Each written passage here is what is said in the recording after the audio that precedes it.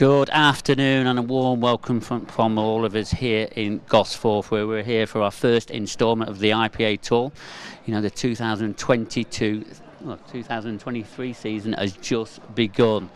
I'm here with Davey, our number 8 seed in the professional event, which he's going to be on this stream table later on, where we're going to be going along and picking up some European titles along the way. Hopefully, Dan, that's what you're thinking of, isn't it? That's the plan. So there's going to be 6 tournaments throughout this weekend, and first of all we're going to be coming up with the professional event. We've started the amateur event already. They was here at 10 o'clock this morning, Dan. Well, no doubt you was travelling up from down south, is that correct? I was slogging away whilst I was on the motorway, yeah. Yeah, also we've got the ladies event. The ladies format's completely changed now. We're going to have the first look at the elite ladies tournament. That's going to be starting tomorrow, because they're all battling away in another tournament up in the UK somewhere in Burlington, aren't they? So they're going to be starting tomorrow, but we'll keep you up to date with all of them. But Dan, just talk to me. Obviously we've just finished the Worlds in February. I know you had a bit of a mixed emotion in the Worlds yourself, but on a personal, your opinion about the Worlds and the Tour, how different are they, differ each from? Well, I think obviously these are these feel a bit more short and sharp, the weekends. You know, if you're a professional, you don't start until normally afternoonish Friday, and then you're back home obviously Sunday. The Worlds is like a week long. You know, you build up to it. The amateur qualifying section for the World Championship starts on the Tuesday. Is that right? Yeah. And obviously you've got doubles, mixed doubles, you've got all sorts. But obviously they're sort of on Channel 4's YouTube channel. February, wasn't it? Yeah. And yeah, obviously this is the big one, the first event of the season. Everyone's got their ranking in mind, where they want to be at the end of the season. But you've only got 2 events. You know, you've got the professional event, if you're a professional, as well as the Pro-Am, where you get obviously the amateurs qualifying to get to the professionals. And if you're an amateur, you've got the amateur-only event, as well as the Pro-Am as well. So each event, each weekend, you've got 2 events to pick up ranking points. So it's effectively like a, 10 event season. For the tour weekends, you're getting 10 events out of those 5 weekends to go towards your overall rankings, and everyone wants to get off to a good start. Yeah, and we're going to be starting off with the professional event, and we've had a bit of a change in formats there with the races, etc. Yep. Do you want to just elaborate a little bit more on that? I don't think you're going to help me out. I will. I was in the discussion. Yeah, I mean, we swapped and changed it, but we swapped and changed it for the better. So in the 32, 16s and 8s, so it's a race to 8. Then 9s, then 10s. That's exactly, yeah. But how much difference would that be for the pro players that make it into the final? How good is that for the professional players now? Yeah, I think personally it's great, and I think when it was discussed, every single person that was in on the AGM said great, because every tournament seems to do it, doesn't it? It increases. You don't get race to 8 is fine. It's good. It's a lot, but when you get to a final and you've got 2 players, elite level players, playing at their best, they're quick matches anyway. So yeah, just give the fans a race to 10. Why not? Yeah, and we saw some of the electric fashion that went into the Worlds, because they're very long matches, aren't they? Yeah. Some of them are 2.5 hours. I mean, that final was just coming up to 3 hours, was it, in the end? Yeah, I mean that's the sets format as well. So obviously they race to 4, but it was best of 7 sets. But with the 30-second shot clock, what viewers are going to be watching? Race to 10. I mean, I'd be surprised if it takes 2 hours. Hour and a half.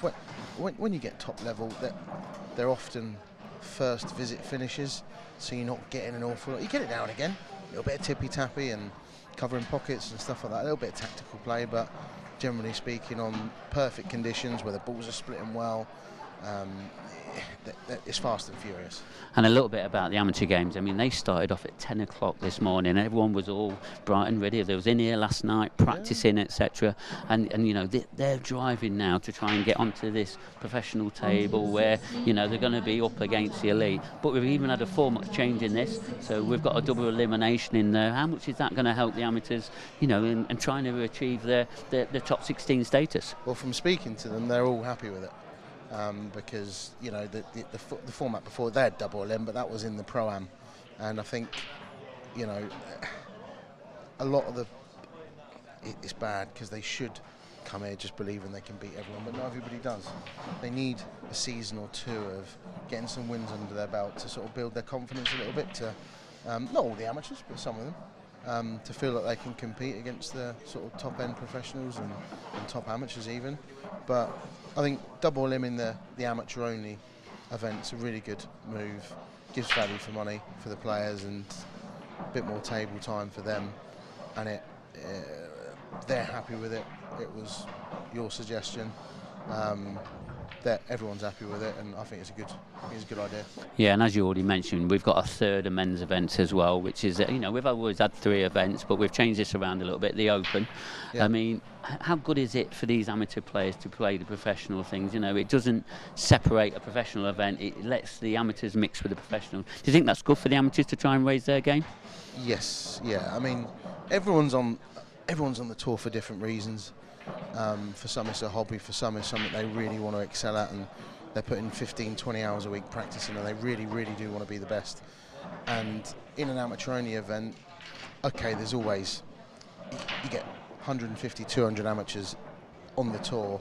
There's always going to be an elite 4 or 5 that we all look at as players that know and say, oh, they're going to be top 16. But there's always loads that sort of like creep up and you go, I've never heard of him, he's really good. Do you know what I mean? And when you first come on the tour, I think that's the best thing. The Pro-Am's the best thing for you to sort of test where you think you're at. Remember, I was a lot younger, and you kind of think to yourself, well, can I compete? Oh, that's the guy I've seen on the TV before, and all of a sudden you play them and you sort of sink or swim, really. And you're not going to get the opportunity to do that in the amateur event.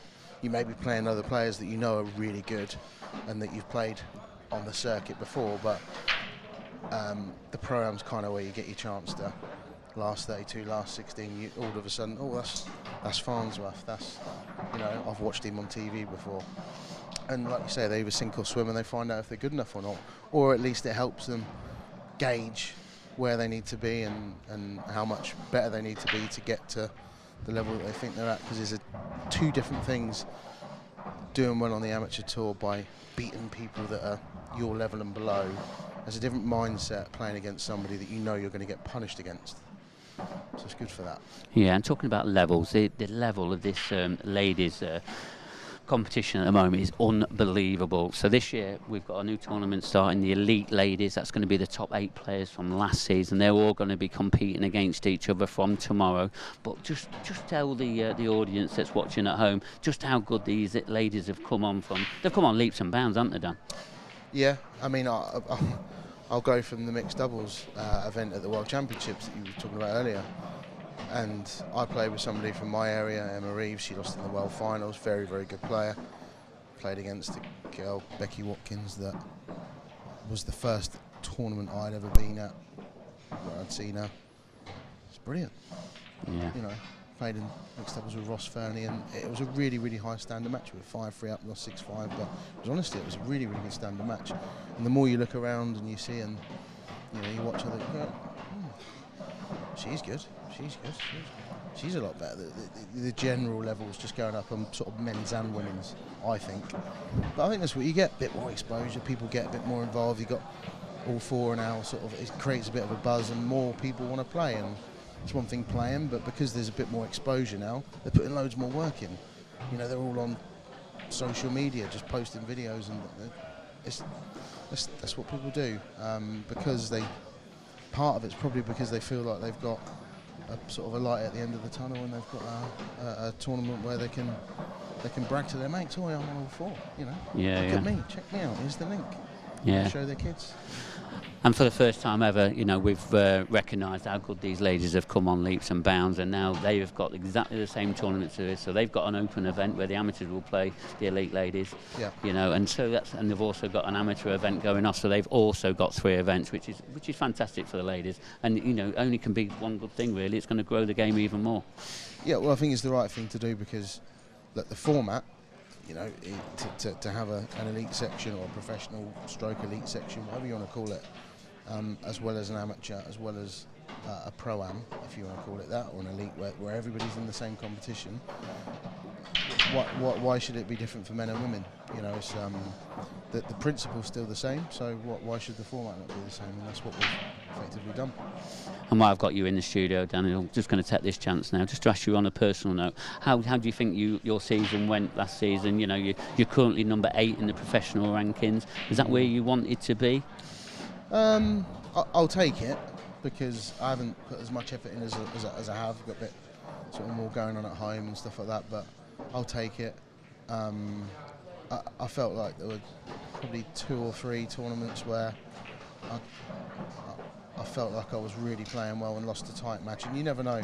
You know, difference between losing the last 16, 7-6, getting through that, and all of a sudden you kick on. You never know what could have happened, but yeah, not good enough. Yeah, and later on you're going to be on this stream table against Isle of Man's finest, David Ardern. Are you looking forward to that one? To get the season off and running? Yeah, looking forward to playing. Yeah, I love tournaments, love coming away, love tournaments, love playing in the best conditions, and it's not something you really get in your local pool club. So yeah, I'm really looking forward to it. And you know, here in the northeast, the pool is absolutely followed right to the max, haven't we? I love it. And now we've got 2 of northeast finest players here. A little bit about this match then: Gavin Robinson against Chris Bowron. And I'm not going to let you get away with that, because we've got a video coming up after that. But just tell me a little bit about these 2 at the moment. Someone once described Gav as a jack in the box. You know, he's kind of up down. He's sort of, you know, he's. And actually, I see what they mean. I see what they're getting at. But I think actually as players, they're both really, really similar. They're both attacking. They're both quite, as characters, they're sort of similar. You know, they could talk you to death.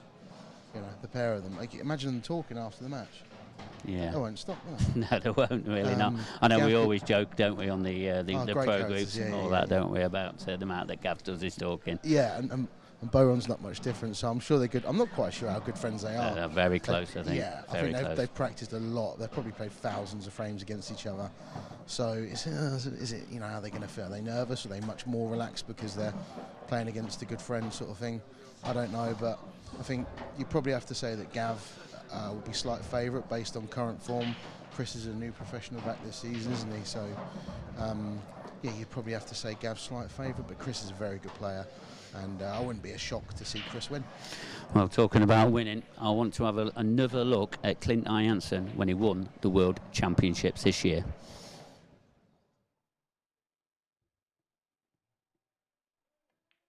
It is 2023 IPA Professional World Champion. Clint Jansen takes the title from Simon Ward. At the second time of asking in a world final, Clint is the world champion. A wonderful moment, a hug from his son, a chant from the crowd, and a word from Rob Donkin. Awesome. Look how much it means to him. Look how much it means to him. He's wanted this for a long time, Dan. You know he has. I think. Well, I don't know about you, Dan. I still had goosebumps just watching that then, and you know, and it was a couple of months ago, coming up to a couple of months now, anyway. Yeah, he's really popular, Clint. So as well as being world champion, he's a great player, but he's really popular. So he had a bit of a crowd with him, and the atmosphere all day, all match was really, really good. So I remember being there. I was tucked away, but you know, there's quite a few people in to watch it. I couldn't get a front row seat because obviously that was taken up by his army of fans. But yeah, it was a great match, and I think Clint, if you were to put on one hand the sort of most dedicated players, he's definitely up there, top 3, 4, 5 dedicated players. So if anyone deserves it, you can't knock him. He's a great player. Well, 2023 season is nearly upon us to get underway, but sum this next match up, Dan, in 3 words, and then we'll get this match right underway. Fast and furious. Well, there you heard it from Dan Davey, our number 8 seed. I know our commentators are ready, Andy Richardson and Scott Anderson. I know our referee's ready also. Over to you, Brian Moss. Thanks very much, Mark. Good afternoon, everyone. Welcome to Tour 1 on the IPA Tour for 2023. Coming to you live from up in Newcastle, northeast, a hotbed of pool talent. And what a venue we've got here. I'm joined by Scott Anderson. What do you think to this, Scott? What a great venue. Oh, it's one of my favourite venues. This is it's a treat. You know, well, it's one of the best hotels we play at all year. You know, just looking forward to the new season now. So Gavin has won the lag, elected to break. So first match up, race to 8.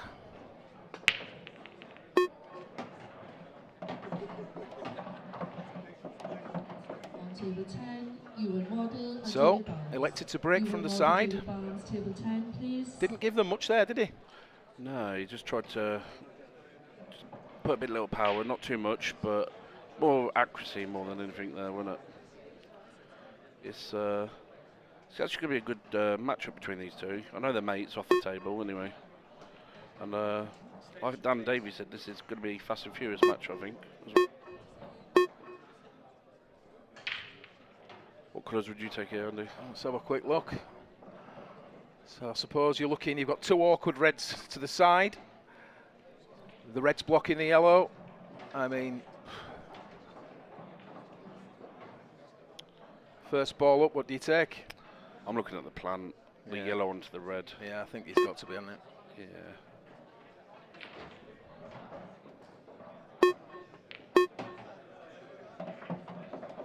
Yeah, it's a good shot. Oh, I thought he was going to play it off 2 cushions, go back in the middle, then be there, but he's landed plumb really to take the bottom red maybe. Down the rail.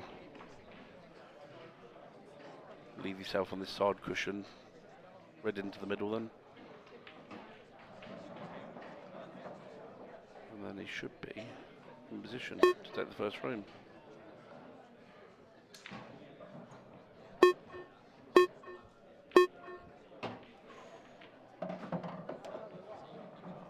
That was a good red, wasn't it? Yeah, he might, depending on how much angle he can hold on, he might have to take the top red now. Unless he can hold this into the middle bag.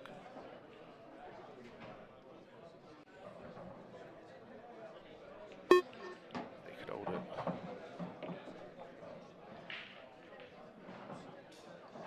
Should be pretty simple now for Gav here to take the first frame anyway. Simple little stun back. You know what I mean? Little stun screw back. Top through on the top.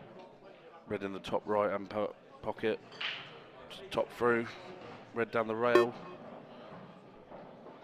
Black in the top left pocket. Just taking his time. First frame, always a few nerves. He decided to go into the yellow. Still a good shot. Everyone sees it different, don't they? They do. He still leaves the angle, doesn't he? Still stun up. It's not. Yeah, instead of topping through, he's just going to stun down now.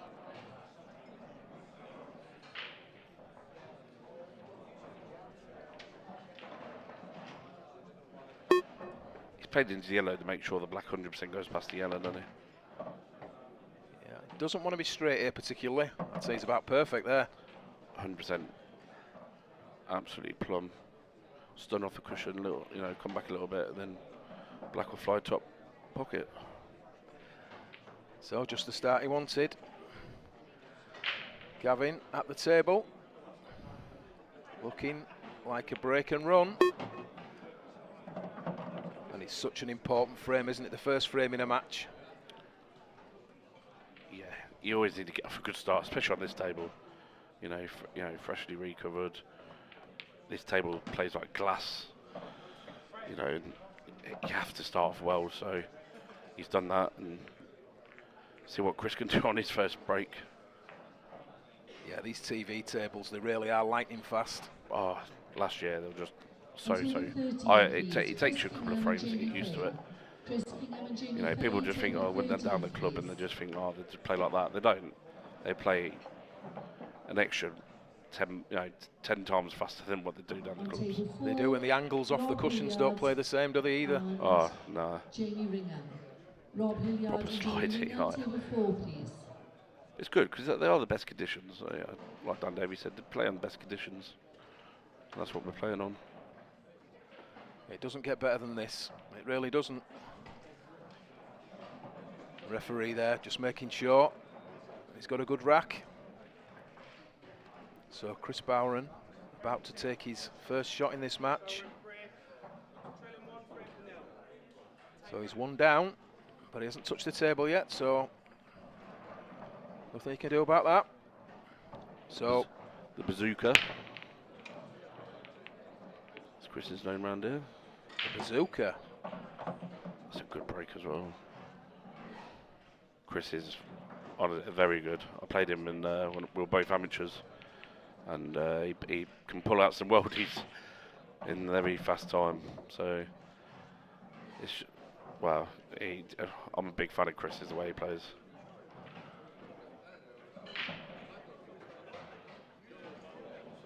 I'll be shocked if he doesn't take yellows.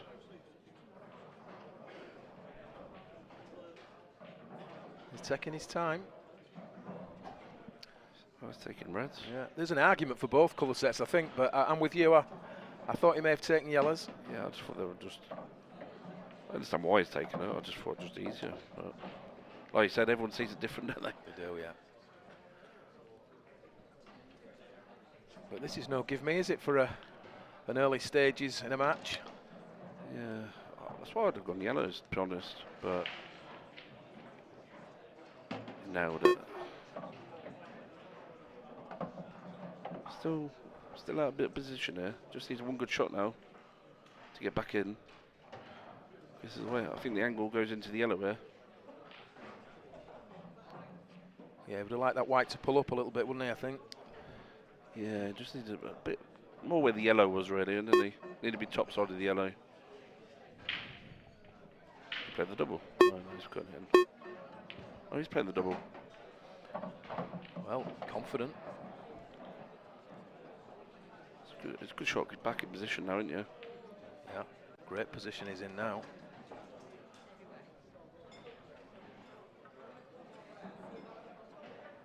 So, 3 reds and the black. Not really any traffic here, is there? Well, you might have one problem. It depends which red he takes here. I think he takes the red nearest the black, does he know? He's taking the longer red. Yeah, I think he's... Oh, he's found the gap. That's a good shot. He's if he went for the other red, he would have gone into the yellow and could have been possibly behind the yellow and the black. I think that's why he couldn't play that shot. Now this one he can just roll in, I think, and then he'll be on the red down the bottom. He might have to top it for a little bit more. If he just runs forward slightly, creates That's an angle. yeah. That's the one. Leaves red into the corner. So it's been a good finish, is this? Tough ball along the bottom rail. Played a double. He's had his work cut out. So this red in the corner, stuns back across to the side rail. And he's the black into the middle for parity, one apiece. Yeah, that's a great shot. Well, this is what we wanted. Faultless. Break run, break run. Not bad start to the season. Fantastic start to the season, yeah. And great viewing.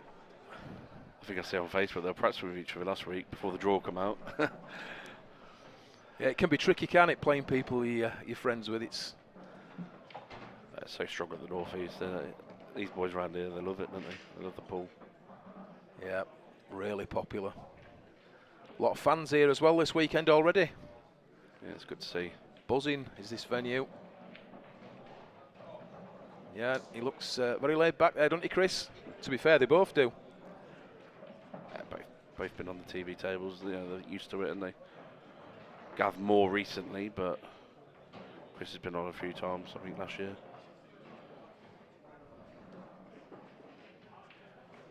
Good to see Chris get a few more, you know, get going up, climbing them rankings this year, I think. Yeah.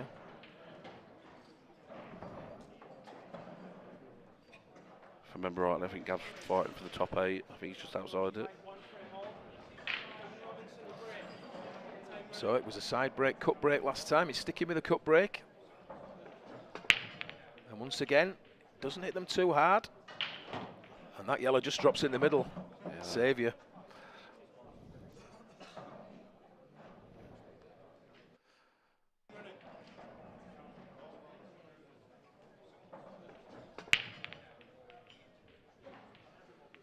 There you see it. Yellow into the middle. So just taking a look at the table. Black not in a great position. No. It's a bit of a messy table, isn't it, this one? Yeah, I'm just thinking which ones to go for, but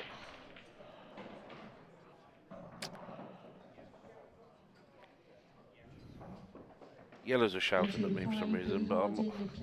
Yeah, yellows are shouting at me for some reason.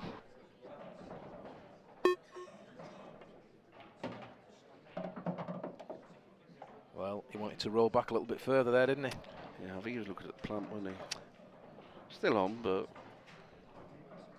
it's got a bit more to do with the white now, haven't you?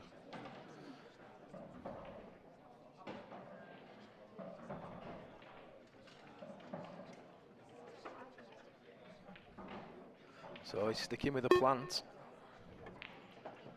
Oh, he's got it off, and he missed the plant. So, first mistake in this match. Just run out of position, dropped short, tried to play the plant. Unfortunately, straight into the middle. And as you alluded to, he missed the plant anyway, didn't he? Yeah. Interesting first shot here. I don't know if I'd go middle. I'd probably play this one down the bottom pocket. I think you play it long, yeah. Yeah, like that, yeah. Oh, I didn't want to be on the cush, but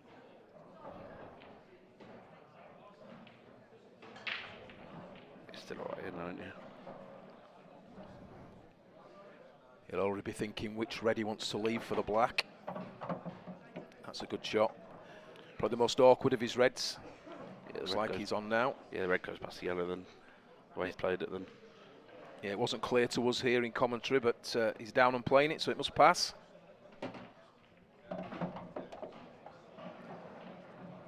So, looks like it's going to be the red nearest the right middle, more than likely for the black, as things stand. But he may decide to reroute if things don't go to plan.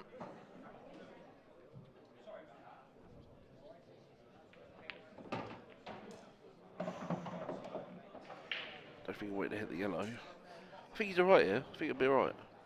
He can come over twice, can't he? This red down the rail. Yeah, I'm sure he didn't mean to hit the yellow. Just left him awkward. Oh, he's going to take the one down the rail, down the bottom. Yeah, still alright. Little bit of right-hand side. Played that fantastic, hasn't Played he? that very well, yeah. So as you can see there, it is going to be the red into the middle, I believe, to get onto the black. And he's done the hard work up to press.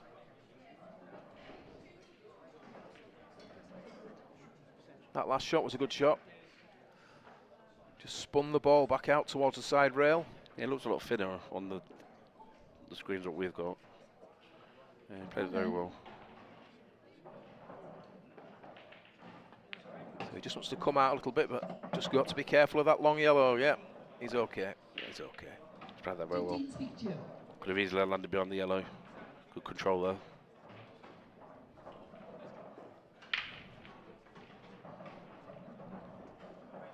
And there you see, just sort of pointed to where he'd like to be. There or higher up the table even would do him.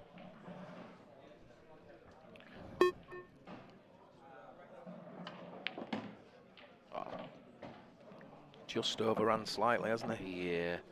I think you might be able to cheat this. With loads of because it's so slidey. Oh, he's look, I wouldn't hit it fit, I don't know. I think from our overhead perspective, he's running straight into that yellow, isn't he? Yeah. He may feel he has to. Punch it.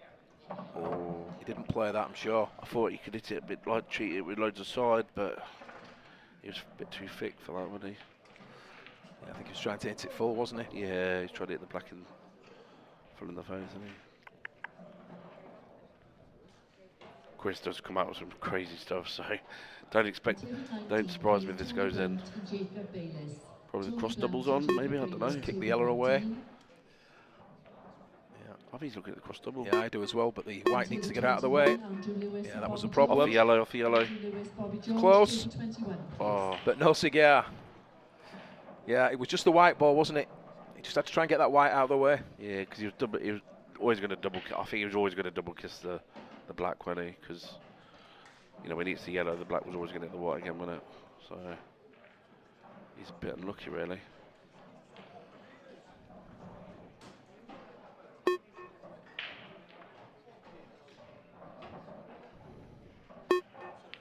Gavin going straight up the table.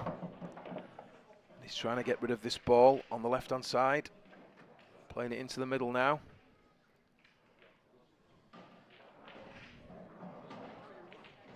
This really is the only, or was the only, potential obstacle in this visit for me. So, just caught the black, just bumped it out, it's still okay.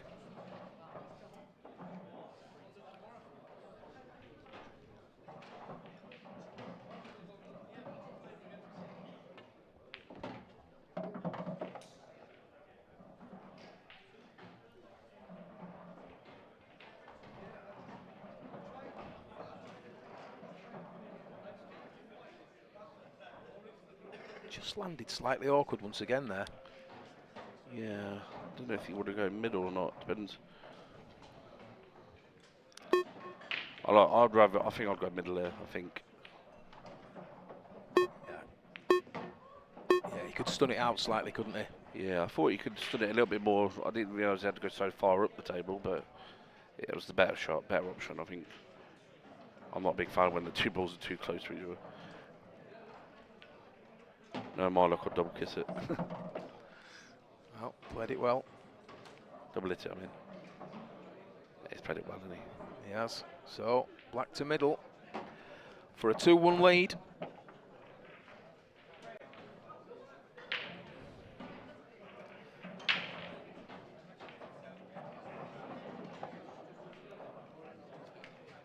Not much in it at the moment. I think that cross double that he attempted into the middle there earlier, Chris, it was just the cue ball, wasn't it? We both said try to get the cue ball out of the way. I think he was in if he didn't get the kiss on the white. Yeah, it looked close anyway. And even when he's lucky when he's even double kissed it, it's not to go in. It's hit the far knuckle, isn't it? I think it came with the yellow, if I remember rightly as well. Referee on table 3, please. Laptop malfunction. Referee on table 3, please.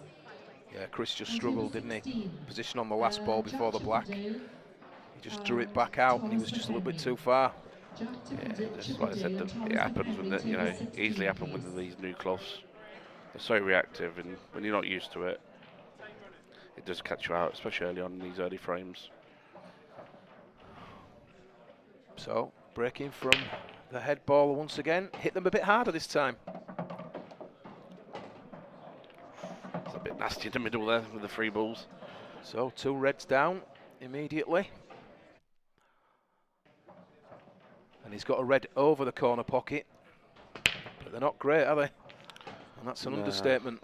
Both sets are not really shouting out yet, are they? Probably go yellows there. Yeah, I prefer yellows personally. Yeah. It's just the first yellow, isn't it? Yeah, because I think both of these yellows will go in. I think both yellows will go into one of the middle bags if he's going to go guns galore for it. Plus, he'd always have the opportunity to break those balls out if he needed to, wouldn't he? Yeah.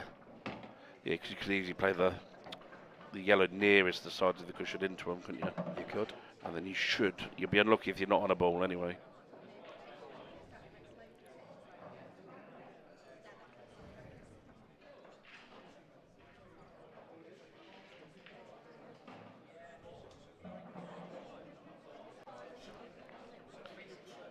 So he's got a bit too far again. He might play another. Oh no, he's going to play the yellow now. I thought he was going to play another double.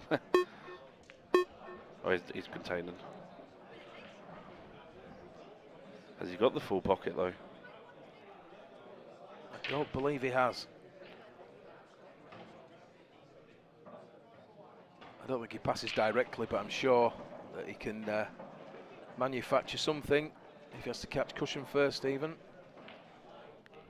Yeah.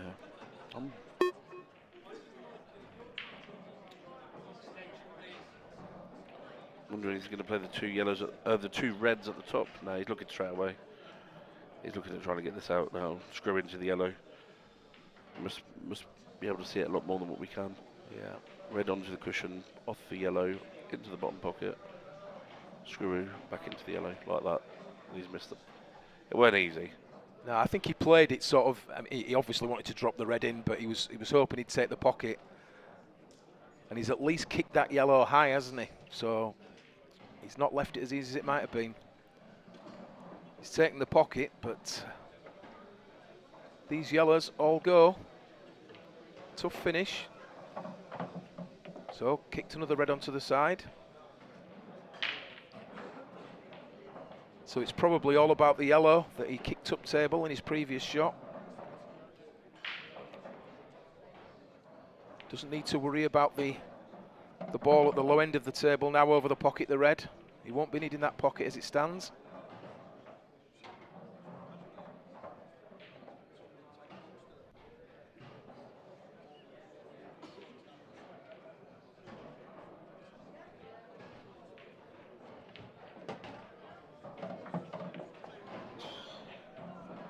Well, he's just got to bridge over the red now. He's not where he wanted to be there with that cue ball.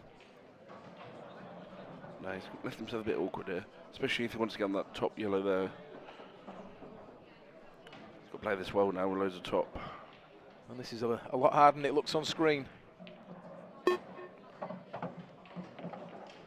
Now just one more position, and he should be on the blank. So ideally, he would have been looking to leave this as his last ball into the middle, but he had to reroute once again.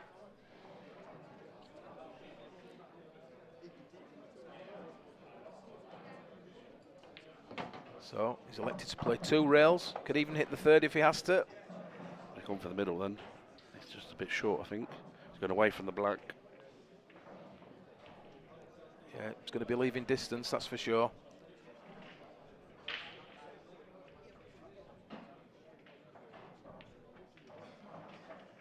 So, dropped it in the middle. And there's pressure on this black. Yeah, for 2-all.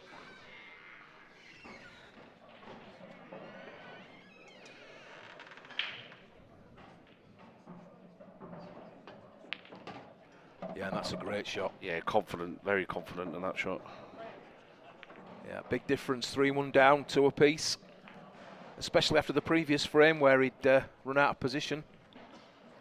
Yeah, they're both actually playing, they're potting well, just been in looking little scrappy situations, haven't they? Yeah, just maybe a couple of positional shots, just as you say though, you said previously, it's early doors in this match. TV table, you've got to get used to the surroundings, get the pace. I think the good sign is that both players are breaking well and that both types of break are working at the moment. So the cut break's working, the break from head on. And other players will be watching this match. Such an important part of this game. In fact, it's vital, isn't it? You need a good break at this game or you've no chance. That's true. That is very true. And you got to win the lag. Yeah, does help. Certainly in a tight match, it helps massively, doesn't it? So, staying at the side. He's hit them a lot better, I thought. Yeah, timed them really well. Not very hard. Just pops them open. But he's confident that he's going to make a ball, and up to press he has done. Struck those well. Yeah, like you said, more time that time, wasn't it? Yeah. He had some clean. So we're looking at yellows, would you say? Yeah, 100%, yeah. 2 reds there stuck together. An obvious obstacle if he was to go reds. There are a couple of tricky yellows in this break as it stands, but both balls go if you get the right position. I think he's going to be taking the top yellow, isn't he? Try and come round the other 2 balls at the top. Yeah. And then you've got to try and get on one of these 2 in the middle. I know you can play the plant, but you need to be either bottom side of it so you can roll it to go in the... Oh, he's going this way. Oh, that's perfect. I was literally about to say, if he went down the bottom, he'd have the knuckle over to be where he is now. He's literally absolutely plumb. Yeah, I did think he might have gone up table there to begin with. Yeah, There were a couple of ways to go there, weren't there? He probably thought if he nudged one of them, he's in trouble at the top and then in no man's land. With this way, he's getting at least a shot in the middle, isn't he? Yeah, I think he's made the right choice. Certainly played it well. Yeah, 100% he's played that well, yeah.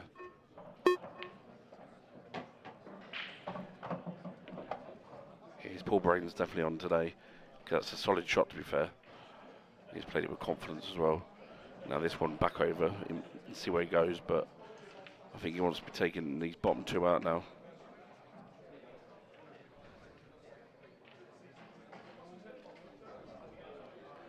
So this cue ball's going to be travelling somewhat. Oh, he's hit the red. That's a great shot. You know, he could have easily been behind that ball, but he's played it with confidence again. He's got a slight angle on this yellow, which helps him.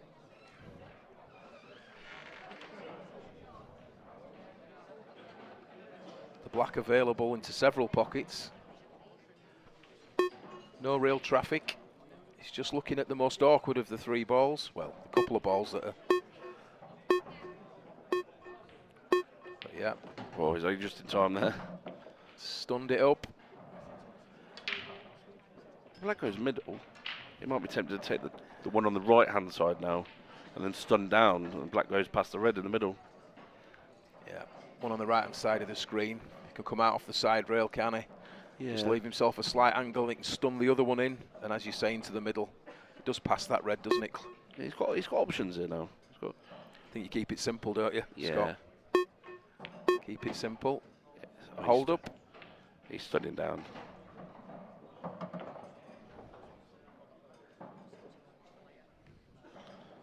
Stun down to about, yeah, where that is now. Where's Q is. It's been a well-executed finish once again, this. Yeah, Gap's playing well there. I like that first yellow after the break. I thought it was a good shot. Yeah. Good choice. Confident shot, wasn't it? It was, you know, showing confidence there. Could have easily gone at the top there. You know, he's played it well. Yeah, what a standard we've got here for our first match. Yeah, it's good to see. First match of the tournament for the season. It is. Yeah, both players I think will be happy so far, won't they? Nothing missed in open play. A couple of positional errors, but as we keep saying, to be expected at early stages in this tournament. Yeah, always could be expected. No, new, like basically new table, isn't it? New slidey cushions, well, not cushions, cloth and all that. Table's playing well. What we have seen so far. Table's breaking well. So the referee there, Brian Moss, just making sure those balls once again all touching. Imperative that they're all touching when you break to get a good split.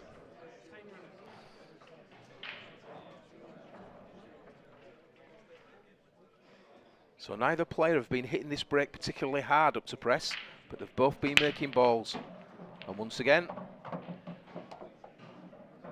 well, that's awful. You don't want to be beyond the black there, do you, on the break? Unless he can see this yellow into the middle. Yeah. He's stuck, he's unlucky there, he's cursed. Yeah, I think he's all right. I think he's right for the middle, to be fair, by looking on that other screen. Yeah, I think it just passes, doesn't it? It's not clear once again to us, but we'll soon find out. Oh, he's playing that. Oof. I wouldn't want to be playing that. That's nasty. Step ladders. Oh. Well, I don't know what you use here. Spider, bridge, everything on top of each other, I think. Yeah. Even this isn't easy. Oh, I can't believe he's playing that. No. Small cue ball. Oof. No, that was a tough Oh, shot. Honestly, I hate that shot. He must not have been on the one in the middle. That is unbelievable. Bad run. Yeah, it was a good break. It was cursed where that cue ball landed, wasn't it? No option, I suppose, but to bridge over and do his best. Such a nasty shot in it to leave yourself. It was a good break, really, apart from the black landing where it was. Yeah. So we're looking at yellows. Yeah, I'm tempted to go middle. I like the shot cut back in the middle. Running to the red. Yeah. I think he's going to play top ball.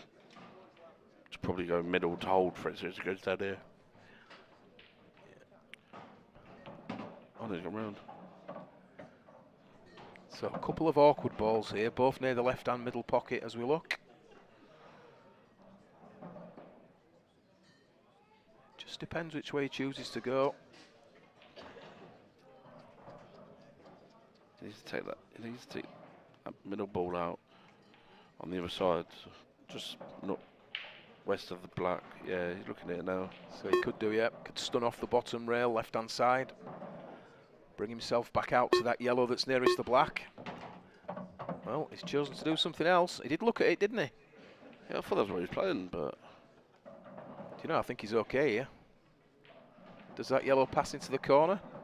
I'm sure it does. Looks like, I'd say it's the red first, but I might be well wrong. From overhead, it's Tight.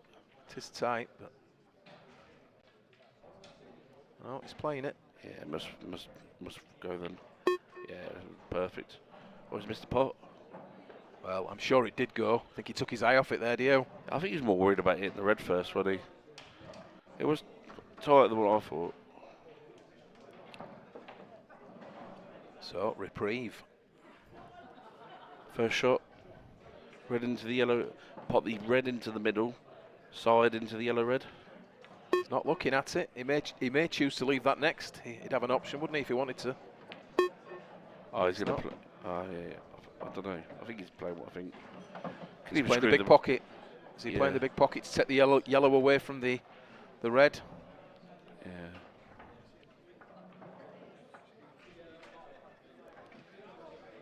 The cue ball here is going to top it through. Oh, what a shot. Good shot there. Yeah. Just caught the back of the yellow, but that's okay. It's come out plumb really, isn't it? From a couple of key shots here, obviously, but... Yeah, last two reds have got to be. Yeah, but they got to be cued well. So we'll be wanting an angle on this second to last red. Oh, is he playing the big double? He's playing. Oh, that was a confident shot, wasn't it? Yeah. That was a confident shot, wasn't it? Yeah, it was a very good shot. That's the win. So he's just pushed that through with a bit of run inside, leaving himself a slight angle on this red. So he can top this through now if he chooses to, or he can bring it back. Both ways work. Elected to bring the cue ball back, and he leaves himself a straight black. And that was a great double in this finish. Fantastic shot. Struck with confidence. And once again, parity, 3 apiece. So, mistake in that frame. And after that cursed break that he had, he'll be delighted to get back into that frame. Yeah, it was all from that. So, you know, the double was massive to win that frame, really, because, you know, he had 2 key shots if he went the other way, didn't he? And he's cued that double. Boy, he's played the double really well. I know it's come off the red, but... It's a very confident shot. I would never have chosen to play that double, I must be honest. Yeah, I like that double, but I didn't even think it was on because of the way the red was, just in case he hit it and it double, you know what I mean, double kissed it and you lose the frame, but... He didn't have a full pocket with the look of it, did he? No, no.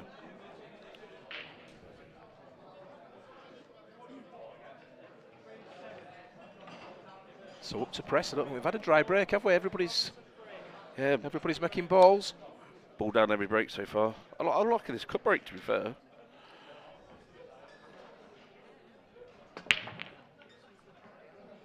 Oh. Just dropped. Yellow, bottom left. And I thought that red was going to drop as well. There we see it. Cut break once again. And at first sight here, well, obviously red is the easiest first ball. Red in the middle then. Yeah, that's a good shot.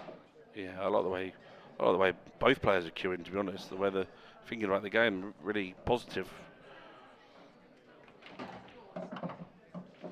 That's just unlucky, not nudge the yellow. Yeah, he was trying to nudge the yellow, wasn't he? Yeah. I think he'll still be alright. Would have liked to have moved it. It is blocking one of the reds.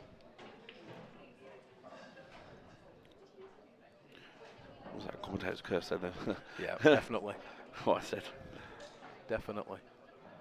He might take the cut over here now. Trying to either hit the yellow or the red. To now find the cutters. Oh, he's unlucky if he's not on a ball. That was some pot from where he was. The pot's unbelievable, but he's so unlucky for the white to just hit the yellow thick, really, doesn't it, and stay there. Yeah, if he catches any sort of angle, the cue ball runs up. And you would have thought he'd have had a chance at something, wouldn't he? I tell you what, there might be a shot on here. Red onto the red and pot's in the top left pocket.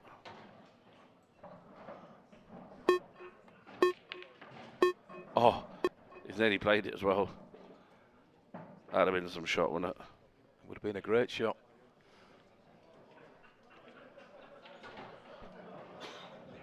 Now as Gav got lucky and the yellow doesn't pass the red. I have a feeling the yellow does pass the red though. Does it? I know Chris was quite anxious there. Yeah, I've got a feeling it does. We will, as I keep saying, find out in a second. Oh, the yellow's nearly popped out. Evidently it passes, or he thinks it passes anyway. It's got to be tight. It's got to be tight. It's got to be tight.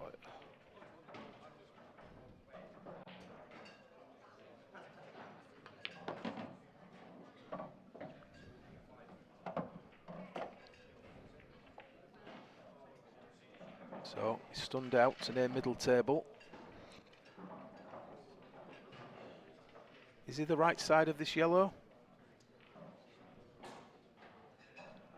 I think he's all right to top through and go middle. As long as he has some angle. Yeah, Oh, he's fine, he's fine. He's fine. I thought he was wrong. I thought he was this side of the yellow. That is perfect.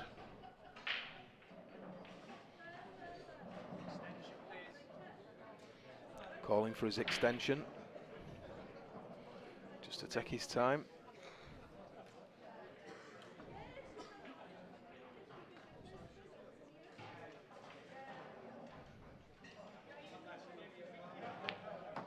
I was wondering if that's why he took it, to screw back.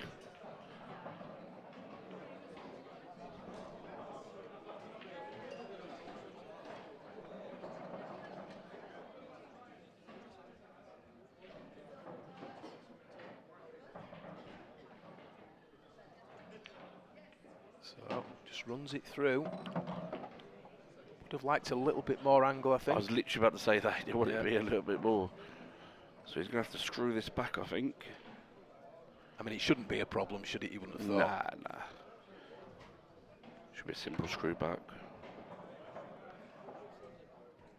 Back off the side cushion, but he needs to run. Oh, wow, he's not got into it. Well, he sort of pulled it, didn't he? Unless he weren't even going for that, unless he was going back to come. Black goes in the top bag. It still might cut in. It's not where he wanted it to be.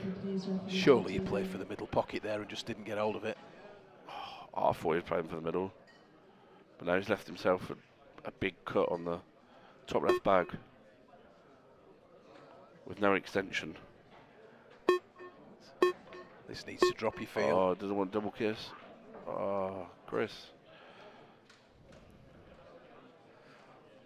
He's going to be annoyed there himself. That was a chance to go 4-3 up. Yeah, it was a great chance, wasn't it? Yeah. So he's blocked the red. But looking at this, there are a couple of options out there. At some point, you could play red off the black, open that pocket back up. Yeah, that's what I'm looking at the moment. Just bringing out, getting down there. But he's not. Oh, He's he's playing not. something else. He's trying to play shot to nothing, wasn't it?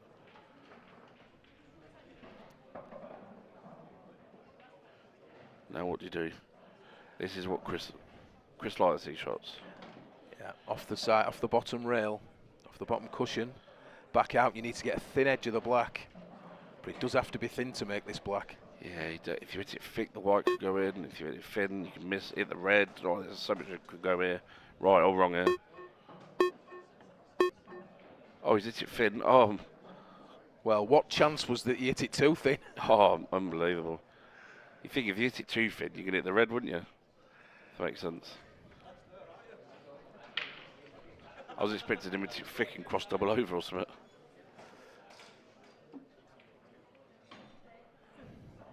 Big shot here, still over now. Oh no.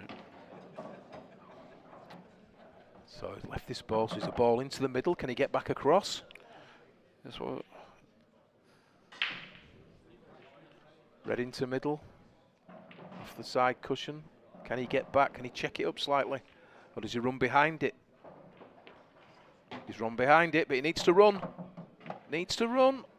Oh, that's a big shot here now.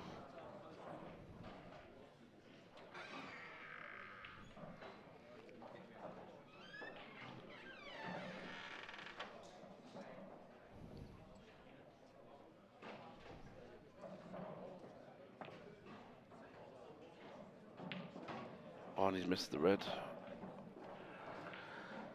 So close. But it's hung over the bag. And this is for 4-3. 4-3 for Chris. So very edgy for him, that one. Chances on both sides. Yeah, it was. I was expecting Gav to get that red, to be fair. But it'd be. He knows it was like half an inch out, wasn't it? I mean, perfect. Yeah, it did look for all intents and purposes it was going to drop, didn't it? Just hung there, last second. It was a tough cut. He's just short, wasn't he? Played that ball into the middle. Tried to come back behind it, off the bottom rail. Ideally would have liked to have just checked and over to the side rail, but the angle obviously wasn't there. Chris not happy with that last shot, was he? You know, when he tried to screw back for the middle. Yeah, I'm sure it was the middle he played as well. He just didn't get hold of it. If it did go over that top back, it must have gone because he tried to cut it in. He'd be annoyed with himself. Maybe he's thought of two shots in one, in his mind. Yeah, he had to play the middle. Yeah, I'd have played far, middle. yeah. Much larger margin for error. Yeah. So let's see what he does here. There's a ball down. There's a yellow. Yeah, and that yellow wasn't going, was it? It hit the cue ball. So we could have had a dry break there. Fortunately for Chris. So you see here, nothing going. So, once again, no dry break. Take his extension to think about this. Extra 30 seconds. I'm thinking, I don't know. Well, he's looking at that long red, isn't he? Yeah, I am going. I like reds. There's an awkward yellow bottom right, isn't there, of the screen? Yeah. I think that's the issue. But taking reds, it's the first. Yeah, I think I'm going reds there. Yeah. He's missed it. And that was the issue, wasn't it? First ball. Yeah, it weren't easy because he needed where Gav's perfect for the plant now, and where Chris was, he just wasn't perfect for the plant. Yeah, and there's no question. I think it's going to be reds here, is it surely? Yeah, it should be reds here now.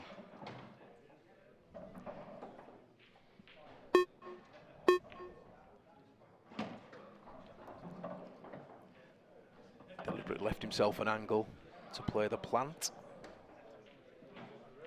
I think it needs to be this side of it, so he can make sure the plant's 100%. I'm not. It's the only thing he didn't really reason why he didn't take it last shot. And if he makes this plant now, he can get on the other difficult ball that's next to the cue ball as it stands. Liam Fry, Michael Oliver. Liam Fry, Michael Oliver taking Yeah, he's he played that well. Yeah, you could just play this down straight down the middle, and you're in the option for 4 balls, then, didn't you? Yeah. Play space. Brett Hattle and Toby Vernon. Yeah, you say come out past where the blue spot would be. Yeah, potentially. Yeah. Just a little bit lower than that, yeah. Or he can, as he's electing to do, take the most difficult of those balls straight away. Still should make this ball. Yeah, it's good cueing, that is. I'm shocked he played that, only because I thought that was his last ball. You know, I don't know. I thought that's what I thought anyway. On table 15, Ardern Wisdom and Liam Irvin. Ardern Wisdom, Liam Irvin, table 15. So coming back out to middle, pretty similar to what we said for the last shot. Yeah, he's perfect there though.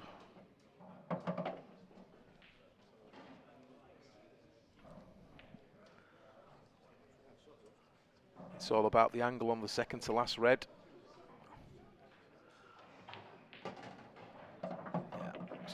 Yeah, he's played it well. On table 8, Dean Sporton and Stuart Wright. Dean Sporton, Stuart Wright, table 8.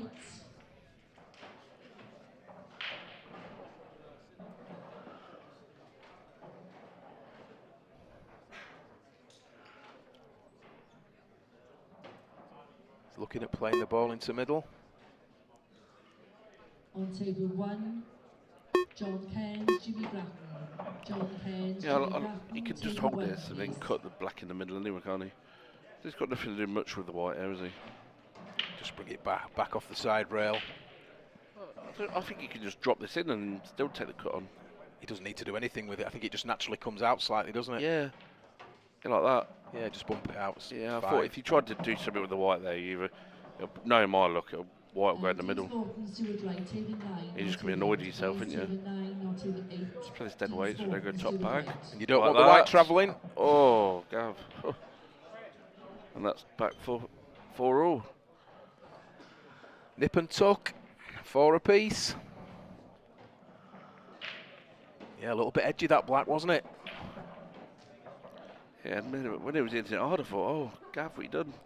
Because that could have easily have sliced in the top pocket. That was the only reason I was thinking of coming off the side rail, maybe a little bit further, just to eliminate that angle. But it didn't look that extreme, did the angle? Potting into middle. And I'm sure he didn't think he was going anywhere near that corner when he struck it. I bet his heart went for a few seconds. Yeah.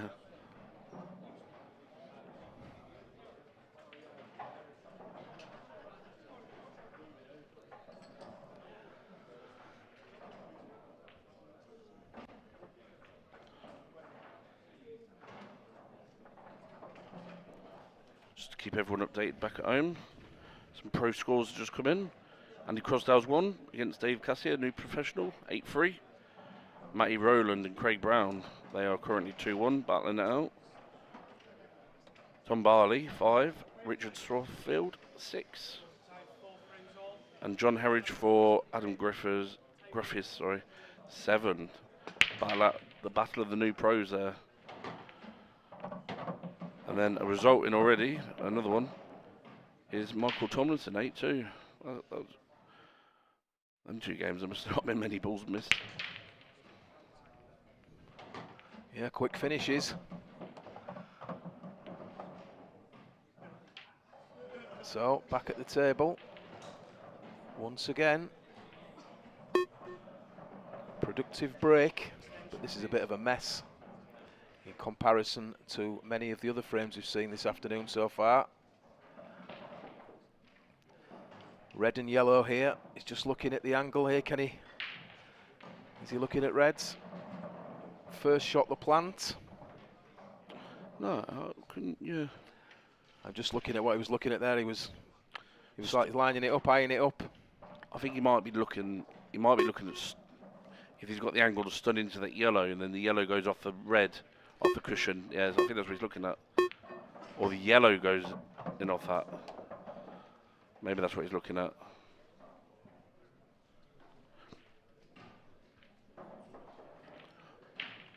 I think he had to stun into that one. I don't know. Oh, he's covering the bag. Yeah, I think he was asking a lot, wasn't he, to start looking at 3-ball plants. And yeah. Just take the pocket. We haven't seen a lot of, well, we've seen no safety, I think it's fair to say, up to press, but it is an important element in the game. sometimes. These frames like this where the balls are awkward. Chris has got an attacking option here, to be fair. You can take this red top left bag, stun over to the side cushion, and the red at the bottom and the yellow where they're touching, or look like they're touching. Oh, he's topping it, so he's not playing that. Oh, he's trying to get the two side cushions out. That's clever. You could even screw back here now. You come in this little gap about 4 or 5 inches below that. Play the red onto the yellow onto the red. Opens it all up then, doesn't it? There's options here now for Chris. Well, the good thing is he's got on probably one of his most difficult balls, hasn't he? Yeah. I thought, yeah. On table 10, Warren Middleton. I think he's just going to cover the bag. Warren Middleton, Norrie McLean, table 10, please. Which is a good shot. Chris is, I'd say odds on at the moment. So, next matchup will be Mark Farnsworth against Andy Crozier on this TV table. What a great prospect that is for a match. I tell you what, when he gets there's some dream matches in there, and he gets like second and third round of this tournament.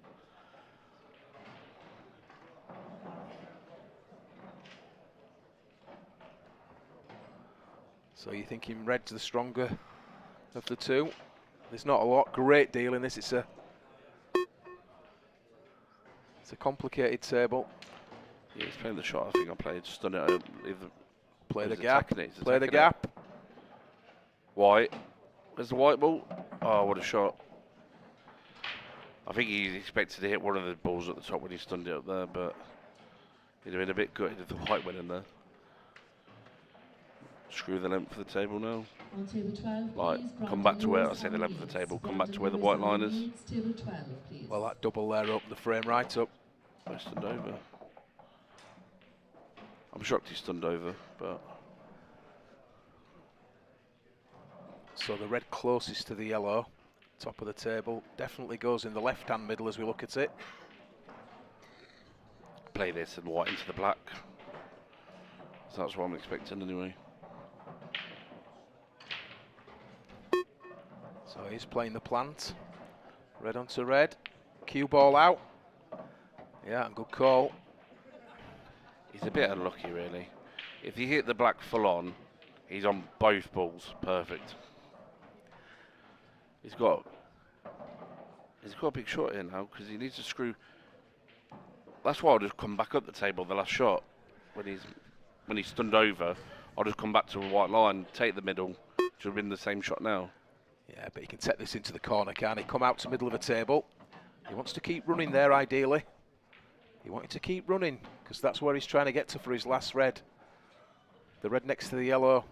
And I don't know if he can do it now from where he is. Yeah, he's a bit short. He needs to deep screw this in now. Yeah. So he's going to be away from the other red, isn't he? Yeah. Depends how much angle he has. If he could have just run a couple more inches there, it'd have been okay. I think he can deep screw this in now. I think he's all right. I knew he was going to be lower the table. So now, big shot, Chris. This is a big shot. Yeah, he kept the right line though. Sacrificed the distance to get the right line on this last red. So he doesn't need to worry too much about the cue ball. It's natural. Just one good pot. And one good pot it is. For a black into the centre. And this is to take a lead. 5 frames to 4.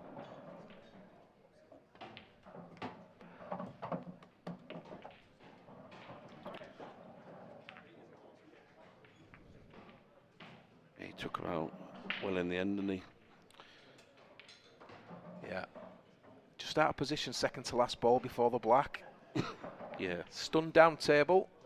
Left a longer pot than he would have anticipated initially. But he left it and he played a really good shot there into the corner. And I think he'll be happy to be 5-4 in front, don't you, Scott? Yeah.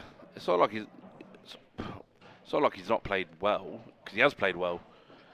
He's just always been second, hasn't he? If that makes sense. There've been a couple of mistakes. Yeah. And I think when you make a couple of mistakes, you sort of punish, you beat yourself up. So I think you'll be content that he's in front.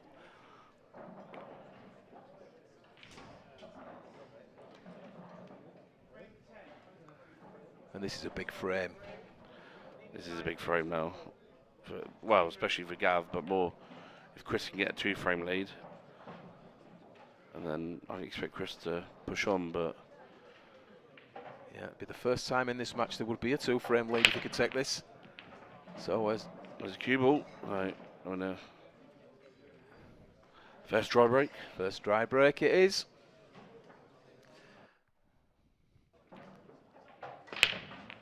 Yeah.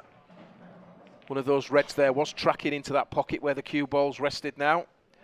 But it just got blocked as it ran. Yeah. Does the yellow go in the middle when they're near the red? And I'm probably going to go yellows here. It's just the cue ball, isn't it? Yeah. It's the cue ball from this first shot. Yeah, I think, I like the yellows. I don't know why I'm going with yellows. I agree, yellows. It's just the yellow that you alluded to near the middle. Does it drop in there? If you're going to find out, it will be in about 2 shots' time, I think. I think it drops in the middle. I think it drops. I agree. But you've got to be behind it. So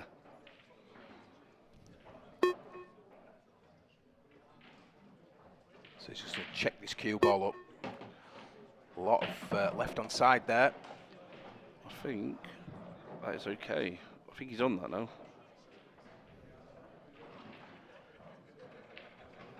The 2 yellows at the bottom of your screen, sort of one leads to the other, doesn't it?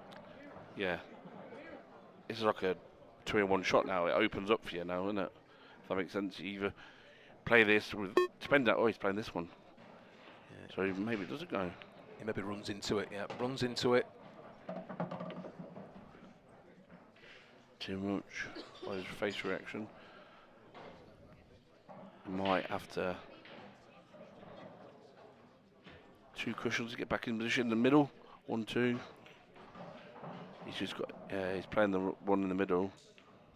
2 cushions. Oh, he's missed the ball in the middle. Yeah, that was a bad miss, wasn't it? Really. Yeah. Just concentrating so much there on trying to get good shape, good position. He's done it a couple of times now. Yeah. Just forgot to pop the ball in the middle.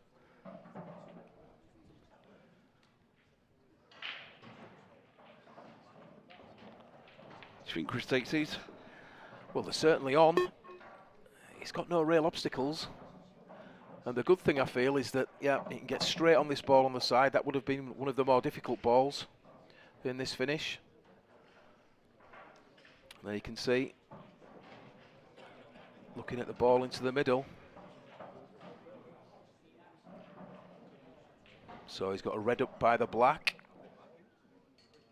That needs some work. Could be his last ball potentially. Ball on the side cushion, which is just going to come up now, right of screen. Does he go for that next? Yeah, 100%. Yeah. Leave yourself, I would say, a little bit of angle, but doesn't want to be straight particularly. I don't think it matters too much, because then it means you can go top red now.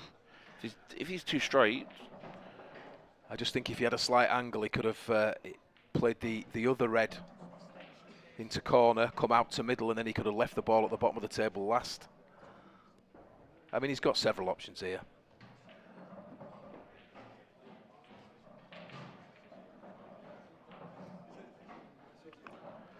I think he's going to go top of the table. Screw back. Maybe not. Maybe not.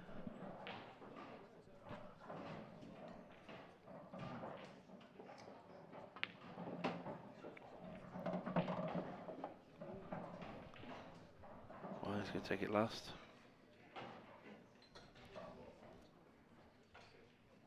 That's the problem with being straight, isn't it? If he had a little angle, he could have just stunned out. Yeah, I just think, I don't know. This is key, isn't it, in this finish? Yeah, he needs to be straight here now. He needs to be straight on his, second from last red. Oh, he's missed the pot. Well, I never saw that coming. It's a bit edgy, this match now. A few errors creeping in on both sides. Look at these yellows. Just a series of... It's becoming a weird match now. It started off really, it's like the second stage of the match. It's weird, isn't it?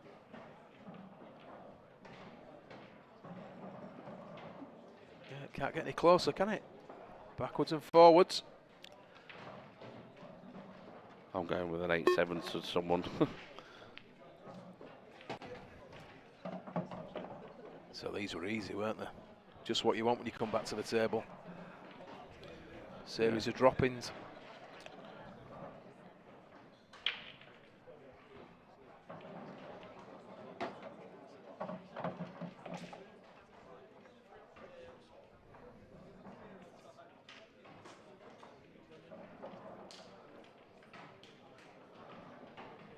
Once again, looking like it's going to be all square. 5 apiece, effectively. It's going to be a best of 5 to see who goes through to the second round in this professional event.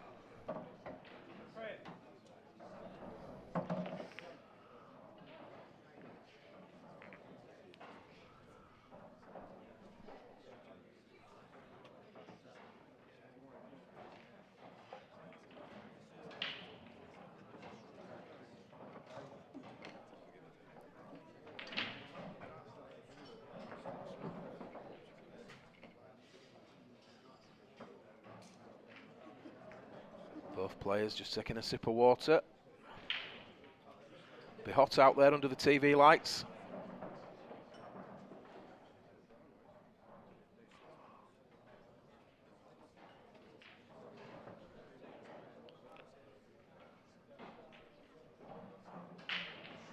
Gavin's got his serious face on now. Yeah, big frames coming up here now. Got a... Well, I say both need to push on. One of them needs to push on. Make sure of the win now. But I can't tell you which way it's going to go. Just need to eliminate those few errors. Whoever does that, you feel. Well, he's made a ball in the corner. He really didn't hit those very hard at all, did he? No. And now which way is he going to go?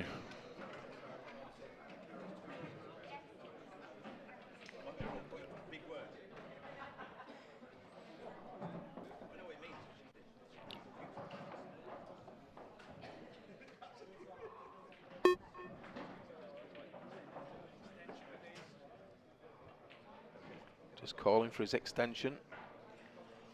Just gives him that little bit of extra time to try and work his route out here. I think that red's messed him up a little bit, isn't it? Been over the yellow. Still feel it's yellows, surely.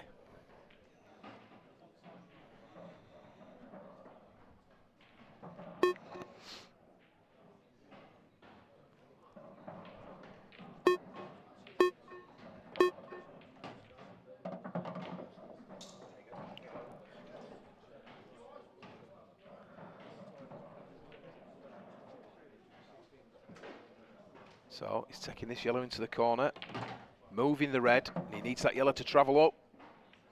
And he'll take that, manage to nudge it up over the right hand middle pocket as we look.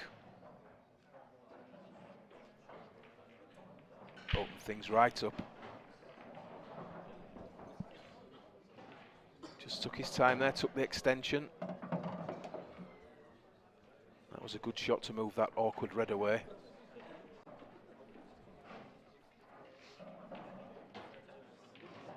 Take the higher of these two yellows, I feel.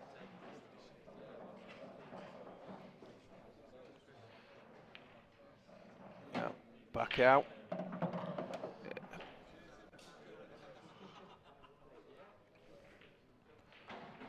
So it looks like the black potentially. Well, there's a couple of options, but he's ideal on these yellows as he stands. Yeah, drop that in the middle, straight yellow into the corner, and he can leave the black into the same middle as this yellow if he feels like that's the way he wants to go.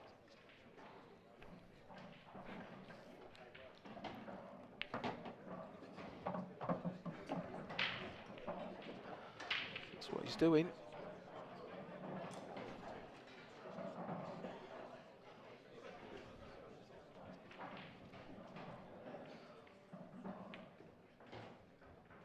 So straightforward yellow into corner, black into middle to regain the lead. 6-5 in a race to 8.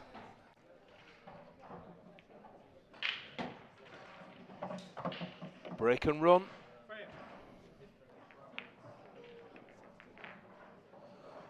Chris Bowron now is going to have to dig deep in this match. He needs to break, he needs to make a ball. Needs to keep his opponent away from the table. Yeah, because there was a good dish from Gaff there, wasn't it? It was, yeah, and you do not want to be going 7-5 behind in a race to 8. No, definitely not. Don't help anyway. Opponent on the hill, you're under all sorts of pressure. Especially when you've had a sniff in the frame before he dished, and it's gonna, he's put the punishment on. He's, he's putting the heartbreak on for Chris now.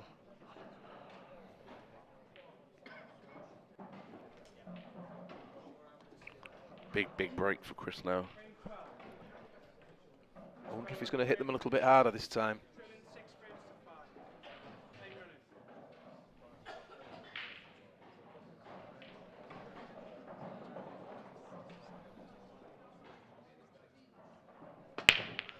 Yeah, I think he did hit them slightly harder than last time there. Once again, the cue ball. Not ideal where it is, luckily. There's a red over the corner, so if he elects to play reds, he's got an easy ball, but you'd normally like that cue ball further up table, just in case, gives you more options as a rule.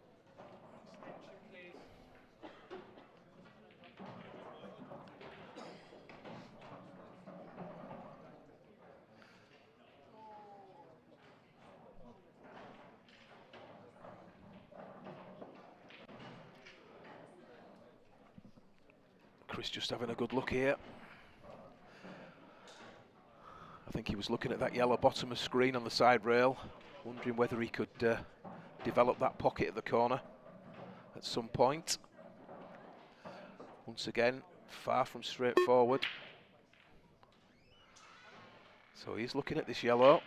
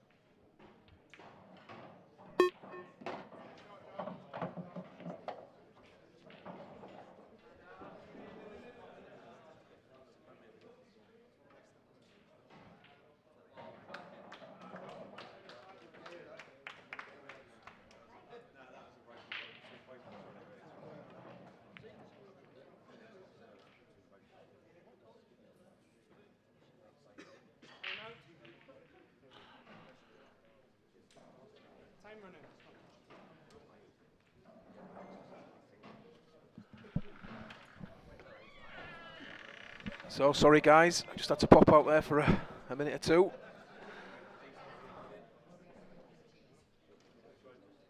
So Gavin at the table, let me just take a look at this, see what's occurred.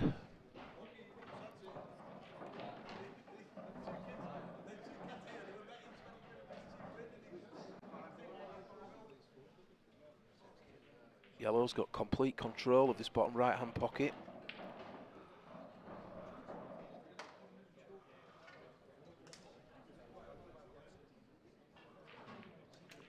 Reds are in trouble here, aren't they? I've actually got a crazy shot. I don't know if it's legit, but the red on the cushion, kick it in like what she's playing now, and it doubles in near the middle pocket. I was playing it down the rail because I thought if you leave the white there, you've got a chance to try and do the skill shot next shot, and then put a bit of pressure on him because there weren't a lot you could do there, was there? Just had a result come in. John Herridge 8. Adam Griffiths 7. That's a great result because he was a bit behind there. I think I remember it was 6-3 or something like that. Did I say earlier? So is he going to try and release this red? Well, he did, and I don't think that's as planned. He's released the red, but he may have tied the black up. Oh.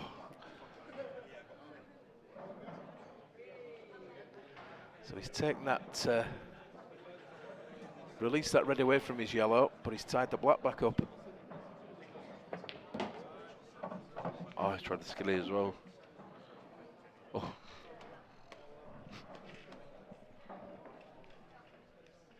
Yeah, sorry everybody. We're not sure if there was a bit of a gesture there, but I'm sure it wasn't deliberate. So, yeah, trying to knock that yellow in over the corner. Just missed it. Good attempt.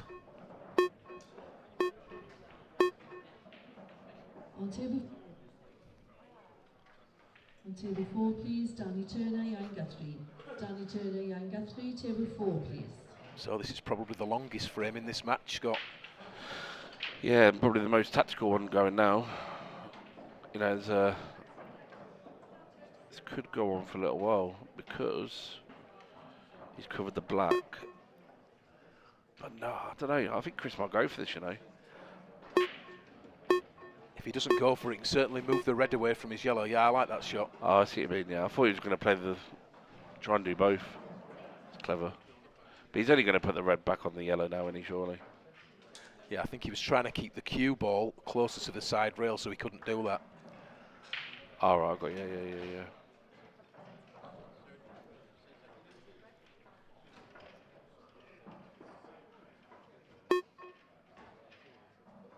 Yeah, there's still quite a lot of work to do in this game, and as you said, Scott, he's not covered that yellow, has he? Yeah, me personally would have put the red on top of the yellow, but I don't know.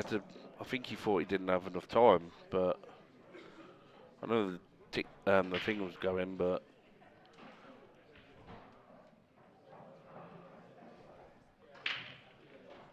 yeah, it's just the black, isn't it, with these yellows? I'm trying to work. Yeah.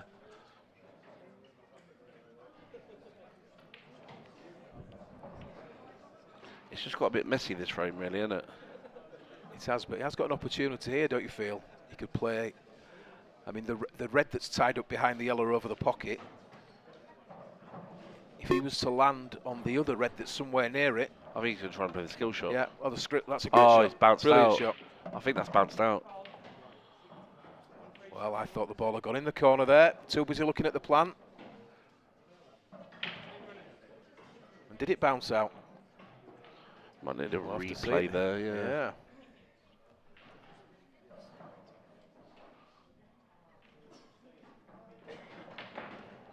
I was fixated on the two balls stuck together over the corner. So it's just a simple case now of releasing this black ball. Knocks it over to centre of table. 16, Jack Chippendale, Rio Smith. Jack Chippendale, Rio Smith, table 16, please.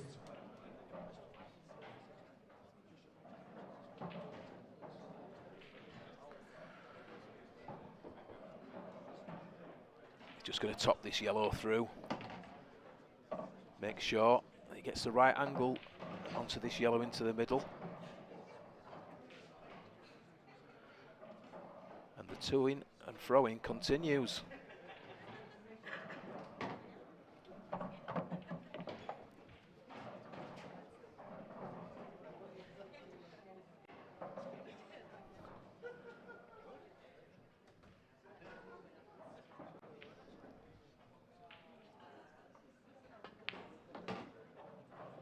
He struck it well. Oh, has he? He's okay there, I think. Yeah, I don't think that cuts as much as what you think. He's got, sure he's playing bottom bag. Oh, he's cutting it. He's cutting it. I think he cuts that, yeah. Yeah, it wasn't ideal, but, well, he made it look easy, didn't he, in the end? Should we have a look at that replay? See if it did bounce out, or was it just, did he miss the pot? Because he got the white where he wanted it. A good job you were sat here, because I didn't even realise he had potted it. I know he missed it. Right. I honestly thought it bounced out. He's missed the red for the skill shot. And then that game or frame would have gone a different way.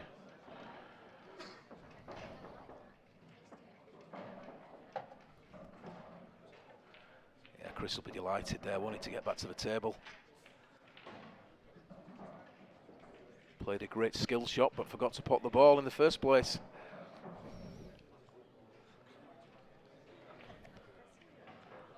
And we remain level.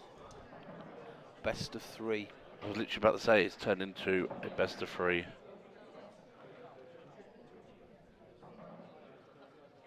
And the pressure will just keep building.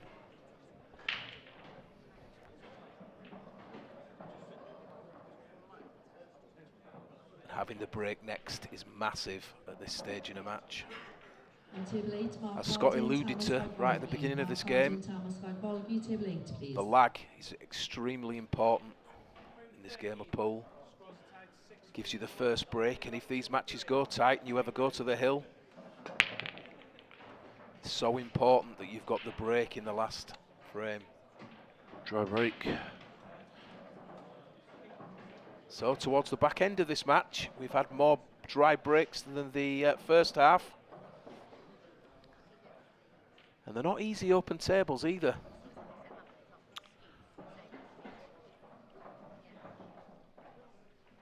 On table 20, please, Jamie Ringham, Jimmy Johnston. Jamie Ringham, Jimmy Johnston, table 20, please. I think he's looking at reds here. I think I would be.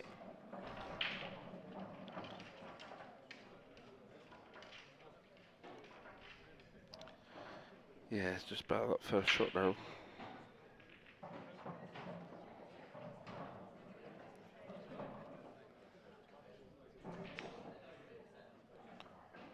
Oh, the red's not dropped. And it's got to be said that is a bad mistake, is that at this stage in the game.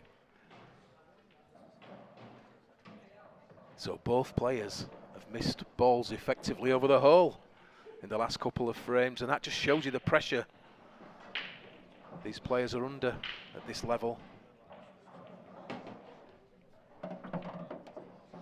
Concentrating on where to put the cue ball. And similarly to Gavin in the last frame, he forgot to pot the ball. Yeah, that's a massive opportunity. Chris has not took that.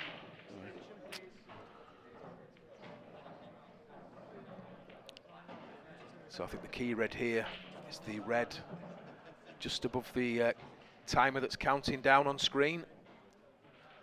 You want to be getting to that as early as possible. And there you see. If he can run that into the left-hand corner, the one he's looking at, and leave himself the ball I mentioned previously next.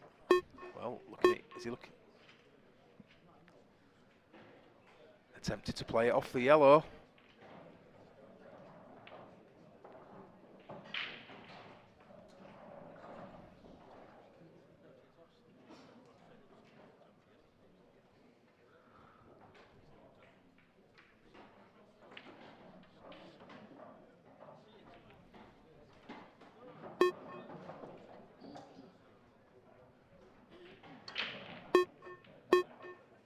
Well, he was looking to squeeze that, wasn't he? Squeeze it past that red. Yeah, he's trying to go past the red. Table 19, please. And all these reds go.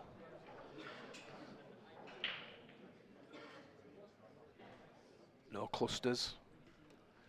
Nothing that he needs to move.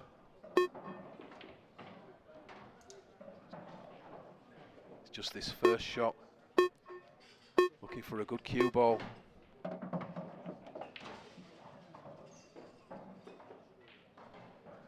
Ideally, would have liked to have gone further up table there. Would have liked to have removed these two reds at the bottom of your screen, leaving the higher three balls last. Always nice to clear one area of the table. You don't want to be tracking back up and down if you don't have to.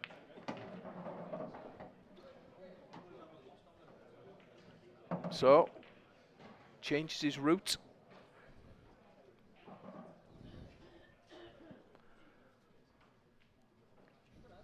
Takes them the other way around. Removes the three balls at the other end of the table.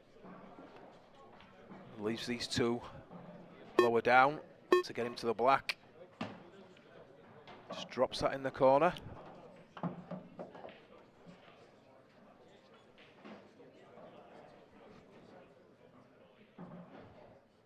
Just wants a good angle once again here. That's perfect. Yeah, he's perfect. Just got to make sure on the pot though.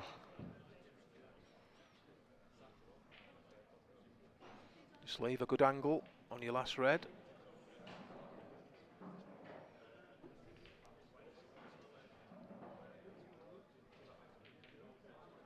Just going to top this through off the side cushion. Didn't want to be straight. He's landed high on the red, just as he wanted to. And now he'll be taking this black into that left-hand middle. Just checks the cue ball, just runs it through, should I say. Right-hand side, springs off the bottom rail, past the middle, and this is into the middle. And that was a good reply, great reply to take a 7-6 lead. And he's on the hill.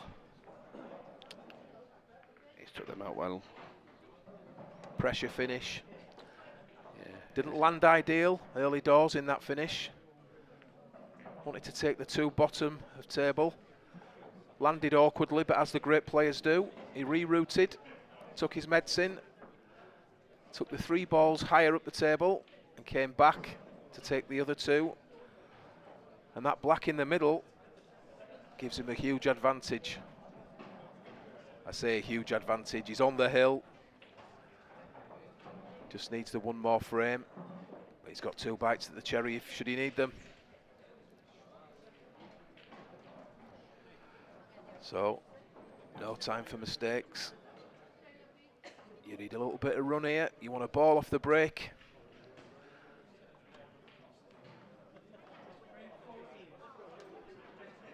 He would dearly love to break and run this frame. And even then, he'd need to survive his opponent Gavin's break if it was to go hill-hill.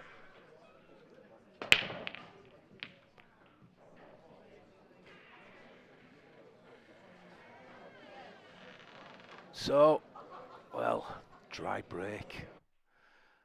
Another dry break. Just look at this. I felt he hit them quite well. Struck them with authority, timed it well. But this game can be cruel. Like the game can be so cruel when it don't go for you. And if ever he needed a ball, that was it, wasn't it there? Yeah, that was the time. I think Gavin would be happy I've got a chance now. He's got two chances, you know, if he don't get it this one. But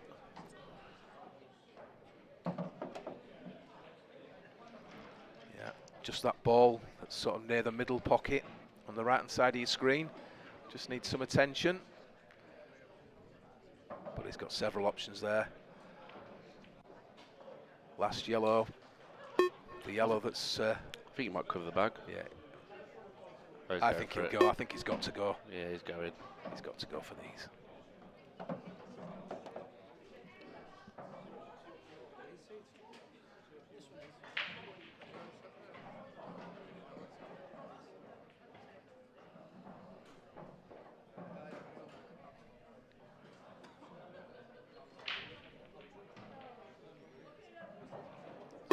So he's going to play this ball across to middle, is he? Looks tight in the middle. No, They go a couple of ways.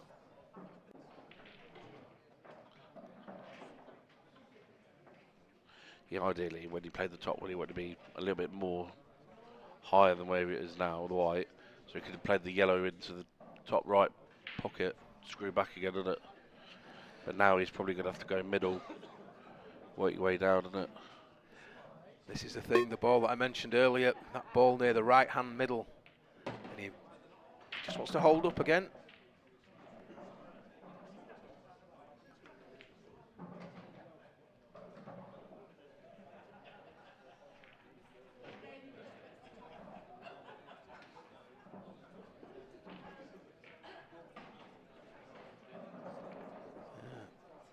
It's got a bit difficult here, I think. Yeah, it was always that ball, wasn't it? Right of table. That was always going to be the issue.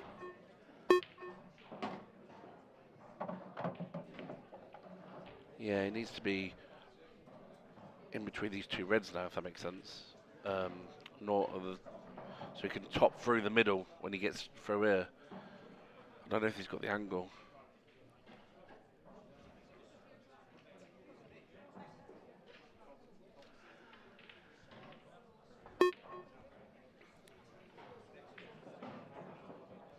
Into middle. I felt he could have played this previously, but he wants an angle here, needs to keep running. Yeah, he's kind of where I said I wanted to be. Now he's just got top, concentrate on the pot, but top through. And the worst place he could be is probably top side of that middle pocket now, isn't it? He'd have liked another roll there. Yeah, just one more roll. Just see what I mean when I meant in between the two reds. So you got better to cue it as well. Oh. So he just got in. Only just, that's all you need, only just. So this, final yellow and a straightforward black in the corner for a victory, and a very hard fought victory at that. Yeah, he deserves that, Gav. I think overall he deserves that. Yeah, I think he's probably marginally the stronger of the two players. Probably took the most of his opportunities, but I thought it was a very high quality match. A couple of errors early on, sort of positionally I suppose, but there weren't many balls missed in that, were there? A couple of balls where you think somebody probably took their eye off the ball. Yeah, I just thought he could, he started off really well, didn't miss much. Then he got a bit scrappy, I think they were like, you give me one, I'll give you one back. You know what I mean, in the middle section, and at the end, it just went Gav's way, didn't it? Yeah, the breaks failed a little bit towards the end of the match. Yeah. A few quite messy leaves after the break. A few tactical exchanges, but it's good to see a mix. Yeah. It's not all about potting balls. It's good to see the North East getting stronger and stronger. Yeah, fantastic standard. There you see the referee just preparing the table for our upcoming match. So 8-6, Gav Robinson through to the second round. And here we'll hand you over to Mark Pickworth in the studio.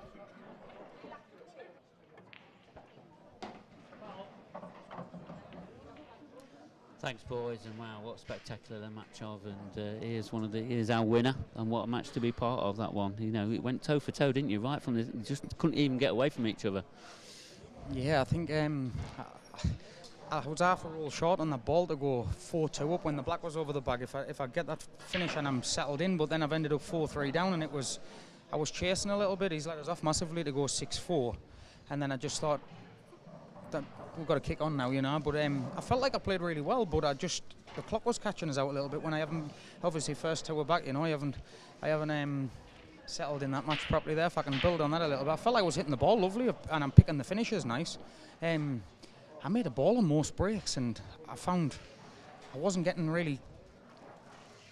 A couple of them I had to work for, but they were sort of coming out a bit awkward, and I think I fudged off a couple where I'm thinking I hit that really nice, If I can keep making a ball, and obviously you get your fair chances, it can swing, can it? Yeah, and talk about making a ball. I mean, obviously in the 13th frame, you locked it 6 frames up, and you had a dry break. Did you think that there was an opportunity that went amiss there? But did you feel you were fortunate to get back to the table? Off the break, definitely, and then obviously my attitude then was I can't just hand frames away here, and I've played the plan first shot, second shot, I've had the red into the same bag. Don't really want to rely on a lot of luck. I thought I'm going to play this off the yellow. If I don't get it, I've got both bottom bags and I'm under control of the frame. I think the yellow he played along the bottom rail, I don't think it passed anyway. I think he was just trying to, he didn't have an option to play the shot, you know, but I just felt like sometimes you don't have to clean up to win the frame, and it allowed me to just settle my nerves a little bit and think I'm under control of the frame. If he gets them, best of luck to him, but if I put the red over the bag second shot, and I'm not being biased or anything, but I think I've done that a couple of times in the match and went, and obviously he's come to the table with not really any traffic in his way, and I'm thinking just use your experience a little bit and make him work, you know what I mean?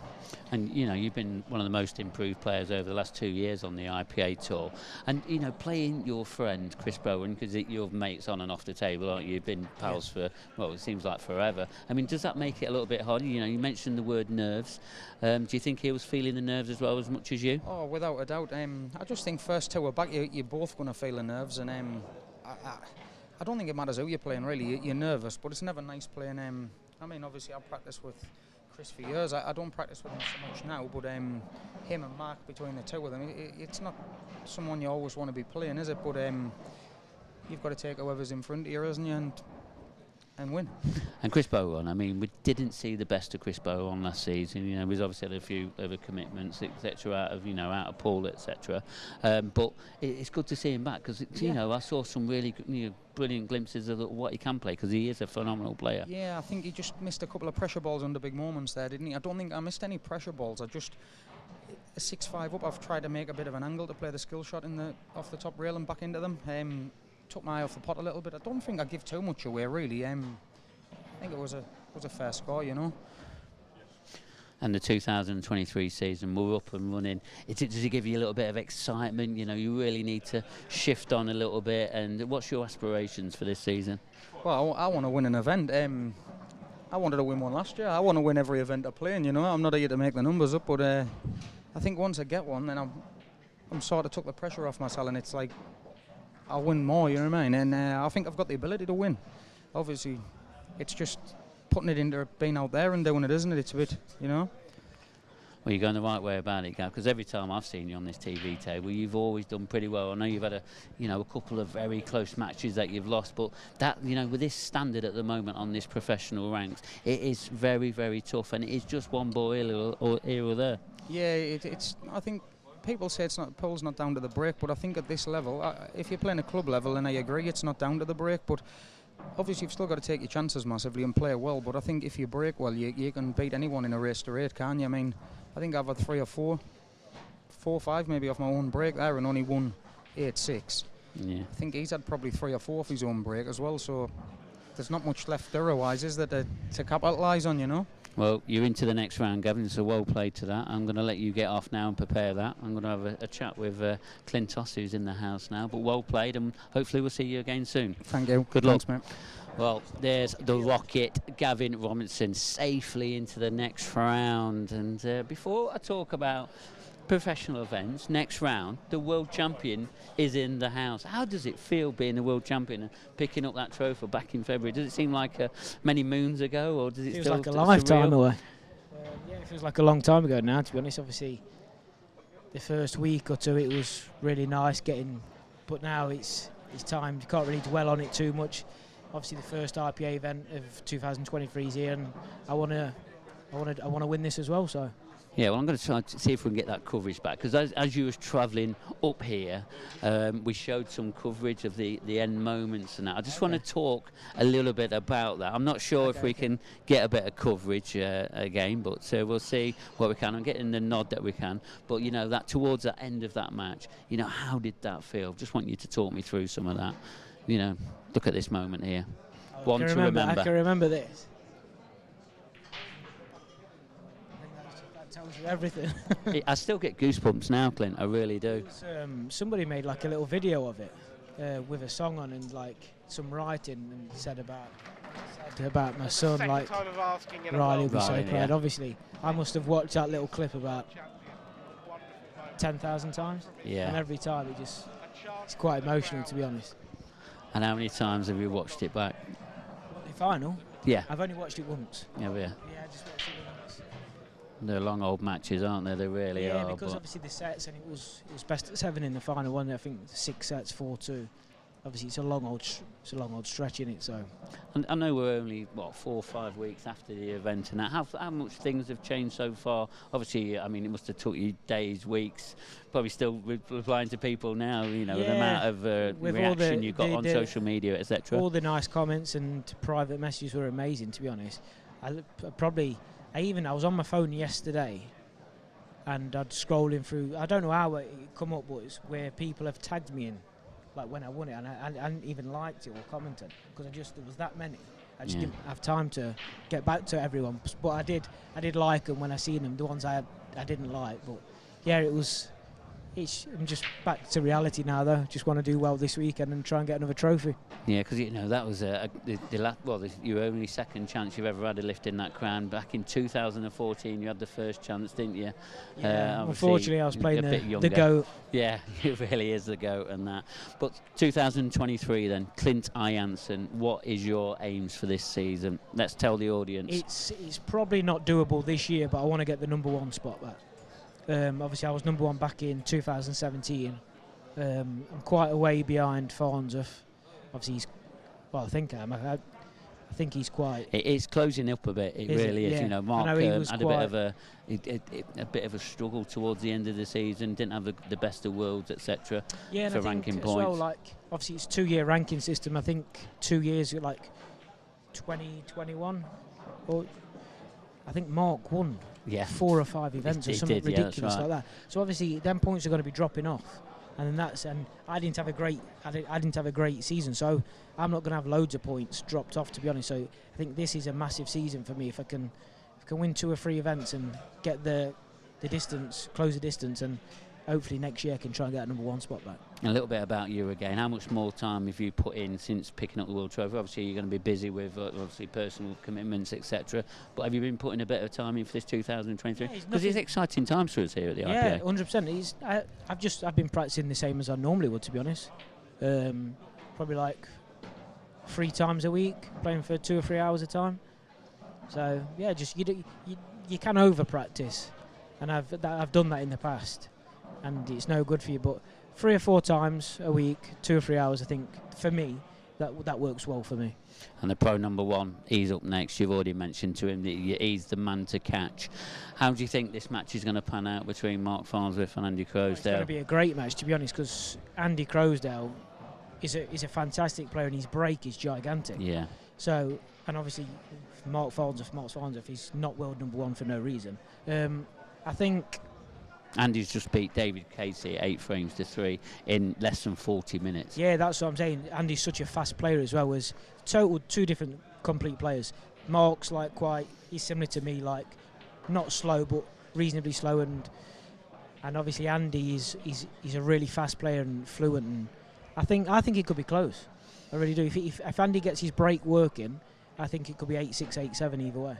Yeah, and when obviously the professional event, is this one that you always, because we've changed the formats, haven't we? So we'll race to 8s, or right up to the quarters, and race to 9s, and then race to 10 in the final. Do you think that'll help your game a little bit? It's going to be helping some of the others as well. Yeah, I think so. Obviously, if I can get to them later stages, if I can get to like the semis, the final, I think the longer races will suit me.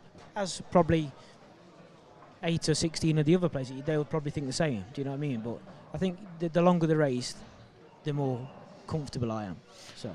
And out of this one then, so back to the Mark Farnsworth and Andy Crozier. So you think that Mark Farnsworth a clear favourite? Obviously being #1, he will be on pen and paper without a shadow, because stats sometimes never lie.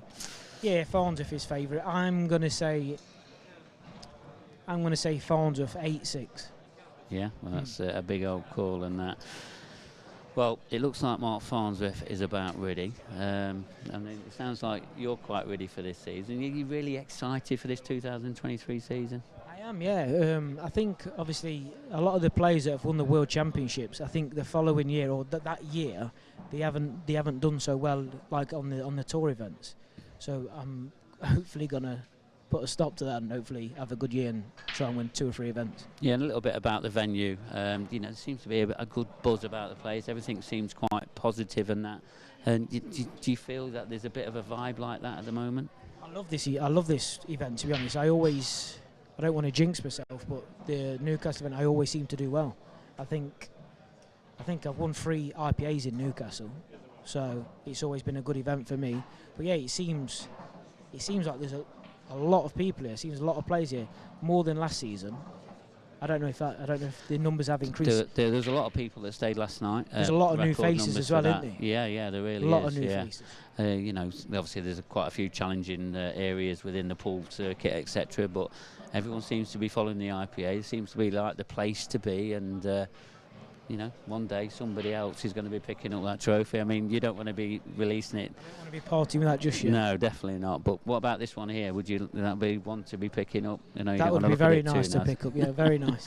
Well, you're going to have to take both. Have enough room in the car. You're going to have to take both of them. I know, because I've dragged you to bring this one to us this weekend. But well, that's Clint's views on this match. It looks like the players are just about ready. So I think what we're going to do, we're going to hand over to the commentary box to Andy Richardson. So over to you, Andy.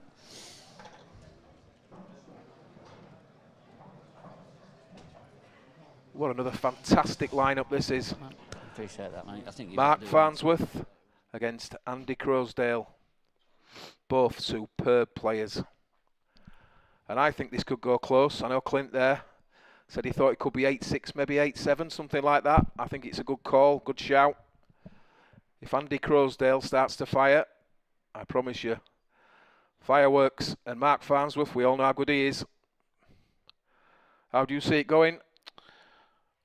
Well, this is a very interesting match. I honestly think I'm going to go with Mark, because obviously he's #1 seed, but we all know how well Crozier can do. And if he's flying, then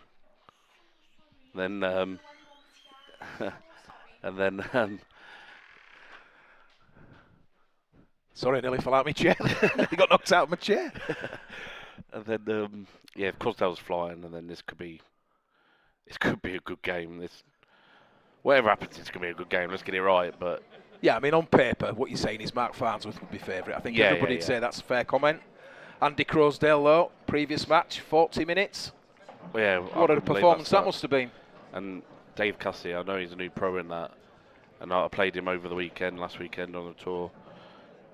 He's a steady player as well, do you know what I mean? So him to do 40 minutes, 8-3, that's got to be some going from Andy, isn't it? Yeah, if he hits a gear, it's fantastic to watch. But Mark will want to win this one, being from the northeast. He always does well in the Newcastle events. Yeah, gets loads of support up here, as do all the northeast players. Already, as I said earlier, loads of support already here on the first day of Tour 1 this year.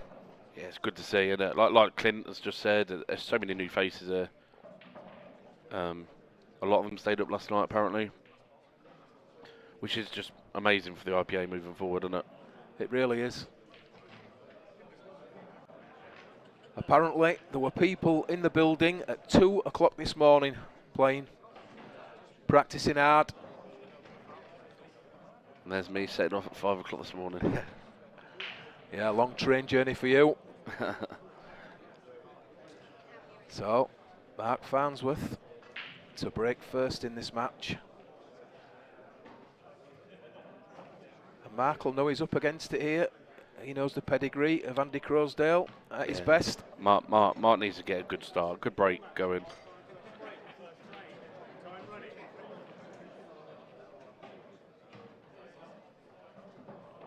Here we go. Let's see what he's got.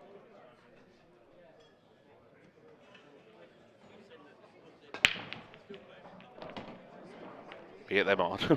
I wasn't expecting him to hit them so hard. Well, he did hit them hard, but he lost that cue ball, didn't he? That was going in the middle. And luckily, just kicked away. So just tracked across the table, left and then back right. And it, for all intents and purposes, looked like it was going in the middle. But it didn't, and he stays at the table. And there are no clusters here. All the yellows, very strangely, in the centre of the table, bar the one on the bottom rail. It's a question of the first ball down, isn't it? That's the problem. Yeah, he's stuck into his mind there, I think, Mark. It's like, do I attack yellows and probably leave him on, or do I go, cut, you know, go reds obviously? Does he try and move his awkward red and the black here? First shot. Well, I think that was his intention. Or land on it like that. I think Wow. he'll settle for that. Yeah, he was trusting to luck if he did run up table there. Caught the jaw. But he's landed well, hasn't he? So this red below the black would have been one of his awkward balls he'd have been concerned with when he elected to take reds. And he's leaving it there for the moment. And he's played a good long red there.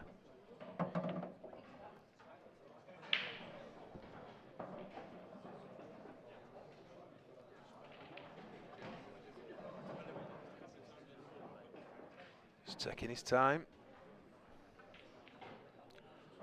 First frame, race to 8 once again. And he's going to be drawing off the other red here. Not quite as intended.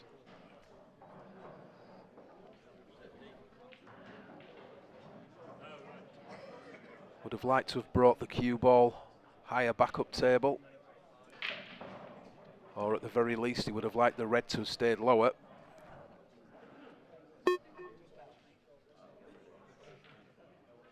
Lot of bother here, it has to be said. So is he looking at doubling this ball into the middle? No. Distance away, has to be said. So, difficult opportunity that. He broke, but the cue ball was awful after the break. Forced into reds. It just wasn't to be. First visit to the table. So, Andy Crozier, as usual, not hanging about. And here is an opportunity, if he chooses, to remove this black. And I think that's what he's playing. Yellow middle, cushion. And he wants that to bump away from the yellow.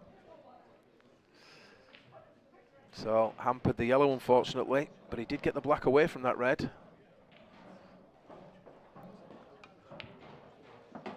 Played a great double.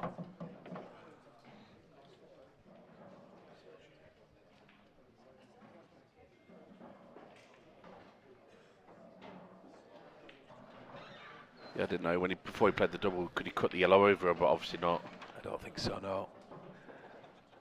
And it's a shame he's not straighter on the ball long into the corner.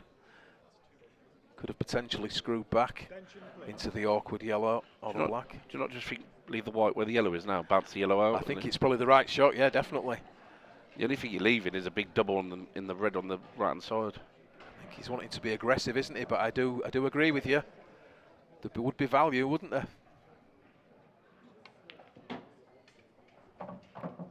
So, where do we go here? Again, I think maybe forced to do what you said. I think he's going to go for a big double here in a minute. Pot this in the top left pocket. Oh no. So he's going to run this in with top right hand side. So he's going 1, 2, 3, 4. 1, 2, 3, 4. What an effort that was. Do you know, he's unlucky because if he hit that red full in the face, he had a good chance there. So, chose the aggressive option, and that was a great pot and a valiant effort. But it was a big ask to get round there to hit that yellow, wasn't it? Or at least get any position on it. I think what you said earlier there, Scott, I think maybe the safety when he still had a few balls on the table. Well, he's got the yellow and the black out, but he's left mark on one of his awkward balls. Far from easy with the 2 reds on the side rail. Obviously this first one shouldn't be a problem. Daniel Fairway and O's Owen. Daniel Fairway and O's Owen. Table 17, please. So, ball on the side rail. On table 3, Key in Lee this Cook finish. and Adam Myerscough. Lee Cook and Adam Myerscough, table 3, please. It's got a slight angle. Can he stun into it? Could stun into it. Does he stun past it? Does he? He's several options, hasn't he? Yeah, he's decided to stump pass it. I can see that shot. Yeah, it's clever, isn't it? Yeah, I think it's a good shot, that. I like that. Less risk. Always gambling when you're stunning into balls. Played the space there. If he travels too far, he's got the other red. But he's perfect on this. Just a soft screw. Doesn't need to hit this ball hard. And there you go. Nice, keep that well. Confident. Yeah, that was a key shot. Third to last red. The right choice, I feel. Great execution. So, simple red, black into the middle to take a very important first frame lead in this match. I have a feeling this is going to be a very, very, very high standard.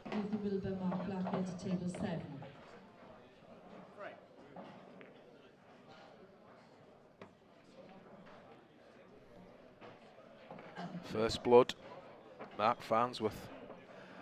And I think Scott, we said in that frame there, he had an opportunity to play safe, did Andy, but here we have the rerun. First shot, had to play reds. And this was the shot for me. That was the quality shot in this finish. Yeah, that proves class of Mark, doesn't it? It's some players, I'm being one of them, probably would have played into the red there. Yeah, I like the shot playing past it. I did feel it was the right shot for him. But there was an argument for going into the red.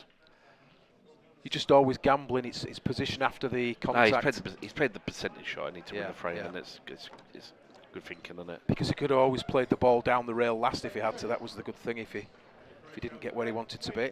So Andy could have played safe in that frame, as you alluded to. Chose to attack, but that is his style. He's aggressive. Let's see what he's got here.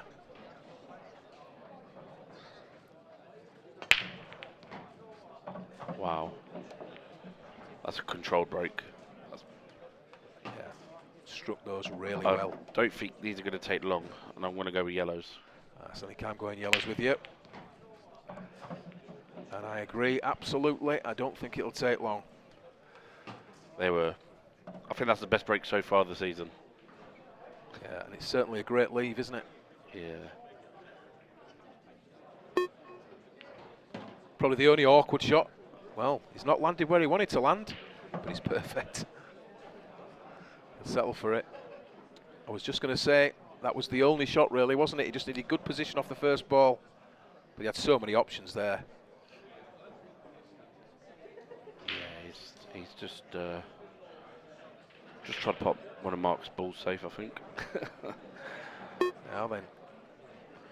I think, yeah, I didn't know if he was going to screw back the whole way, but... So he just needs to make sure... Just drop it in. Yeah. But he doesn't want to drop too low, does he? That's the thing. I don't think it would matter if it was off the cushion, because you just come back. You always miss the pot. And that's what he tried to do, didn't he? He tried to just bring the cue ball back, but yeah, he didn't need that much, that's for definite. Yeah, I didn't think if the white was off the cushion, he'd have been all right. You know, he'd been in better position anyway. I'm shocked.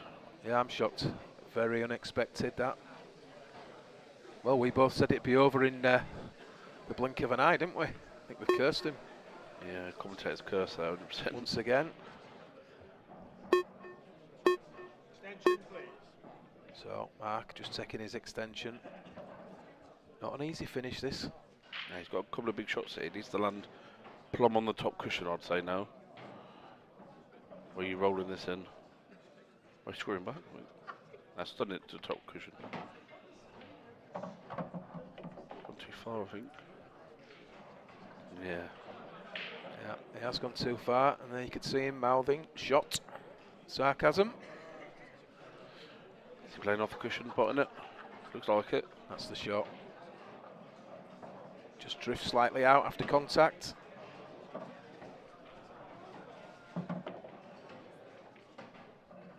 And the ball that's just below the middle pocket, right of screen as we look now. Very important that he gets good position on that.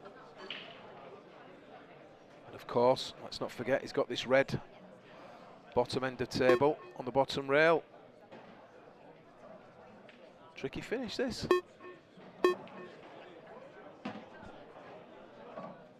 thought he'd missed that for a second. So do I. I thought he's put too much bottom right on it to hold.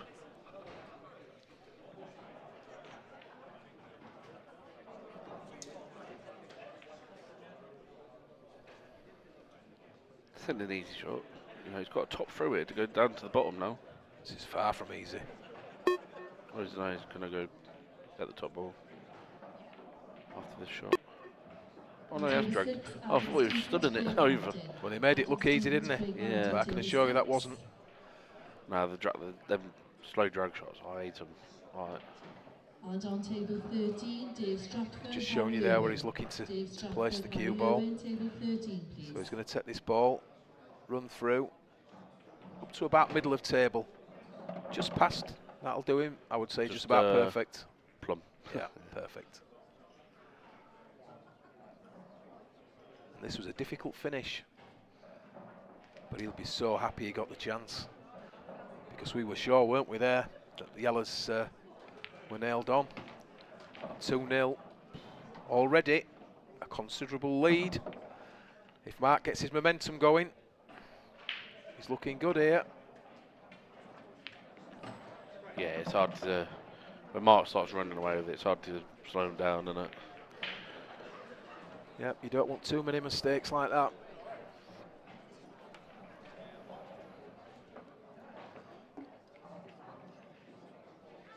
But very early days in this match. And Andy's been there before, hasn't he? A ton of experience. He's capable of stringing a few racks together in no time. But just needs to make sure that he doesn't make any simple errors. And that was an error that we didn't expect, wasn't it? Yeah, I just thought, just drop it in, make sure the white's off the cushion, you know, and then you've got 3 shots to stun screw back or whatever. I'm shocked from what Andy's played there, but yeah, I think he was frightened that he lands too low, but I don't think he could land too low, really. No. He played it with like stun bottom. Do you know what I mean? Well, stun right, bottom He's right. trying to bring it back up a little bit. Yeah, I think he's trying to be too much with the white. Yeah, I agree with you. Anyway, it's in the past now. Mark Farnsworth will be looking to extend his lead here. So last time he broke, he could have gone enough in the middle. Let's see if he comes back in a straight line this time. So totally different with the cue ball. On table 9, please, How's the ball not got in there? But it's dry. So struck them. To be fair to Mark, he's hit them well, I thought. He has hit them well. So plays the plant first. So yellow on to red. I think he's no man's land again. He'd have loved to have come back up another foot, wouldn't he, there? Or 6 inch he at needed to least. be bang in the middle of the table, really, Yeah, didn't he? of course he does, yeah.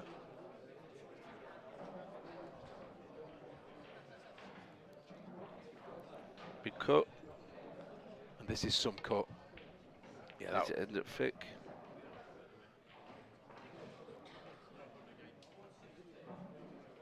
Not bad. Well, Not bad yeah. leave. Saving grace is he's got some control, an element of control over that pocket that he's covered. Hampers the yellow one right of screen near the right middle, potentially. And yeah, he could have left a lot more than that, couldn't he? Yeah. Yeah, that was a difficult cut, wasn't it? But he really should have been better on that red.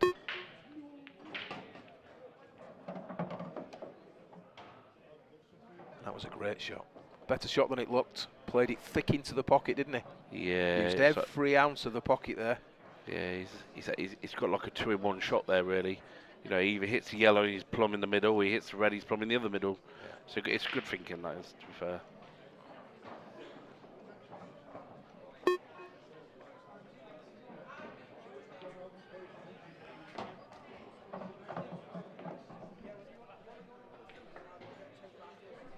On table 2, please. I'm going to have a guess. He's going to stun this yellow in with the 2 yellows in the middle. He's going to stun it. May has to play off the yellow in the top left, and then he'll make this. The other yellow will come over the top side. He'll make it a big pocket. Yeah, he kicks the right hand of the two, or the bottom, yeah, the right hand of the two now, you're thinking that he kicks the yellow towards the pocket where the red is over it. Yeah, I think Yeah. so. Does he play this off the yellow? Yep, that's a fantastic shot. And the reason that's a fantastic shot is because he's then going to open up the corner pocket. I don't think he's got over far enough. Can he play cushion to come off the back of the red? It's not clear from where we are.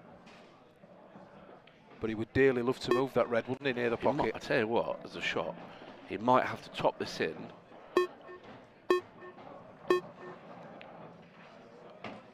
Yeah, now he's going to top this other yellow in, and it's going to nudge. He's just going to nudge the yellow, so it goes in the middle.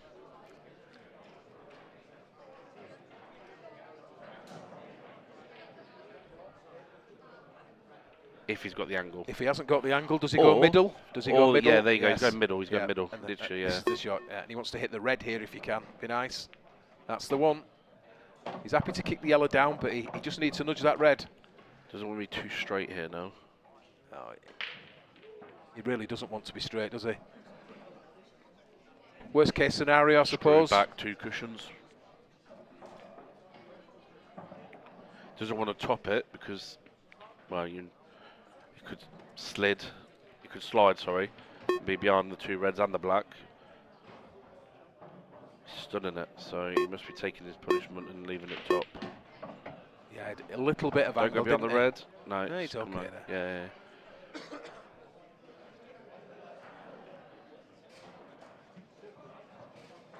He's cued it well though.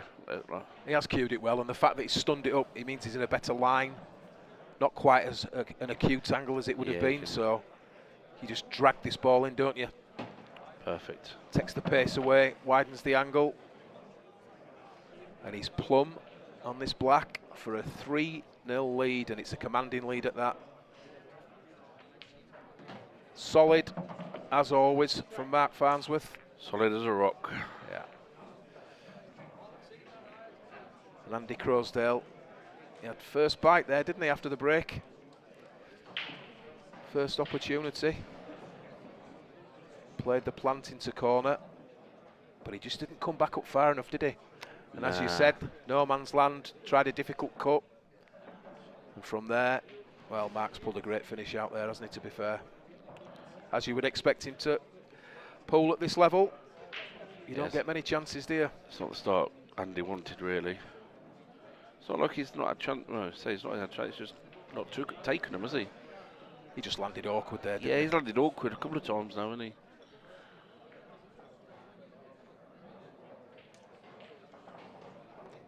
I mean, when the balls are breaking well like this, Scott, it's one visit pool, isn't it, really, if you get an opportunity? Very rarely do you make an error, especially when you're trying to clear. Tactical errors, maybe you can dig your way out now and again, but at this level, attacking pool, if you miss, more often than not, you stay seated. Tell you what, he's hit that break well again. Well, ball down this time. Yeah, and he did strike those well again, didn't he? Look at that. Great control, great power. He's just unlucky with that red down the bottom, near the yellow. I don't know if he can try and play the... No, he's not. It's low and then goes middle now. No. Ooh. He seems to be hitting the ball thick, doesn't he? If that makes sense. Yeah, he's not... I think the thing is he could just do with an easy lay, couldn't he? You know, an easy layup, just get something going. Especially when you've made a couple of errors. You always want to get the first frame on the scoreboard, obviously, as soon as possible. But it just starts to prey on your mind if you're struggling a little bit with the cue ball.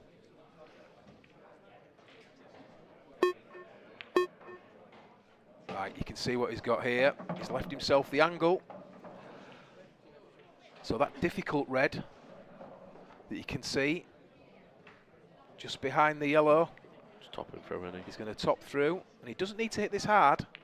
As you see, just needs to nudge it. Perfect. Fantastic shot was that. Yeah. Very well executed. And a lot of players would have sort of bust into that ball there, wouldn't they? At an amateur level. thinking, oh, I'll just make sure I move it. But he knew that if he hit it at the correct pace, slowly, just need to nudge it out past that yellow.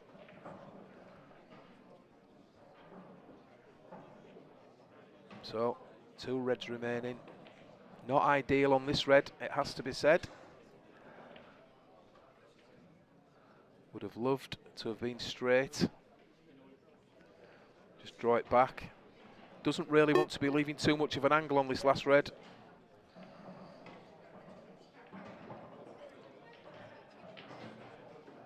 He'd be running away from the black if that was the case.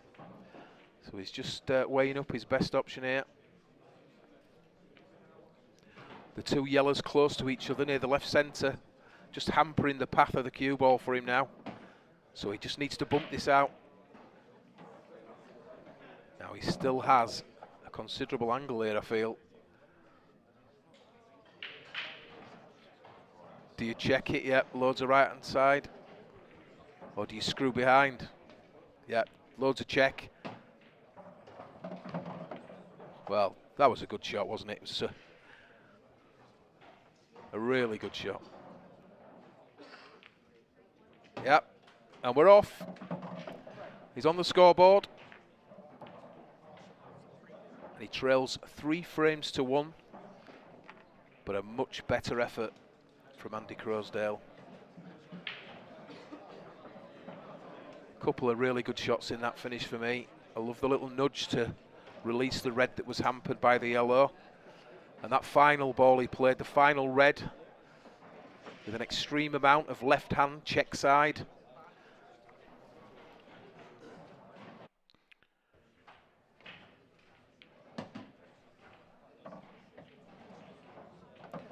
So there you can see, he didn't land great, did he, on this second to last, but that shot there.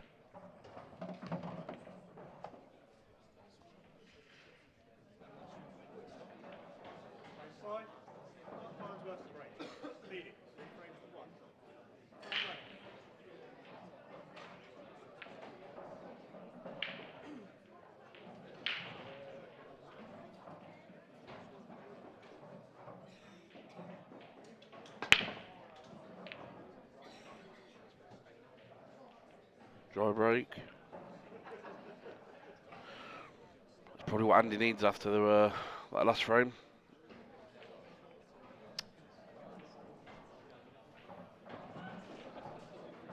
Didn't quite hit them as well as last time, I didn't feel. No, he didn't seem as clean there, did he? No, he didn't seem to time it quite as well.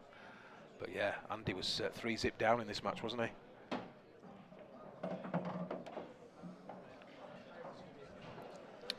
Take your bad ball now, innit? Take the red in between the 2 yellows and the black. That's what I was looking at. Opens the black up, doesn't it? But he's seen a different way. Looks like he's probably leaving it last, is he? I'm shocked if he's leaving it last. I'm with you. I thought he would have played it previous shot. I thought that's what he played it for. Yeah. Would have opened the black up, wouldn't it? He'd have been unlucky to block the black with the yellow when it moved. But he sees it differently. No, who are we to question? He's at the table. Doesn't want to stick to that. Imagine if he stuck me on that red. He'd been in, like I say, no man's land again.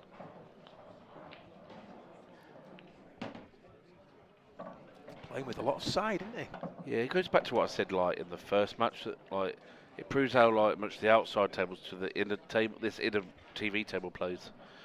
Because I don't think for him to win in 40 minutes to then do what he's doing here, it's obviously table. Do you know what I mean? Table's got some effect into him.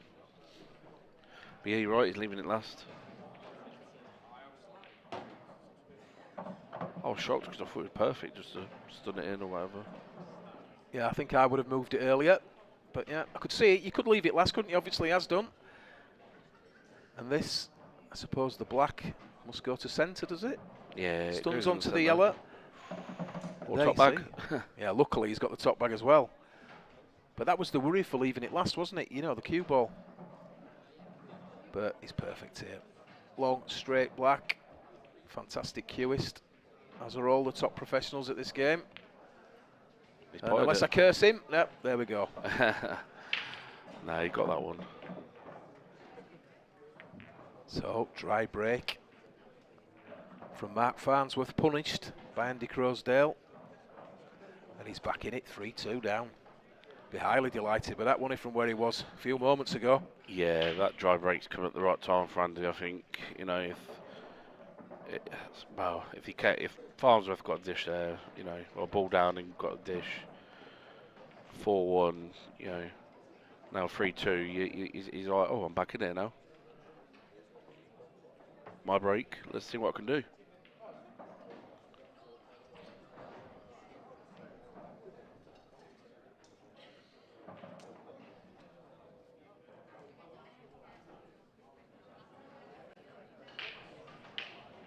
Mark just sat there thinking, how's this 3-2?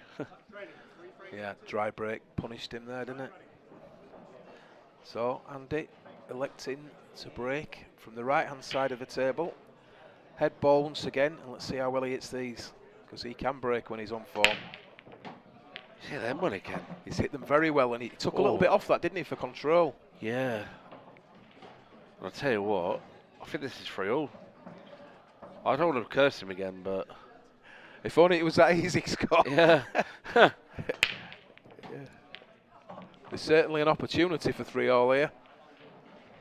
Yeah, I would have gone reds as well. That was key.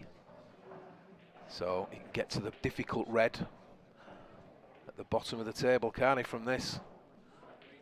As long as he leaves an angle. And he's left it.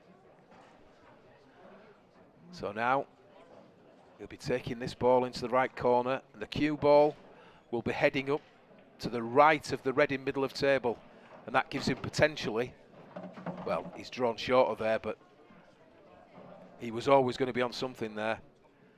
I'm sure he was trying to get higher up the table.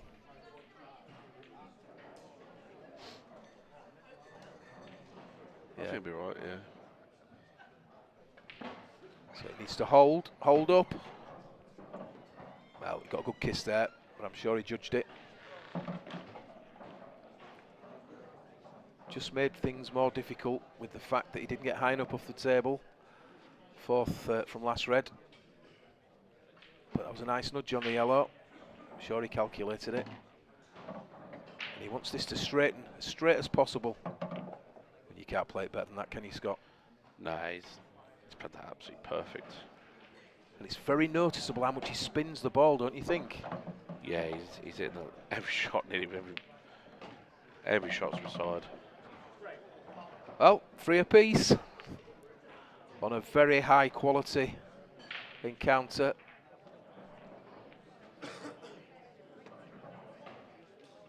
And what seems like moments ago, what, 5 or 10 minutes, it was 3-0 to Farnsworth, and Andy Crozier back level. And Mark's like not doing really much wrong, is he? Like I said, the break letting down two frames ago. Mark knows he needs to get balls down this time, doesn't he? Well, he's a veteran of the game, and he knows the game. You can't do anything when you're not at the table, can you? You've just got to try and block it. Eliminate your own mistakes. Hope you get a bit of run with a break, and hold yourself together under pressure. It's as easy as that. I got told years ago, you can't do nothing when they're on the table. That's you true. Control the outcome when you're at the table. So he's gone right over to the right-hand side of the table here. And it looks like he's going to cut break. So he'll be punching to the side as he stand up with the cut break. And this is dry as well.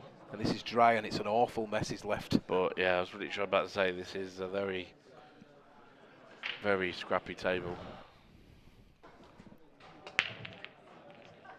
So it hit them quite hard from the side. A lot of players put less pace than that onto it, but it's a mess. So Andy's looking at yellows.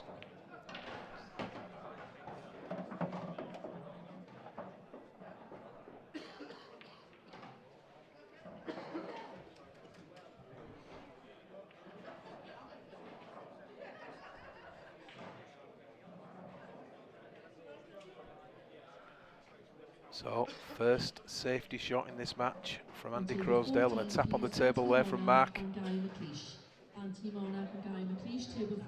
Elected to take yellows and take the tactical advantage early on in this frame. No possibility of a clearance there. And Mark.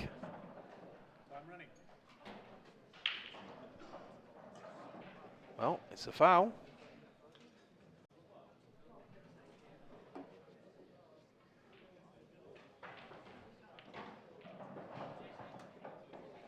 I don't really know what Andy was expecting there, do you, Scott? I don't know.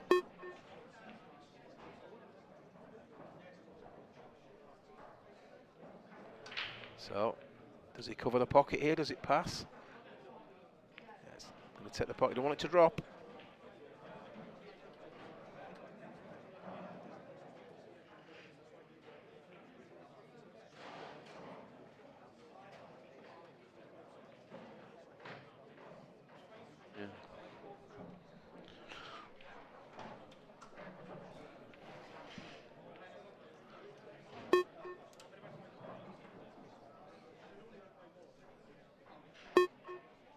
May well kick the... I thought he may have kicked the yellow back over table there, across the table. Yeah, I'm expecting Andy to have a little dig here, you know. Because I think this will double over. It does double, yeah. If you can deep screw the white back over, then the yellow will go in either the middle or the top bag. Yeah, and then you've got the yellow near the middle that would give you a good opportunity to either remove the other yellow on side cushion. Oh, Andy, that was a bit too hard for me.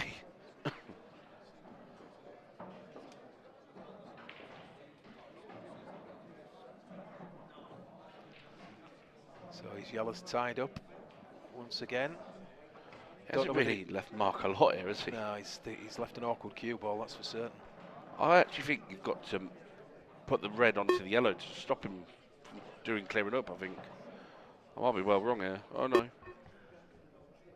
So you take the ball and then you play the safe, The don't snooker, you? yeah. That's clever. Make this as difficult as possible. Yeah, so red first. Does he play? Yeah, red and then back into... Oh, and he's disappointed there. Yeah, I think it rocked back in it, didn't it? He was trying to play ball, cushion and back into the gap between the two balls. That way he didn't need to play an extra cushion to escape.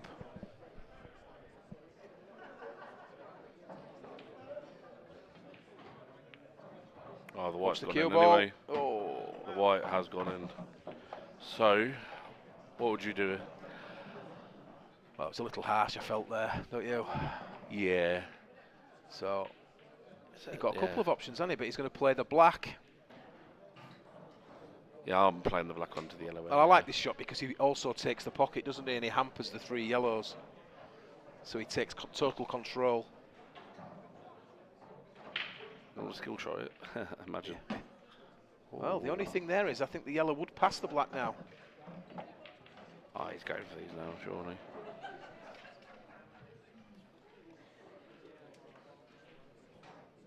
Yeah, the red that's next to the yellow right of screen. It still goes in the corner, doesn't it? Yeah. It's a case of getting onto the red just above it, into the middle pocket. So he's playing this, screwing off the other red. There you see it. Oh, he's had a touch. I think he's perfect for the one on the right of the table there. Yeah, he's had a touch there, hasn't he?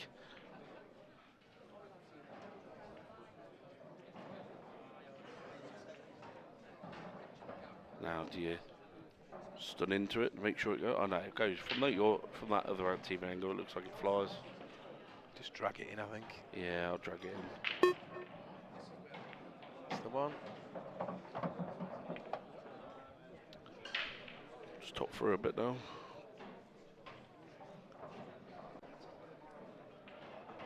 I suppose ideally you wouldn't want to be dead straight. You'd like to be able to get away from the cushion, but it shouldn't really be a problem, should it? He may have a slight angle anyway. Yeah, he has. He's topped it through. He's fine. Yeah, it was always top it through because unless he was going for the bottom red in his left bottom pocket, now you just got to follow through. You know, follow through in the middle here now. And I think it's race frame over anyway, but Unless he gets a bad contact here or something. Yeah, perfect.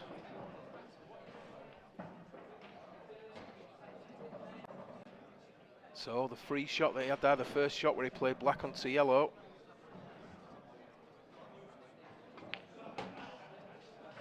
Really opened the game up for him, didn't it? This has been a good finish. Yeah, he got a bit, I say lucky, he was always going to get out the one in the middle anyway, but he had a nice little touch to get closer to the middle, didn't he? He did, but I think because he played the right shot, he was always playing into space, wasn't he? Yeah, Multiple yeah, 100%. options. He just happened to land plumb on the most difficult ball earlier than he maybe expected to, but yeah, very good finish. Great finish that.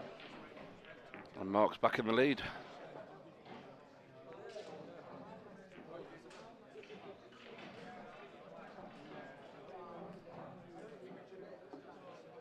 (4-3). Andy's still looking very relaxed. Slouching back in his chair there.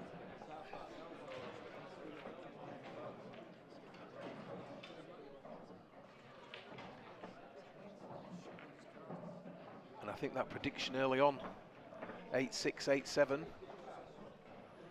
still a big likelihood.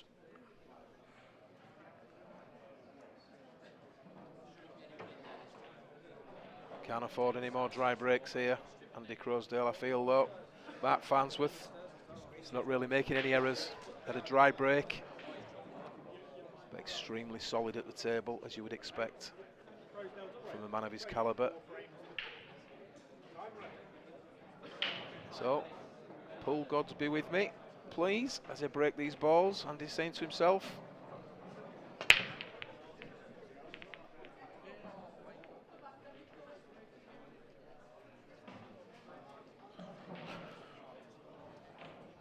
Well, it's dry again. Can you believe it, Scott? No, and I think Mark will be taking yellows there with a couple of hard positioning shots. He's just got to make sure he gets on that top yellow. Yeah, he's taking it right.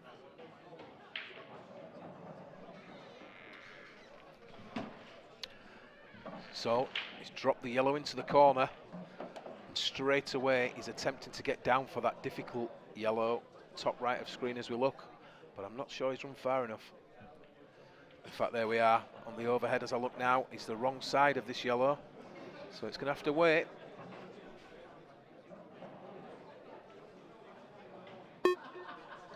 On table 8, please, Cian Monaghan, Nick Powell. Cian Monaghan, Nick Powell, table 8, please.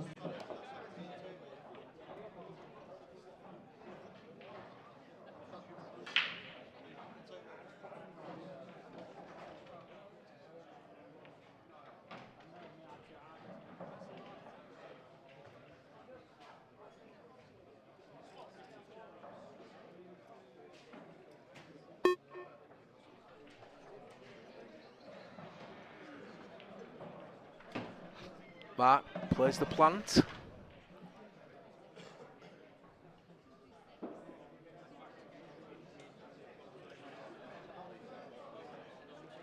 And obviously, the difficulty he's got here is that yellow top of screen that he tried to get on early on in this break.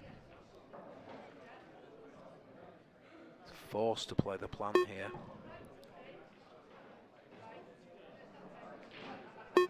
Can't check up surely now.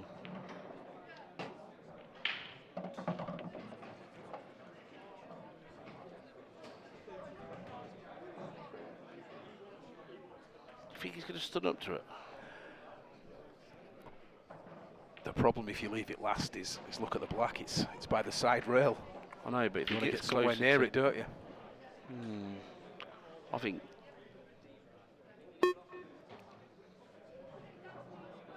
he's going to drop his head, don't he?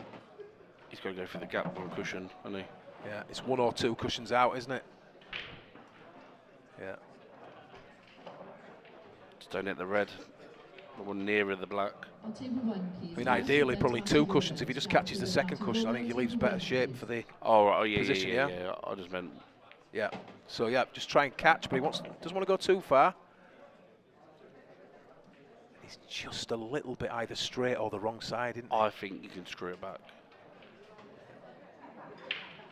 Yeah, he can just get underneath this, you feel. If you get anywhere near the middle of the table, he'd be fine. Yeah, that red at the bottom of the... He's topping it, so he must be fine.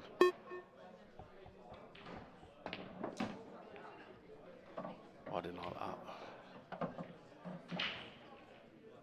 Yeah, we couldn't really see the angle correctly from where we are, but that looked hard work, didn't it? Yeah. He obviously felt he could get round the back of that.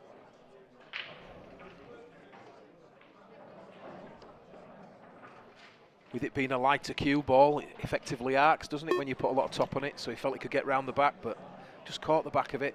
And this is some pot to be taken on, but there's no choice. What a shot! Wow. What a shot that was. I didn't think you could do that. Well, that's the best shot we've seen so far this weekend. It's got to be. What a shot that was. All sorts of trouble here. We felt sure he was going to play directly onto the black, which was a tough shot in itself, but rail first. Superb. Absolutely brilliant. Yeah, I can't tell you how difficult that was.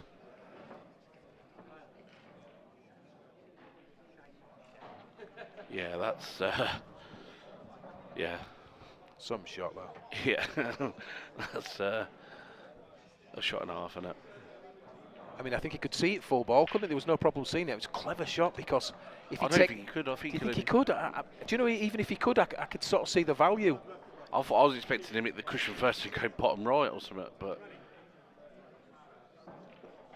he's sort of in or especially over, where the isn't knuckle he? is as well. Yeah. It's a crazy shot. Well, 5-3 lead with the break. And that's the difference. There's levels in this game, and that's... I wouldn't have thought that shot, I know personally. It wasn't even in what I was thinking. So, ball down from the break. Both colour sets looking good here, to be fair. Reds, I think. What do you think? Reds, yellows? I mean, argument for both. Depends. It's where the black is, isn't it? It's Yeah, looking at the black. I think reds. I think.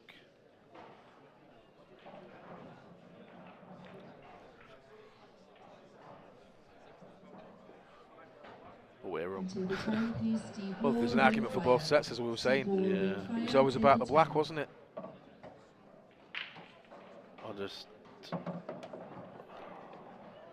It was them two yellows in the middle for me. Yeah, That's why I went reds. Yeah, I thought it might have gone reds and maybe tried to move the yellow that's above the black now at some point, but leaving maybe a planet in the middle. I think he's tried to come yeah. lower a little bit to go in. Oh, like yes, he said. definitely, yeah. Yeah.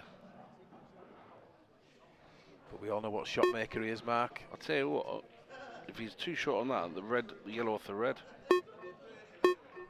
But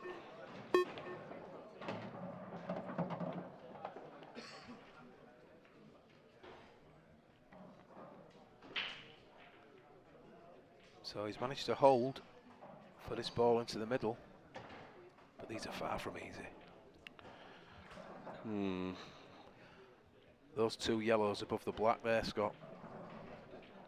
I'm trying to work out where they go. Not nice. And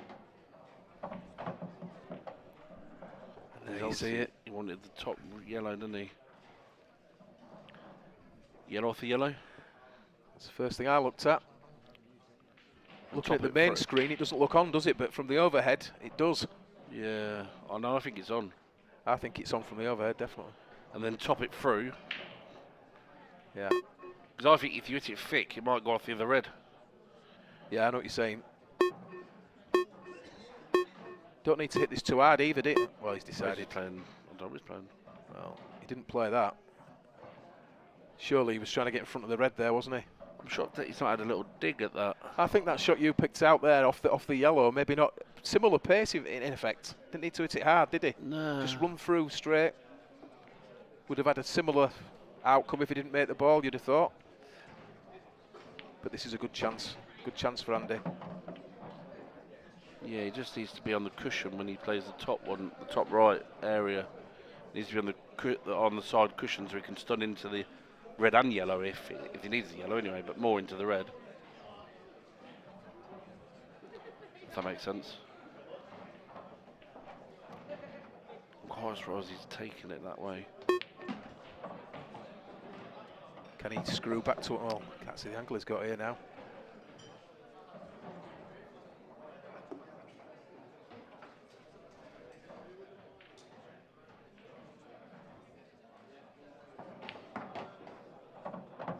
Okay. So does he play, after this, does he play to get the one that's near the corner? I think he's going to have to play this top right area last ball. Well, the last two balls, I think, no. He potentially could play on it next, couldn't he, if he wanted to? Just depends how he sees it. He's leaving it last ball. Yeah. I'm shocked. Well, it works, doesn't it? I suppose. Oh, no, it's not.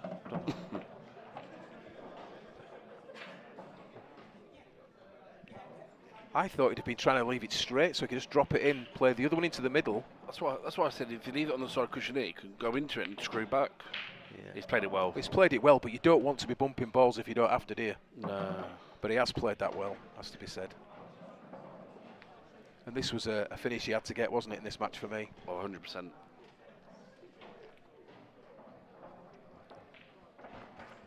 he just needs to stun up here. Yeah, Mark's going to be kicking himself here, you know.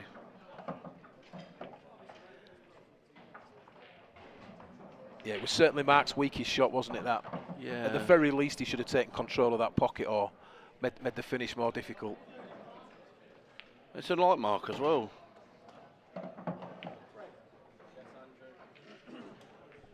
Yeah, he sort of overran, didn't he? He couldn't see the yellow he wanted. And I like the shot you picked out, Scott, you know, yellow off yellow, in or over. Yeah, if you think you got the possible of the red, if you hit it thin, then yeah, you had options. Take the pace off it, you know, you've got quite a few things with that. Especially these cloths, them shots work a lot better. I suppose Mark was thinking, as long as I get in front of the red, I take control, or I keep control, or make the finish difficult for Andy. He just didn't block it, did he?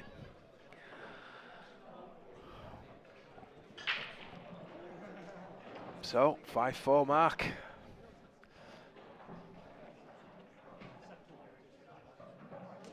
And it could so easily have been a completely different score this match, you feel, don't you? Oh yeah, 100%. You just feel up to present, I think, that maybe Mark has looked, I don't know if he's looked stronger necessarily, but there could have been a bigger disparity in the scoreline for certain. So hit those well. And this is more like it. Yellows? Yeah, most definitely. And I don't think that yellow goes in the top left. So he might have to stun this onto the red onto the yellow, stun over onto the red so the yellow goes in the middle. Left. Bit like that, but I'd have stunned it, but still played the same shot really. Everyone likes to play their shots differently. They do.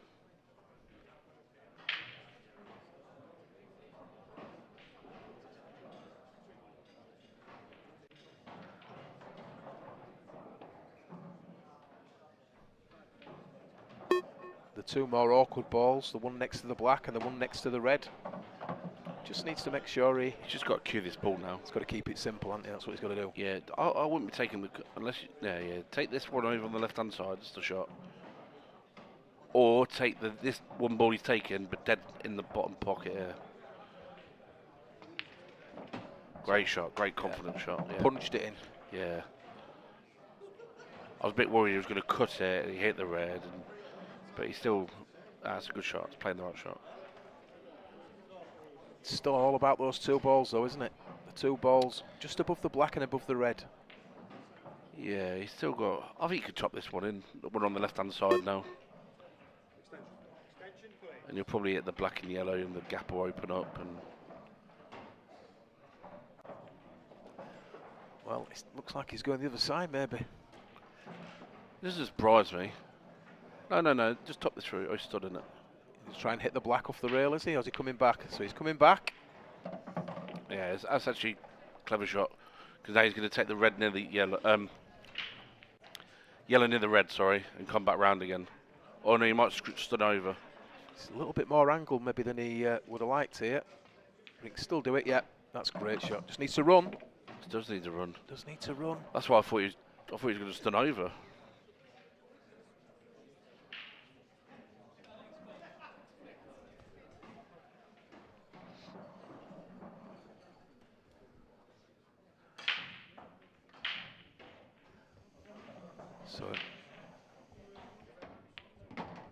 So he played a good shot there. Couldn't see enough of that yellow. Elected to raise the butt of his cue, and he swerved. A slight swerve around the first yellow, and look at this for a position.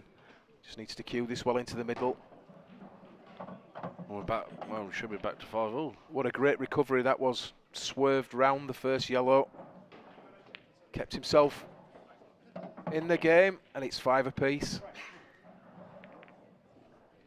What a match we've got here. What a match. It's like someone goes 2 frames and clear. Well, Farnsworth goes 2 or 3 frames clear, back to 3-all. Now he gets 2 frame lead again, 5-3. It's 5-all. Can't shake him off, can he? No. And there you get a sight of Gareth Hibbert at the table. Yeah, Garrett's playing Matty Rowland in the pro event. And there's the amateurs. Playing in the amateur events. Become amateur champion, obviously. European amateur champion. Yeah, as we said earlier, fantastic venue this. Tables, we have the arena in the middle. We have tables all the way around, both amateur, professional and ladies events. Great atmosphere. Yeah, because of the event in Bridlington, some of the players are coming up now. The women's start tomorrow, as Picker said earlier. Farnsworth's got a ball down. Scrappy break again, isn't it? Like, there's nothing like shouting at me here, like, oh, come and attack me. I'll tell you what shouts at me. I don't like the look of that red stuck to that black. Yeah. Because it's going to be a plant. It looks like a plant. Yeah, it is a plant. Yeah. And you don't want to be knocking that in anywhere, do you? No. And he wanted to hit that yellow. Yeah. He wanted to hit it on the way down, didn't he?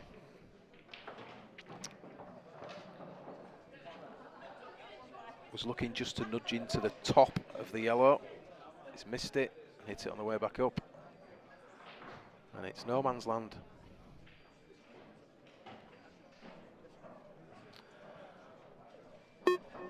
Gareth Hibbert's 2-0 up against Matty Rowland. And that's Matty Rowland's it's in his professional debut this this season anyway.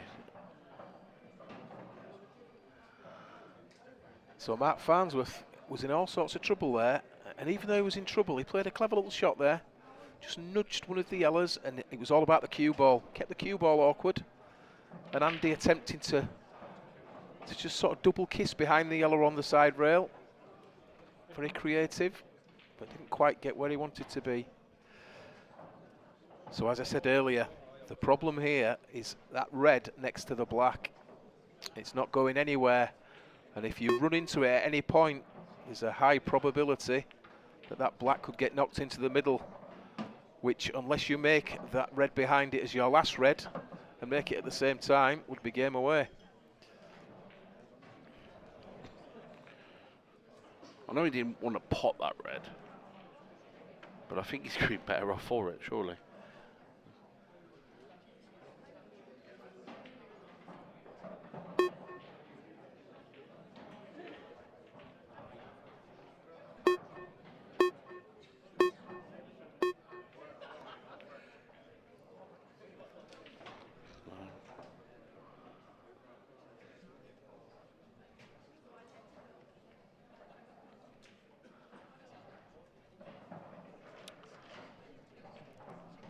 So after this match, there is a half an hour break, I think. And then the world champion will be on, Clinton Hansen, against a new professional, John Herridge, who's already played his round 1 match and won 8-7 against Adam Griffiths. So that should be a good game coming up next after our half an hour break. Yeah, we're looking about 7 o'clock potentially for that match to start. And back to the action here. So, the black. How do you get this black out? That's why he's smiling.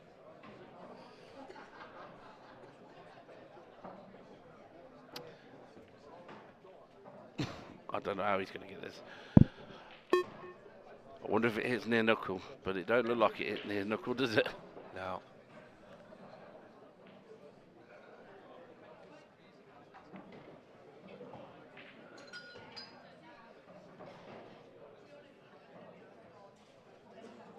So what does he do? Is he trying to come back off the ball? Yeah, I think he's coming off the side rail behind it, is he? No. Well, I'll tell you something, if he played that, and there's a high probability he did, he intentionally made the ball into the middle and jumped over the plant, which is a legal shot, by the way.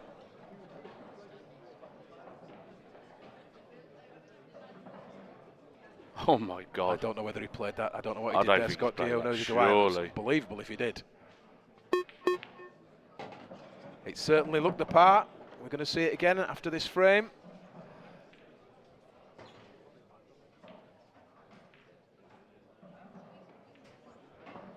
That would be some creative shot, wouldn't it, if it was intentional?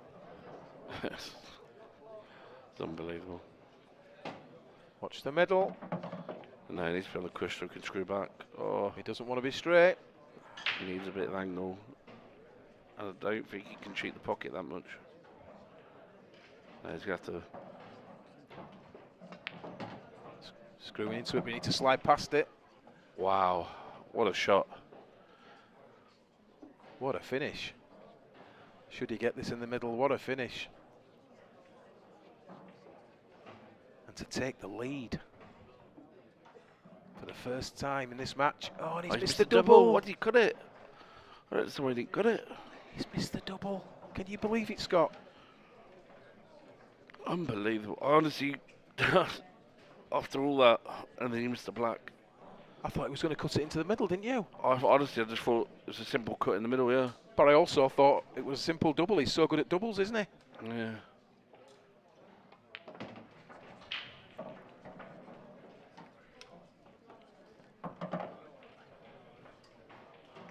This is a crazy game.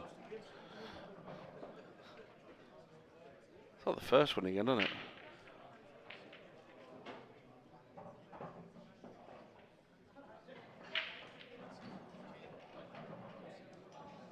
What a great finish that was, wasn't it? Right up to that black. Oh. I'm lost for words after this frame.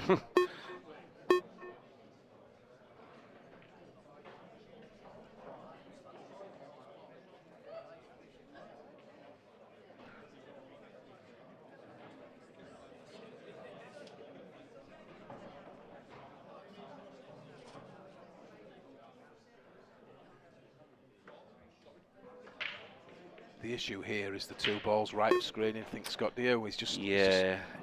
Best outcome is that he comes, yeah, like where he is now. And then he's got to come to the side cushion now. Or?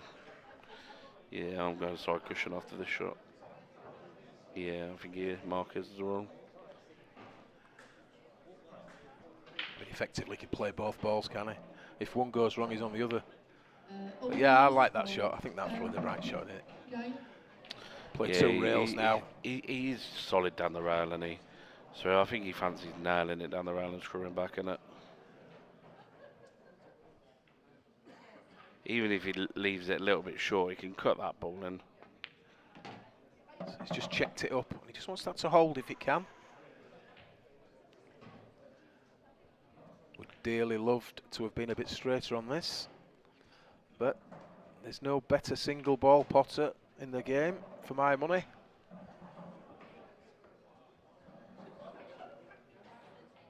Let's hope I've not cursed him again.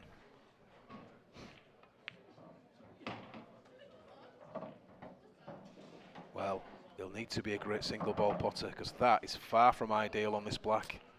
Yeah. What a nervy game this has been, hasn't it? I'm a bit shocked. Pressure. What a pressure ball this is.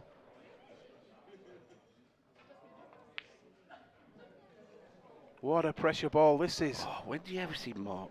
You just don't see him miss, do you? Nah. Incredible. Incredible drama. What a I'm match shocked. we've got Honestly, here. I'm shocked by that, because I'd have had that Farnsworth banging that in 10 out of 10. Well, I know where you're coming from. It was a difficult shot, but let's look at this rerun. So, well, for me, I'll tell you something, he jumped over that, didn't he? He's played to hit the side rail. He's put his hand Yeah, up. so he's played to hit the side rail, but he must have known that the ball was going to come off and elevate slightly. He's maybe tried to catch the back of it, I don't know. I just can't get over that black. Yeah. The black was tough, but I did fancy him for it. The black's tough, but... Yeah, he's not tried to jump over the ball, has he? He's tried to jump to hit the back rail. Yeah. And, yeah. He's tried to hit the back rail, yeah. On the one where he jumped it, yeah, that's what I think. It looked great though, didn't it? First impressions. Still pulled out a great finish until he missed the black. But in the end, it didn't matter.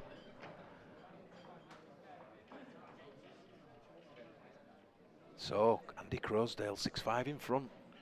And I wouldn't have said that at 3-0 down. 3-0 down. And it's 6-5 with the break. Apart from that missed black, right, what's Mark actually done wrong?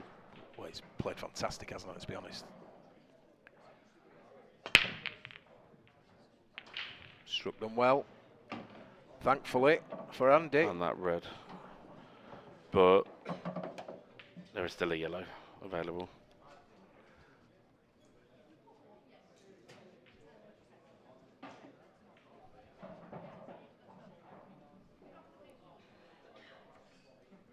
You going yellows? You going reds?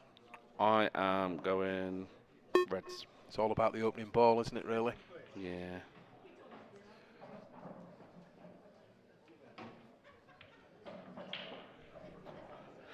Difficult red is double in the middle, yeah. The red in the middle of the table's awkward, isn't it? That's the thing. Yeah.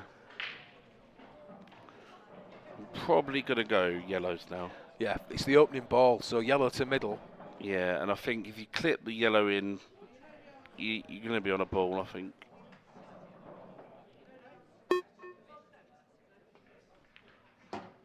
Is it thick?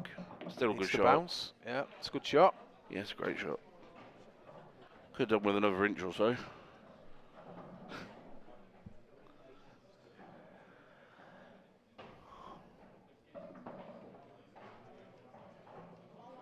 So what we're looking at here, is it yellow to middle? Yeah, I'm trying to work if it's yellow. Stun onto the other yellow. That's what he's done. Bounce. And he wanted a bounce there. I'll tell you what. I think he might be forced to play the yellow top bag now, dead weight, to get the pocket. Or he's going to hit it hard with the cut. It's where this plant moves. Yeah, that's it. He's okay. Straighter than we thought there. Yeah. I was just concerned that the yellow that he was planting with may have slid. Yeah. But no, he's in great position here. So now just screw back to between where the red in the middle pocket is. I would anyway. Like that. That's perfect. And now he's just got a top through, go middle. He's just got to make sure where he fancies potting that in the middle. Again, you'd have liked to have come out a little bit further, probably, wouldn't you? Just gives you a little bit more scope like with the cue ball. Another inch. But this isn't easy. He's trying to get. He's trying to get in the middle pocket. Now watch him. He's going to have the little wedge of the corner, isn't he, in his way. This is a tough pot. And it's a massive point in this match.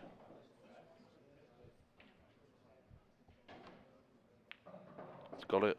Superb, fantastic shot that was. Under massive pressure. And this is to put Andy on their hill.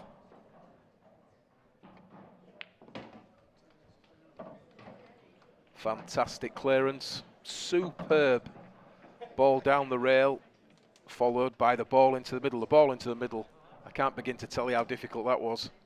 Yeah, to know that you're going to go 7-5 up against Farnsworth, who's like, yeah, it's Yeah, the disparity with the rankings. Mark Farnsworth, #1 seed. Andy Crozier on paper 27. But let me tell you, Andy Crozier is a fantastic player. He's won everything in his time. He's a superb player. I say everything. He's won many, many, many events. Very well respected. And as we said, a lot of the pundits were saying they fancied this match to run close. So it needs Mark Farnsworth to win this game if that's to come true. They were saying 8-6, 8-7. He needs desperately to win this game to stay in the match. So on paper, this would be a big upset. yeah, 100%. It's a massive upset if this happens.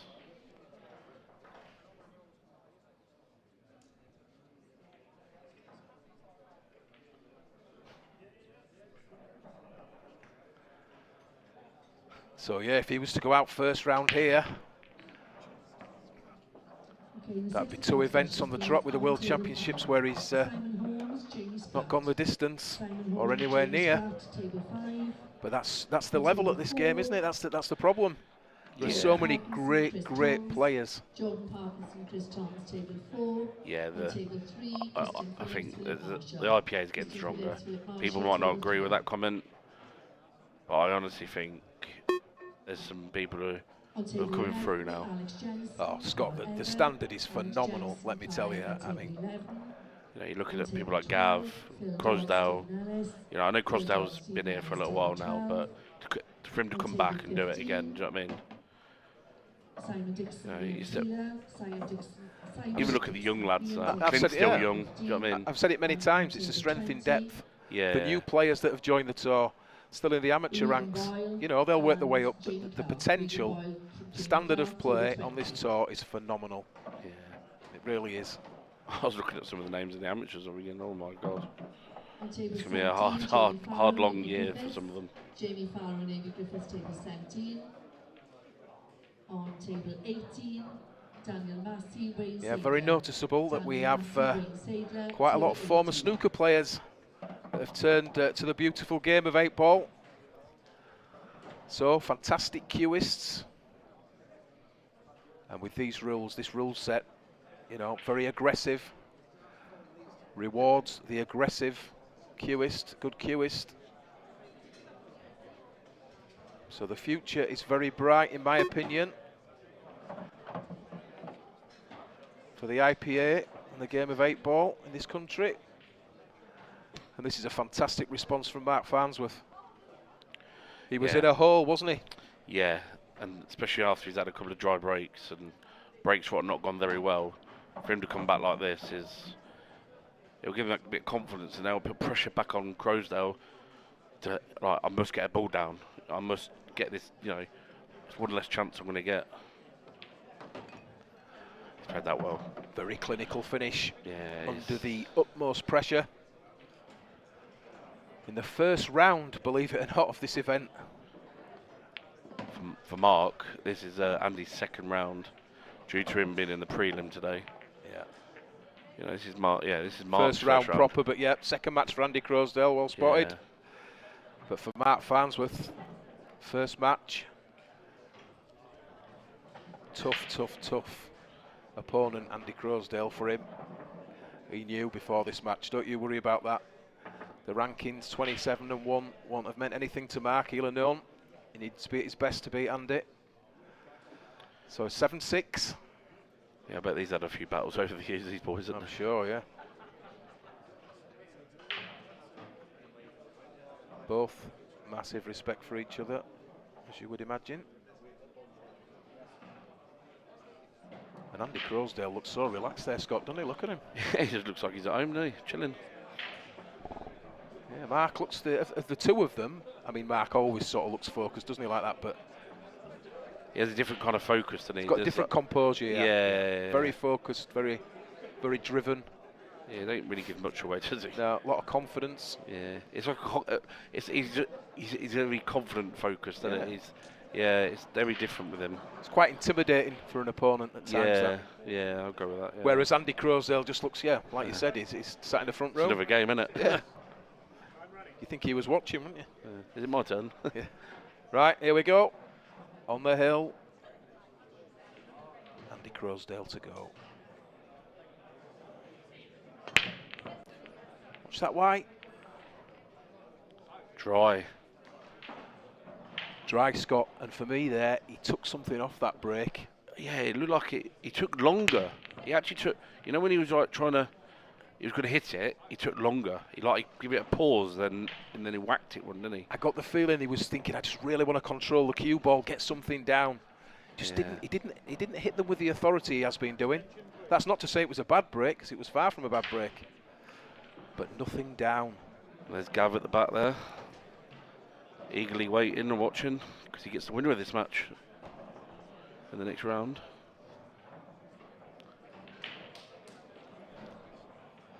So, Matt Farnsworth, that's all he could have asked for, wasn't it? An attempt at the table. I'm going reds there anyway. I'm going reds for definite.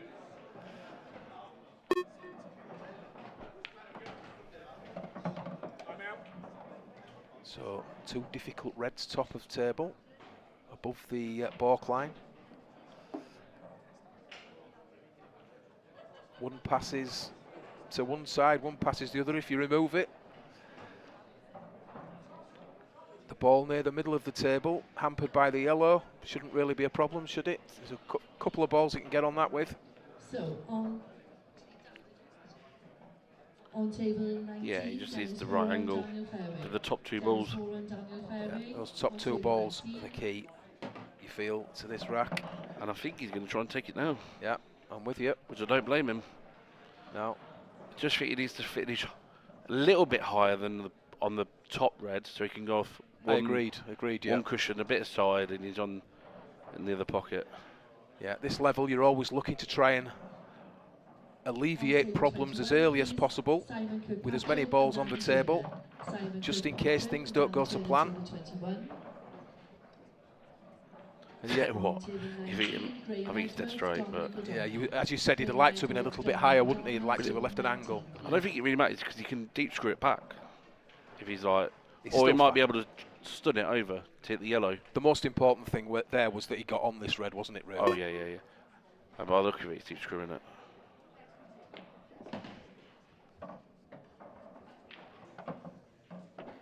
Well, not quite as far as he wanted to be. He'd have loved to have come back further, wouldn't he, there? Yeah. Because now, looking at the long red, he's just the wrong side, isn't he? Do you think he could stun in between the yellow and the red? Or do you think he's got deep screw it? Screw it back, maybe, yeah. And, oh, he didn't want to be there. Yeah, he did not want to be there. Do you know, it's so unlucky, but... Yeah, the problem. Got a fin cut here now. The error was the screwing back off the cushion, wasn't it? Yeah. He needed to overscrew rather than underscrew, if anything. I'm quite surprised he's looking at that and not going off one cushion and.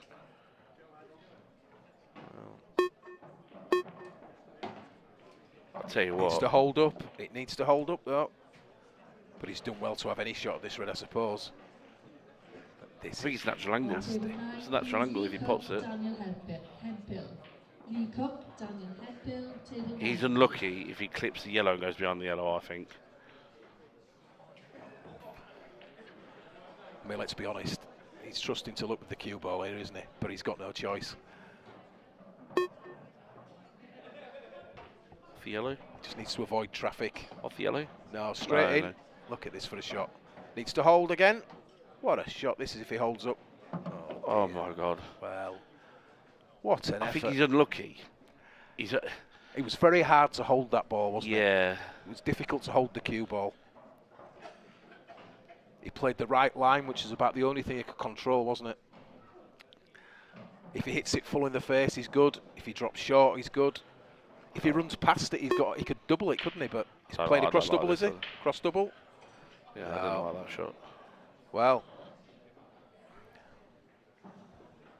Andy Crozier, what an opportunity this is. What an opportunity. Joe, he's in the worst position for that double, right? He's playing safe. He's not. Is he playing? Do you know, for a second, I thought he was cutting the ball into the middle and running on. No, he's playing safe. Well, I think Mark will be happy to be back at the table here. I'll be honest with you. I fancy Mark to get this, you know. I fancy Mark to get this. Well, I think he'd be highly delighted he's back at the table. Straight away, as he is. If you hit this right with a bit of probably left-hand side and hit this right, this goes in. You either hit it and make it move, or you play it. That's in. That's in. Something it's close. That's in. Never. Oh my God. Well, that would have been cruel, let's be fair, but what drama that would have been. Oh, Andy's face after he's not played the safe right. Never doubted that he played a good shot when he played the safe, but I was surprised he played it. I'll be honest with you. I was shocked too. That's not the best shot for Andy. He's backing himself to play into the middle, I suppose. I mean, under normal circumstances, game over. Game over. And I think it still is game over, don't you? Oh yeah. I was just shocked he played that shot. I was like, I never thought he'd play safe. didn't know it was in his vocabulary. I'll be honest with you, I felt sure he was going to attack, but he played safe and it worked out for him, didn't it? This is probably Mark's last chance for him to miss a ball. Just needs to clean cue it. He's potted that well, hasn't he? Yeah. Just run it in. Yeah. Bottom and side, bottom anything. Well, it's over the pocket, so as long as it doesn't go in off the black, we're all right. So, bottom and side it is, for a ball hanging over the middle, for a superb victory. And what a game that's been. What a fantastic match. And there you see Mark Farnsworth, gracious in defeat. Andy Crozier, well, he pulled some great finishes out there, didn't he? It's got to be said.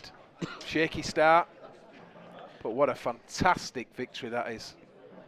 Yeah, I don't think he's realised he's got to go for a winning interview. But yeah, he's played solid there.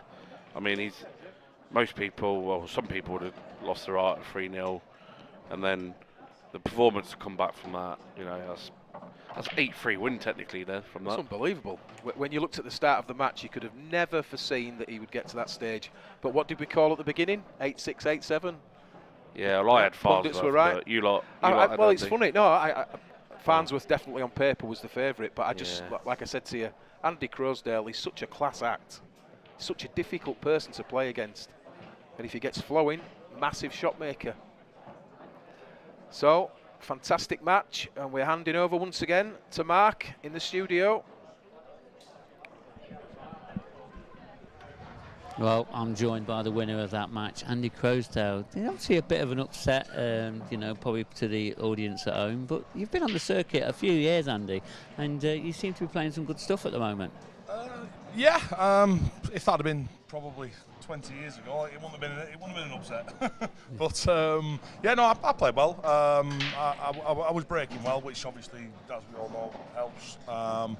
And I was just getting my finishes when I had my chance. The first 3 frames, I think I missed a finish, but then I kind of settled down and got a frame under my belt and where we went. Yeah, and before the match started, I was talking to Clint Jansen about yourself, and obviously you played the match before and 8 frames to 3 against David Casey, and you know, a new professional player. Did that really help you to settle in quite early on?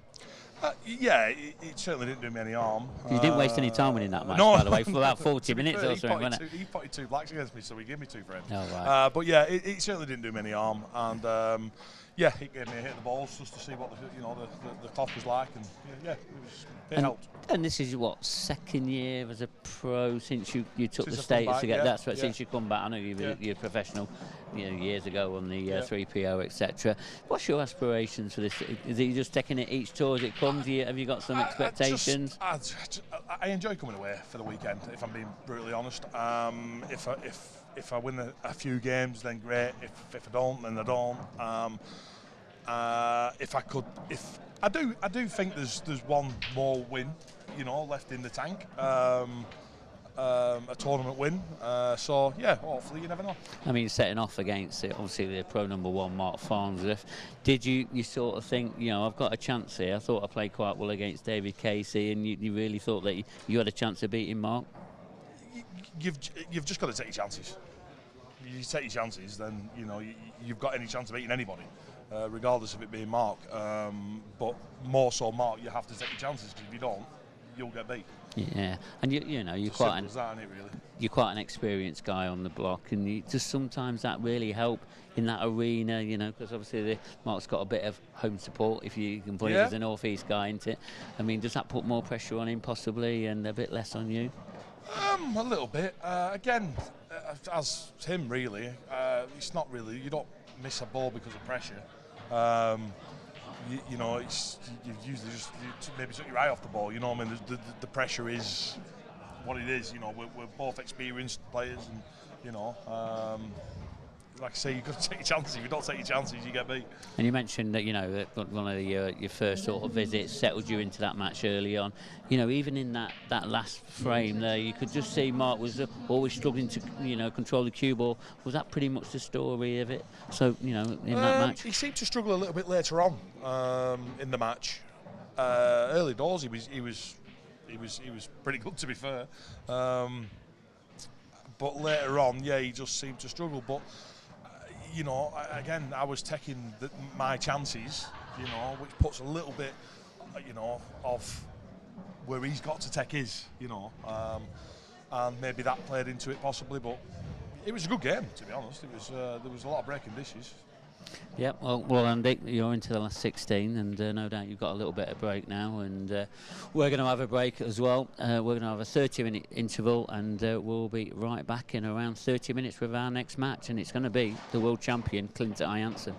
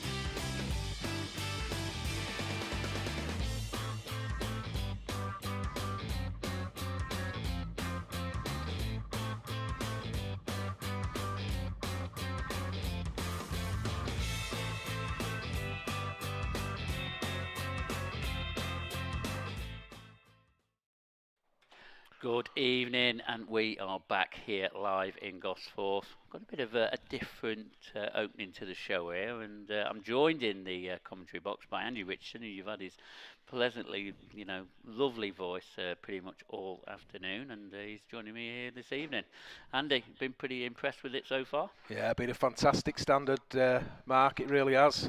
Been a joy to be in the commentary box. Beautiful venue, fantastic players. What a weekend this is going to be. Yeah, and it's already started off in fine fashion. I mean, just look at the games that are on pretty much every table. But we are focusing on the stream table now. The world champions in the house. It's his first game against the new pro, John Herridge. And John Herridge, he's going to have the bragging rights straight away by winning the lag. Well, always key, Mark, as we both will agree. Yeah, you want to be winning the lag, especially if the game goes down to the wire. Very important that you have the break, hill. Give yourself every chance. But this is a big ask for John Herridge. Yeah, and just let's talk about some of the matches that we've seen. I mean, let's talk about the previous one with Mark Farnsworth and Andy Crozier. I mean, Mark Farnsworth didn't really do a lot wrong, and Andy Crozier put him under a bit of pressure and got over the line in fine style. He did, because I mean, Mark took a great lead, didn't he? He was 3-zip up, and for all intents and purposes, you'd have thought he was going to run away with the match at one point. But Andy Crozier, as we alluded to at the beginning of that match, superbly talented, fantastic shot maker.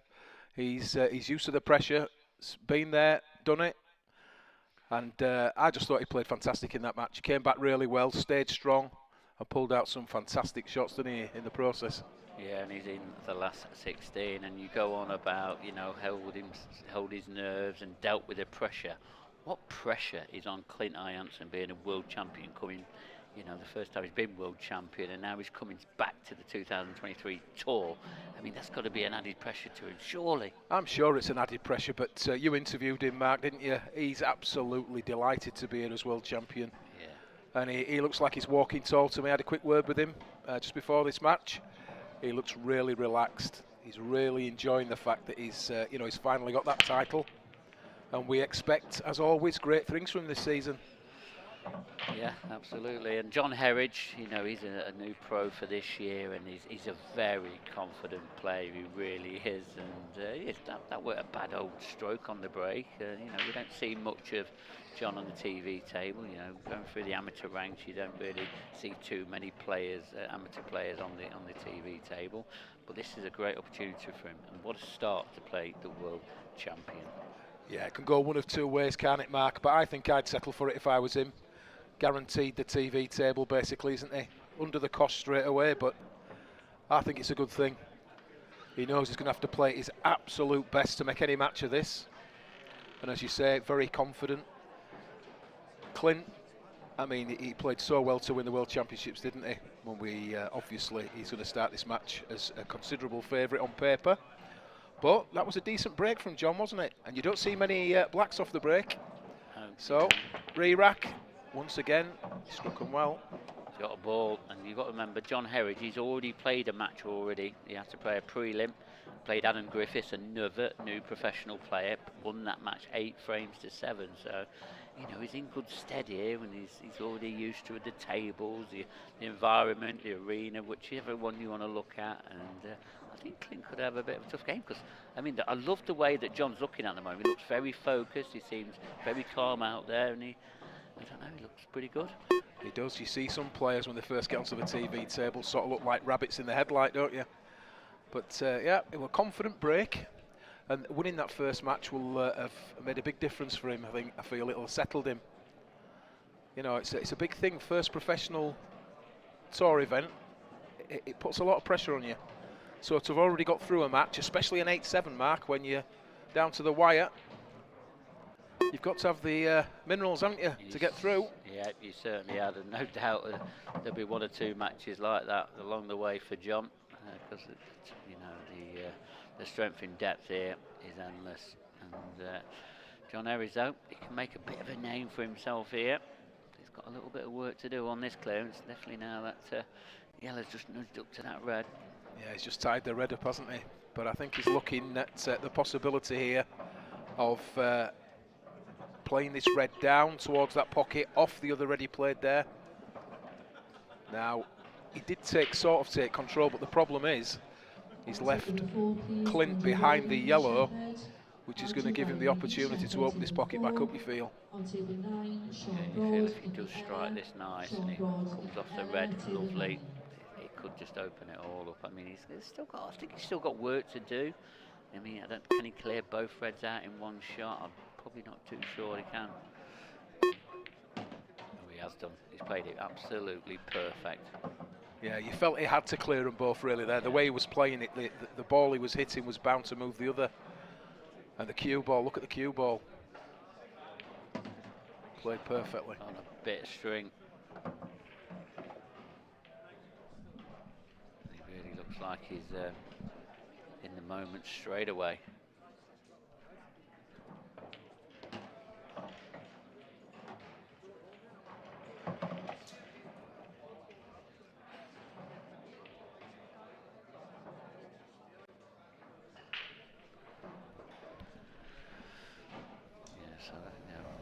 Straight away, you see Clint Janssens thinking very clearly indeed.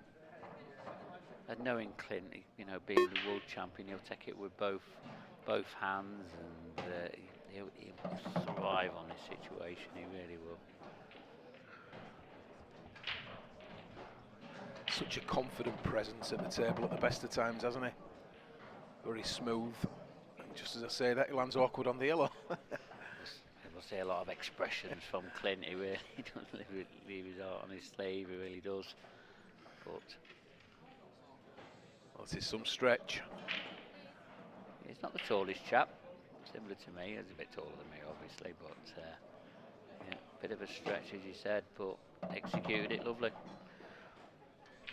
Yeah, just a question of this last yellow. Just wants to get himself as straight as possible on this last. On the black ball if he can do. Doesn't want to be hampered by the red, so he's perfect there. Perfect, so black to middle to take a 1-0 lead. And black to middle it is.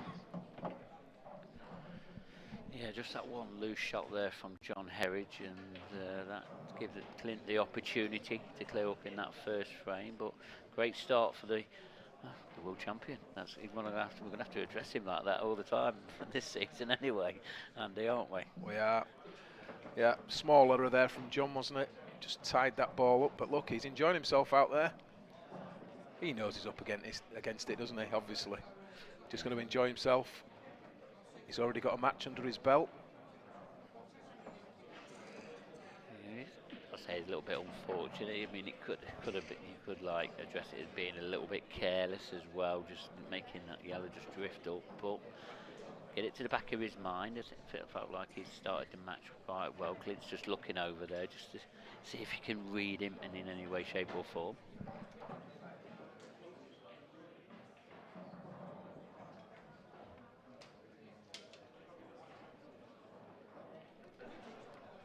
Start from Clint, and we are going to see, I mean, we've spoke about this at the Worlds, didn't we, about Clint Janssens and the break cue. So he'll keep with his playing cue first, and he'll break from the side. Oh no, that's his break cue, so he's going in the middle of the table, and he does have his normal cue, and he'll break from the side with the cut break. But this is what I like Clint Janssens, when he breaks this ball head on. Hopefully I've not given him the curse of death, but didn't really get great connection. He didn't, Mark, but did you see the cue ball? Up and down over the spots. Absolutely plumb. Yeah, I did. Yeah, it was a good break. I don't think the connection was there. You know, whether that was down to the ball not touching in the pack or whatever. It just didn't seem to time right. But it's early stages of this match. Let's not be too critical for the world champion. I think it was a question of timing more than anything. So, well, he's gone reds there, but he could have gone yellows there. Yeah, could have gone either colour set really. Yeah, whether he tried to get both, and so it still had the option of either colour set. Because it is, I mean, the first legal ball potted, but you know, in this black ball set of rules, you pot one of each. after the break, then you know it's still an open table.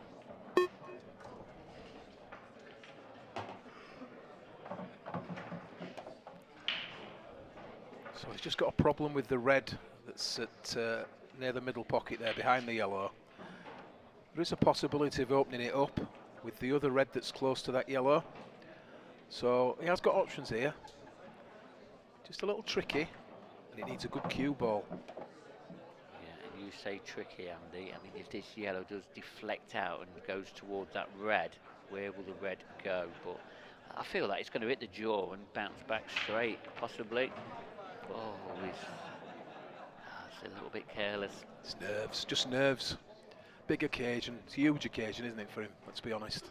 Any match, first match on the TV table against any opponent would be a big match, but against the current reigning world champion in his first TV match as world champion, doesn't really get any bigger, does it? It really doesn't. You've absolutely nailed that. That little phase there for Clint Ianson, and you are totally right.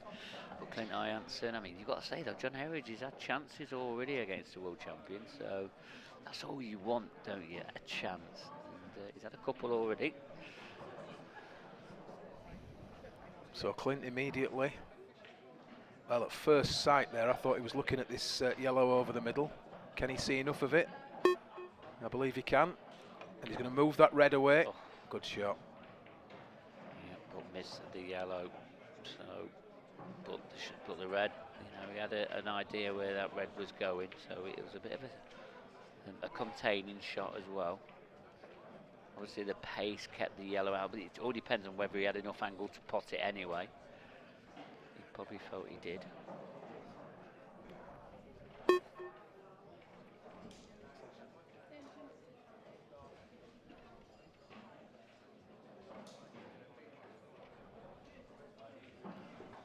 At some point he's going to need to get behind this red, isn't he? That's down near the corner.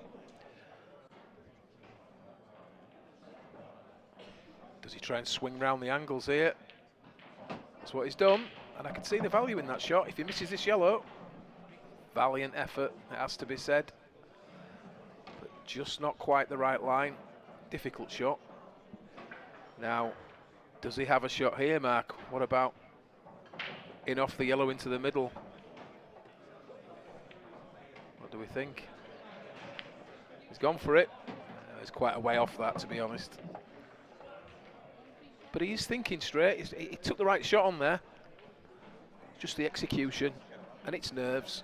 It's early stages of this match, as I've alluded to previously. Big occasion. But he doesn't want to take too long to get comfortable out here, or it could be a difficult night for him.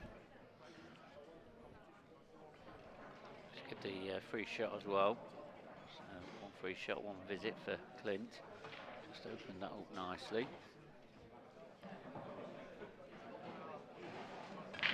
Really can't see Clint failing from here. This is an opportunity now to take a 2-frame-0 lead, and that's one thing you really don't want to do, is keep giving frames away to Clint Ianson, because he will punish you to the max.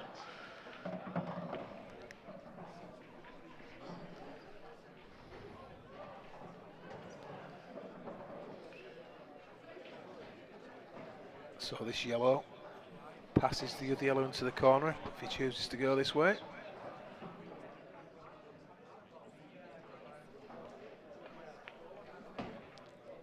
Yeah, leaves yellow into the middle. And that free shot that he used just opened up this frame for him.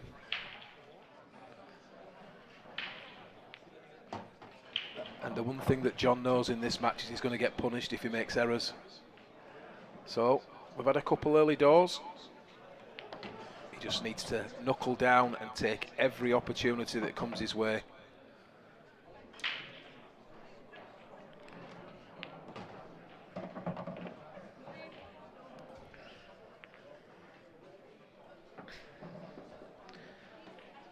Yeah, John Herridge finished number 11 on the amateur rankings last season. Remember, you have to be in the top 16 of the amateur rankings come the end of the season to get offered a professional spot. So that's what rules we have in place here. And, it's going to be the same again this season. No matter if there's 50 players, 100 players, 200 players, there is only 16 spots available.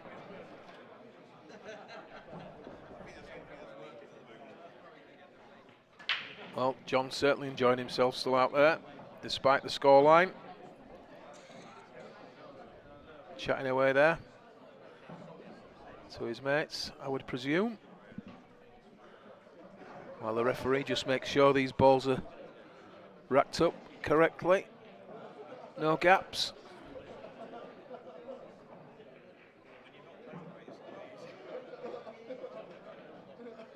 Just making absolutely sure that we get a good rack, as you would expect from our professional referees on this tour.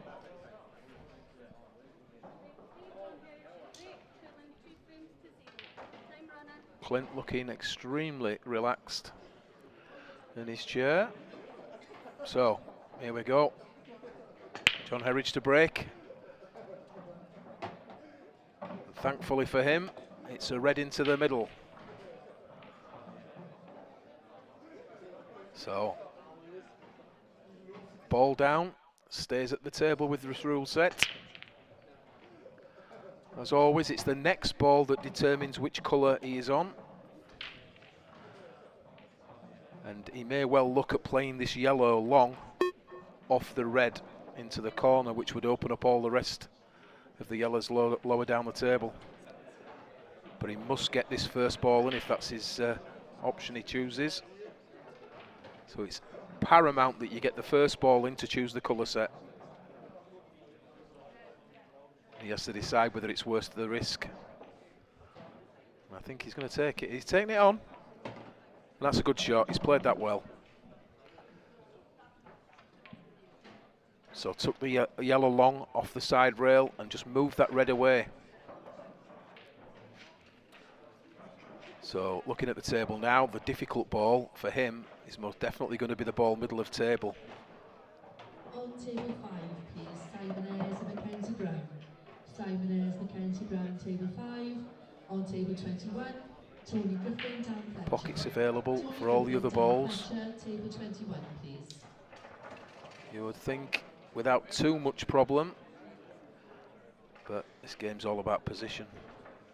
And you don't ever really want to leave your most difficult ball till last if you can help it. But he's striking the ball well.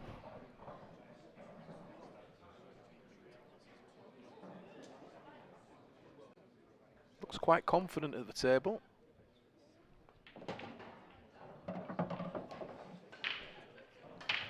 So it's all about getting onto this last yellow mid-table.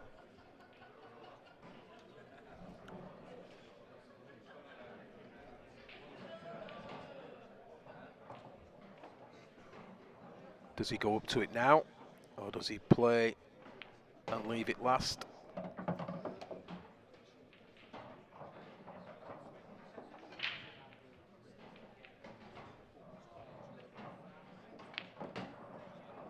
Yeah, that's a good shot. Stunned it straight up. This has been a great reply.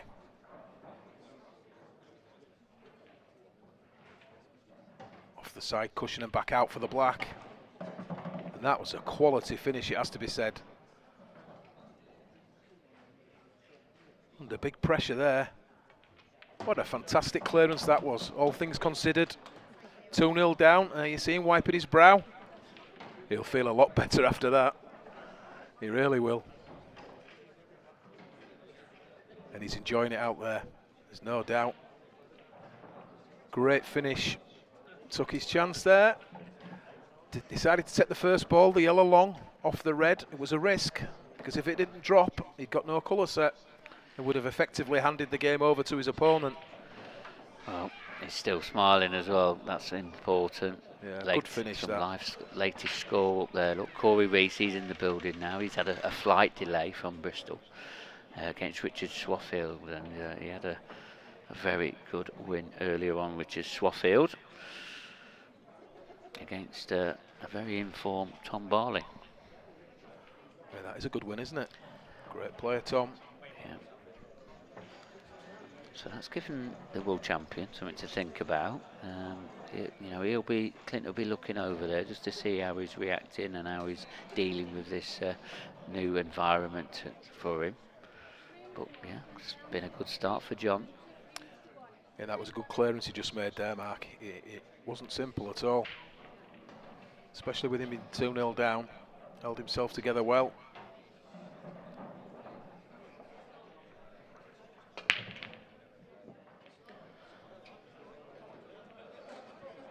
Bit better contact, but same result. A dry break, not the result that Clint Jansen wanted. 2 dry breaks already. Cut break this time.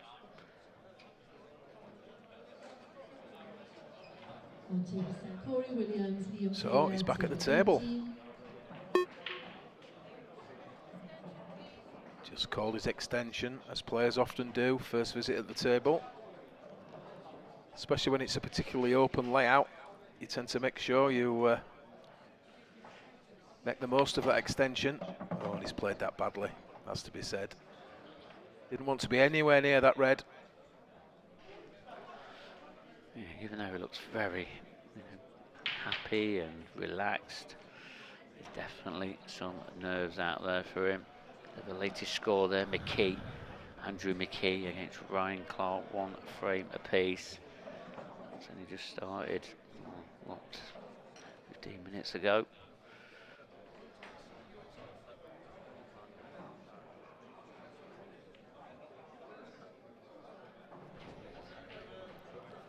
Little shake of the head there from Clint.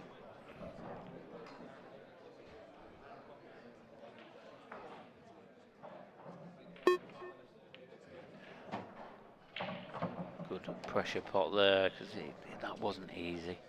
You just had to glance it in, played it with a little bit of trace and run inside. But what is he on now? He's got one in the bottom half of the table, but these two near this borderline, they could be a bit of an issue. So you're looking at a containing shot. That clock though, ticking down.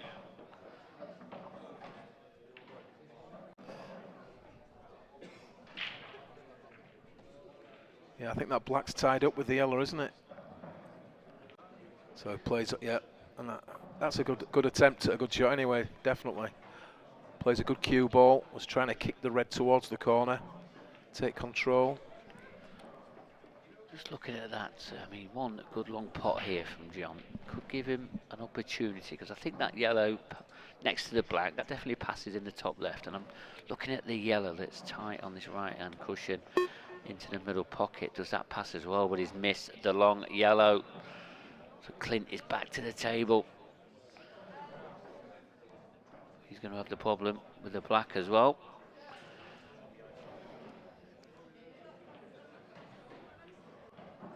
You just feel though, if he can get that cue ball on the top of that cushion, he can just open them all up here. One good positional shot here, and he will have a chance to get back his 2-frame lead. Oh, where's the cue ball?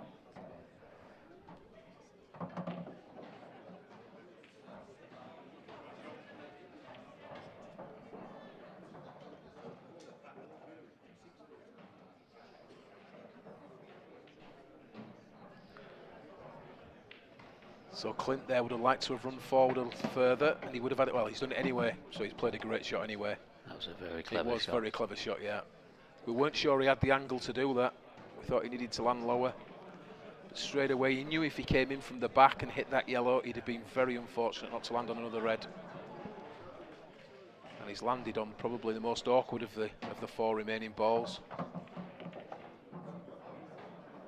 And now, you feel he's in great position.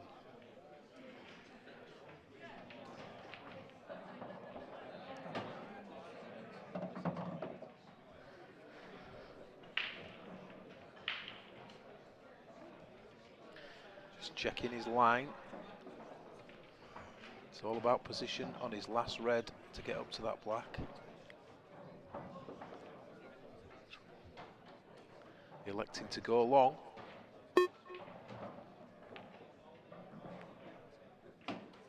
Lovely controlled shot. I mean, does the black, I don't think it passes top left. I think it just got to stun this up past the yellow. Yeah, natural angle stuns up, doesn't it?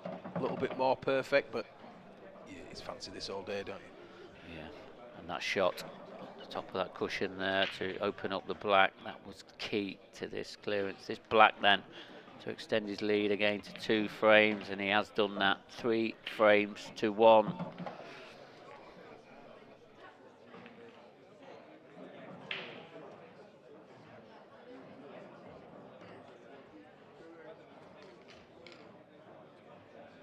Yeah, so Clint, another latest score there. Evan Parry Williams, another one of the new professionals against Nathan Bridges, another experienced professional player. Nathan, he's been professional about, God, must be 7 or 8 years now. Nathan, he's 3-0 ahead against Evan Parry Williams. So Clint with a 3-1 lead in this race to 8. First matchup for Clint, second matchup for John, as we've said previously. They'll still be getting the feel of the table. Well, both players will, to be fair. Clint, obviously, this is his stomping ground.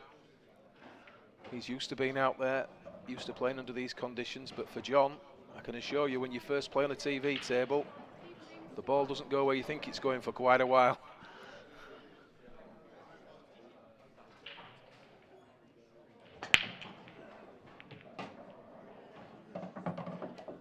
That's a good break, Mark.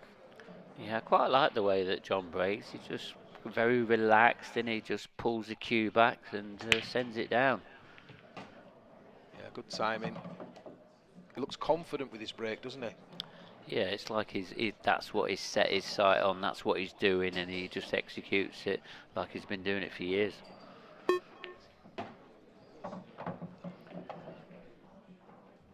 So here, it's the black ball, I would feel, is the big ask. But obviously, will pass into corner pockets, potential double if he needs to.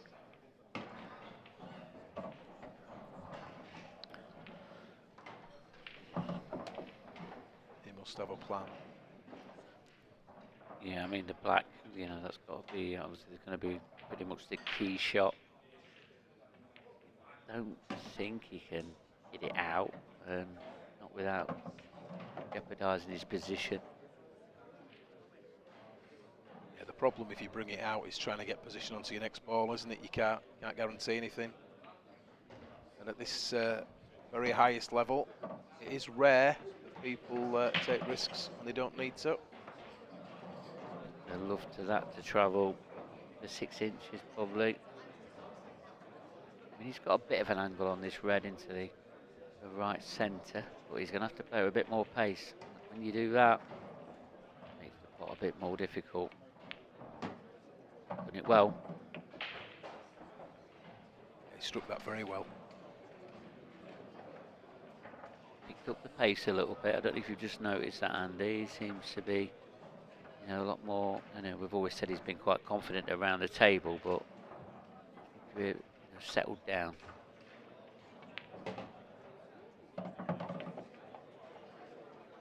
Again, I like the way that he stroked that in, played it with positivity. Now it's just, what does he choose? Does he double it? Does he try and get behind it? So, that's your answer. Gone too far, is he? Oh, is he absolutely spot on? I think he's spot on, Andy. I think he's okay, and even if he is slightly too far, a little bit more pace shortens up. Plum.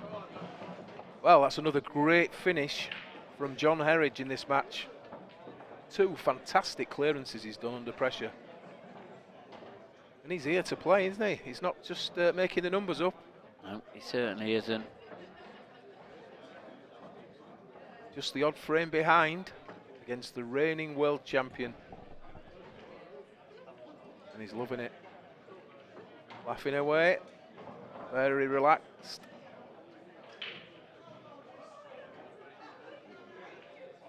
Clint, as ever, stays focused. No calls for panic yet. Playing well. He knows if he takes his chances, he remains favourite as things stand. Yeah, still a long way to go in this match. Remember, a race to 8.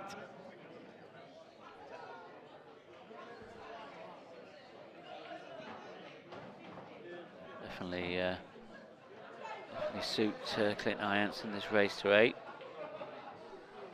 Laughing and joking, John Herridge.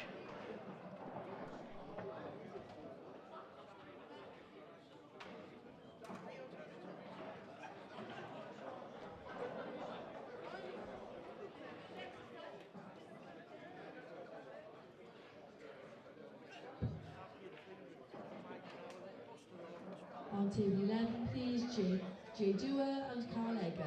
J. Dewar, Carl Egger, table 11. So, link to break. 2 dry breaks, I'm going to add in there. He's he's staying, he's hitting the head ball. Once again, up and down. Once again, same result. 3 dry breaks in a row for Clint Ianson.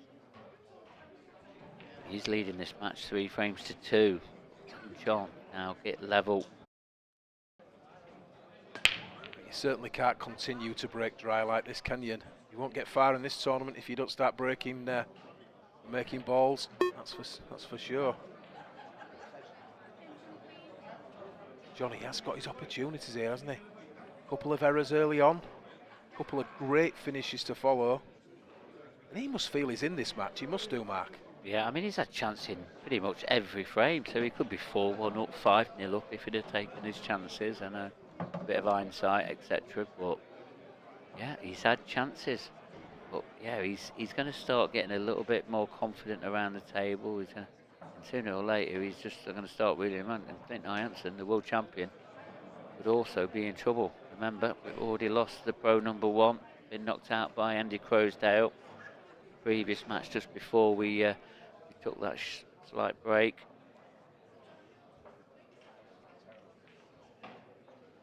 So it looks like John there playing a little bit of safety, but to no avail, really. Clint straight away is taking the pocket back.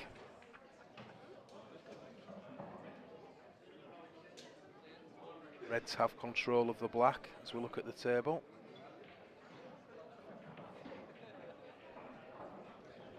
Certainly don't have an easy layout.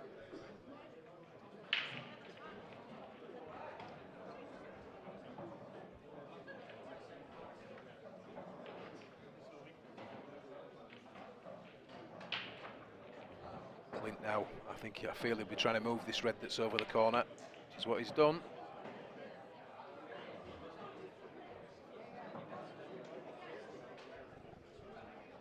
Yellow's looking much better for that visit.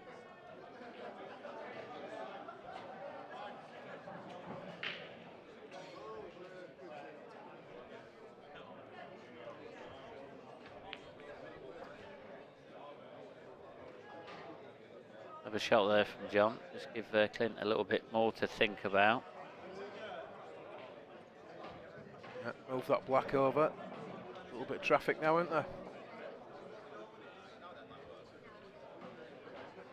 Yeah, what you normally see with Clint, he don't do too wild, just keeps control of it, got a lot of patience. On table 6, please, Tony Blunt and Philip Marshall. Clint's always had this game in his locker, but when he really executes it well, he's one of the best. Daniel Fairway, Chris Toms. Daniel Fairway, Chris Toms, table 8. Don't want that in. On table 12, Andrew Lewis. I feel he's going to have to do some busting out here at some point, don't you? Stand any chance. That's a good shot. On table 14, Michael Oliver, Steve Wall. That red next to that black. What can he do with that? Well, can he take this into the middle, Mark, do you think? It's difficult to tell from where we are. If he can take it into middle, well, he's elected to play to corner. On table 19, Jimmy Johnston, Nick Powell. Jimmy Johnston. Go in. Again, he's trying to cover the bag. And that was risk. Cover the bag like that. You probably should have been hitting the side cushion just to make sure you hit a cushion, or we tried to hit the yellow, you know, right in the middle. I thought he may have gone middle to go up table and take the red into corner and try and dislodge the yellow one, the red and black if he could get the right angle. Would have been very aggressive, but I don't feel he had the tactical edge. Certainly now.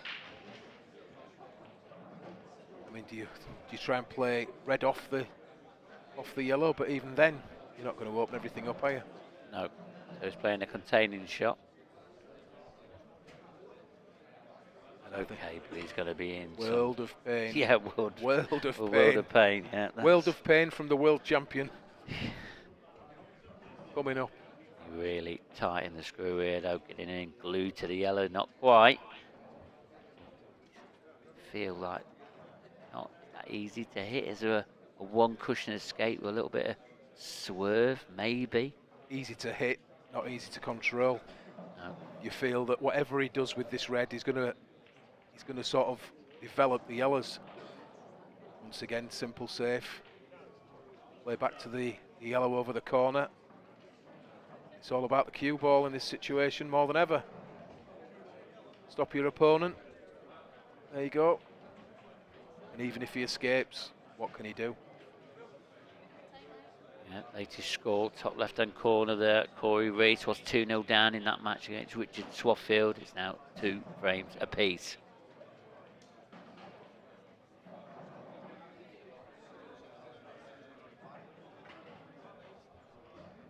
Told it's Corey to break next as well. Yeah, we know how big the Corey Reese break is. Is he going to be taking the lead for the first time? Keep you up to date with them scores. When is Clint going to pull the trigger? He's got to be careful here. Don't want to be giving John any opportunity to, really get his reds out or get control of this frame. So that's why he's gone up and down. On that in, and it's not gone in. Good control of the cue ball. Yeah, once again, that was cue ball, that was key. Made no attempt to make that ball. It's just about getting the cue ball back safe behind the other yellow. Covering the bag as he has is a bonus. So, one cushion escape. But again, you're probably opening the yellow up.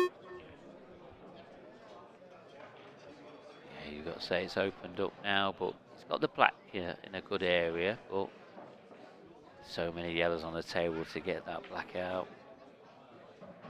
Surely he pulls the trigger here. Surely. I think his reds possibly both go now, maybe.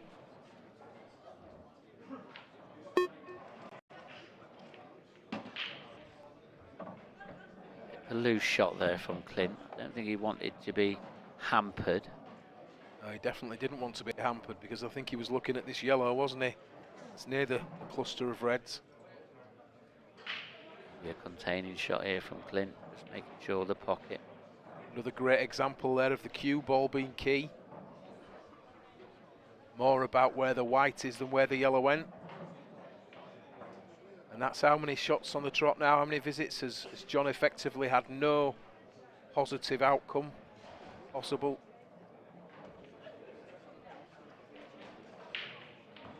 He's forcing Clint into this clearance now, unless he can get past this red. Yeah, so Clint's just happy to stay in control. The only problem with this is, with these black ball rules, with the skill shot, there's always a chance. There is, but I think he factored that in there, Mark, didn't he? The fact that he left the angle he has, it's very difficult to play a skill shot when you're not more or less straight on a ball. This would be a big gamble, but he may feel that he doesn't have a lot of choice. Well, it's not a bad reply. He's just still keeping Clint thinking about things. If at any point Clint leaves the ball higher up the table, there is a possibility, isn't there, like you say, of a skill shot, potentially. But he's played that well again, hasn't he? Yeah, he knew exactly where the cue ball was going. Stunned it in line, leaves him totaled. And again, the red that he's likely to hit will probably aid the yellows.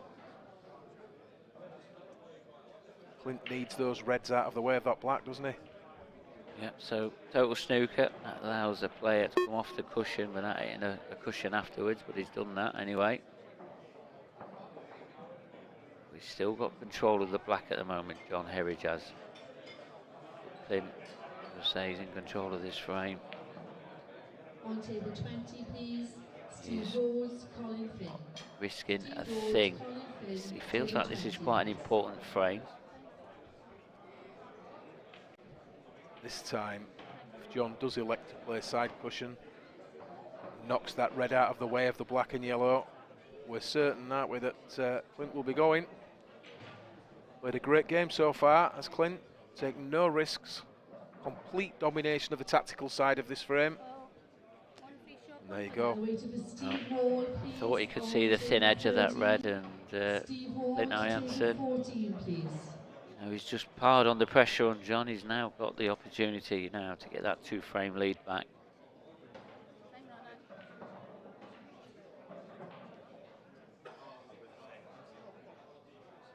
Yeah, I don't think there was a total snooker called, and I've had that confirmed now that there wasn't. So that means he wasn't total snooker. So that was a poor shot. But that was a very clever shot, though, wasn't it? Yep, left the big pocket. Very clever shot to play deliberately to leave a big pocket for the black. A lot of players wouldn't have seen that shot, I don't feel.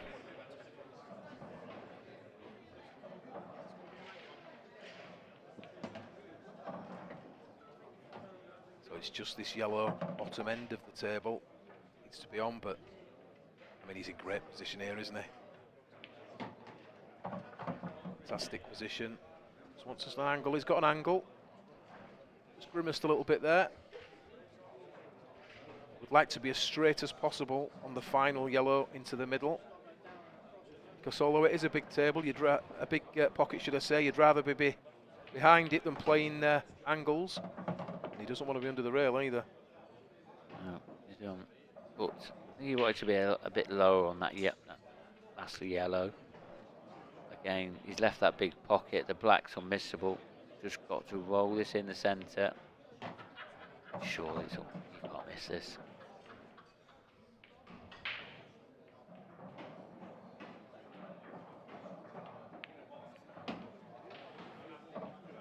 Well worked out. He kept in the game there, didn't he? I don't know how many safeties he played.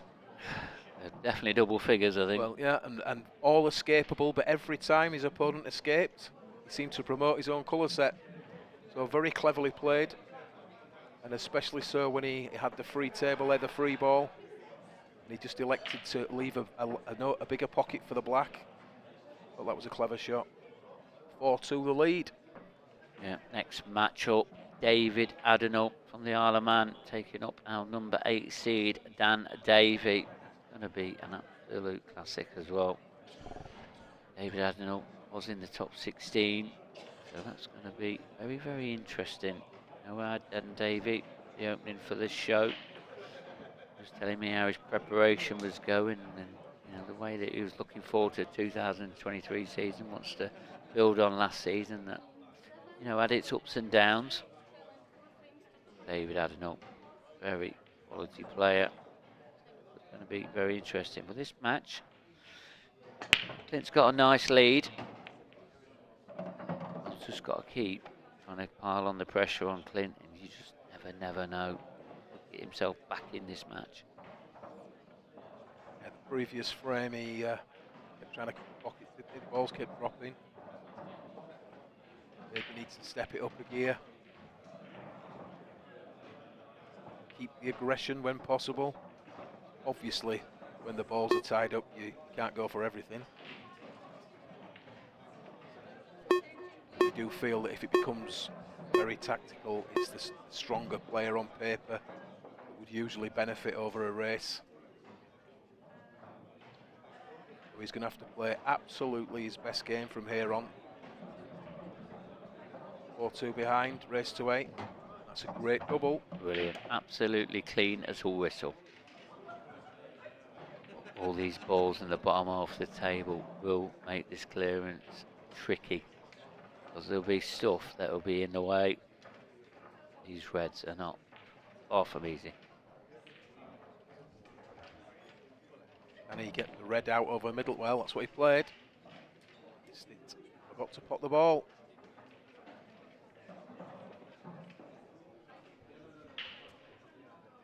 Back at the table.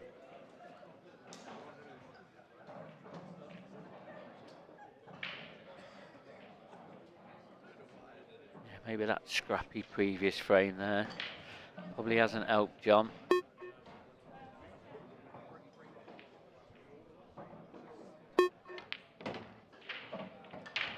Although the yellows are relatively clustered around that black spot, they aren't really hampered by any of the reds. Sort of one opens another up, doesn't it? But that first shot there, he's not really landed where he wanted to be. So he's cutting this back into corner. He's got an option here, he can either go out 2 rails, out to middle table, which is what I feel he's playing. Yeah, he'd have been unlucky there not to land on something, and as it happens, he's landing great, hasn't he? Yeah, very well played shot. Played at a very good pace, didn't it? It was at a controlled pace. Very knowledgeable. Knew he was playing the right line, giving himself the most opportunity. He had a good chance of landing on several balls there. As it happens, landing well as good as he could get, really. Referee, table 14, please. Referee, table 14. He's now playing the ball next to the black.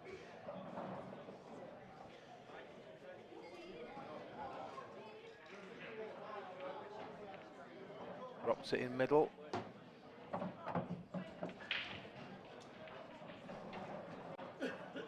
Just needs to get the right angle on the second to last yellow ball. That's the key. Should be no problem in doing so. Top this through. She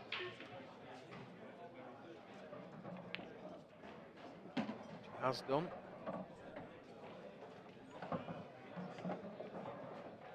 Top this through. You can run into the red. Just nudge the red over towards that side cushion if it's at the right pace, which is what he's done. Doesn't want to be hampered. I think he's okay. Well, maybe not perfect, but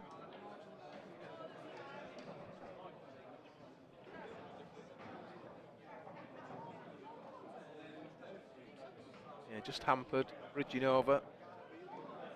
Such a good QS, you don't feel this is going to be a problem. Kept it simple.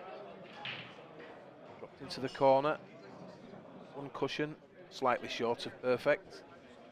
He's a great shot maker.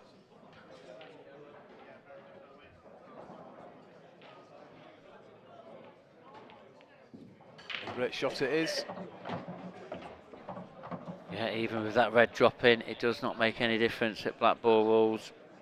As long as you pot your ball, another colour set goes down, then it's still a legal shot.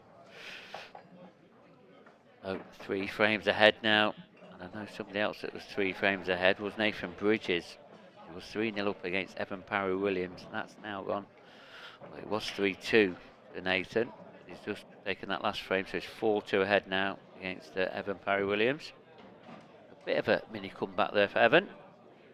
The previous match we had Mark Farnsworth was 3-0 ahead, wasn't he? Yeah, Unfortunately, that didn't go the right way for him. So you can never rest on your laurels at this game. Race to 8. Yeah, anything can happen.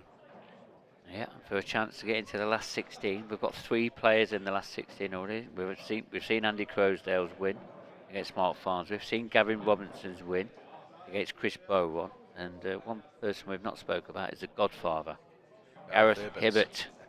He won 8 frames to 1 against new pro Matty Rowland, and that was Matty Rowland's second match. He beat Craig Brown. Remember, he's a 2-time World Championship semi-finalist. Craig Brown beat him 8 frames to 7. Will come up against a very informed Gareth Hibbert. Have a look at the Clint Jansen break. So 3 in a row he's had. Yeah, and he's staying where he is. I know you've said before he often moves over to the side if he's struggling with his playing cue, but I suppose he's watching other players make balls, so he's feeling it's maybe a matter of changing his timing, the pace. The pace is important, I think. Connected a lot better there, put a lot more, well, a bit more power into it, and there you go.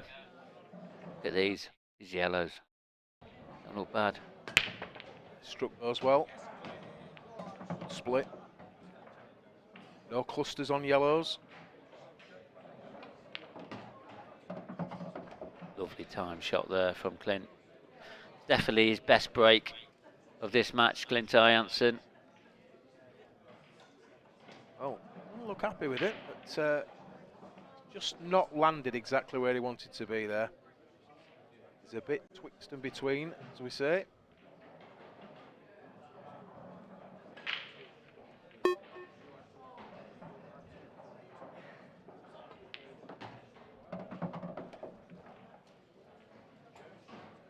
Didn't mean to hit that red.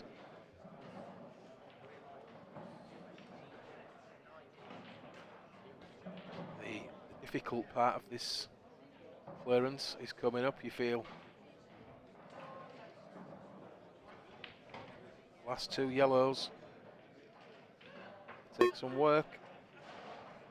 Gonna have to top this yellow through. Side cushion. He wants to be onto that into the middle. I think he's got the right angle there at first sight. On the overhead, I think he's got a slight angle. On table 4, please. Toby Vernon, Gary McLeish. Toby Vernon, Gary McLeish, table 4. Into middle. Where does he take the black?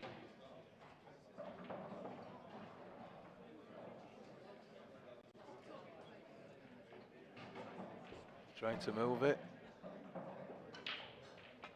He did. Oh, played that well.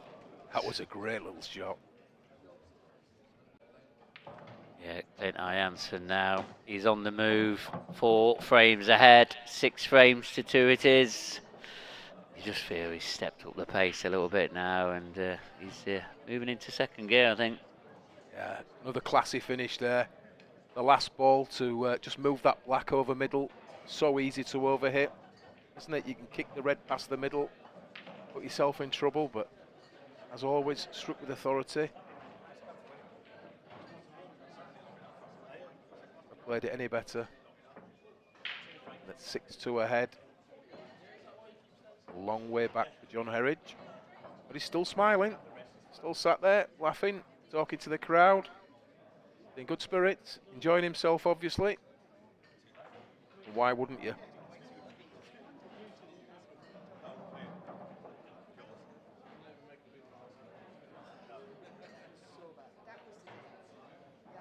So it's in your own mind here, Andy. You sat in that chair 6-2 behind against the world champion. What's going through your mind? You just want to try and make the score look respectable? Well, we all handle it in different ways. I wouldn't be having a laugh and a joke with the crowd, if I'm honest with you. I'd try and focus and dig deep and think, right, I've done it before. I know it's a massive ask, but I'm capable. I just need chances.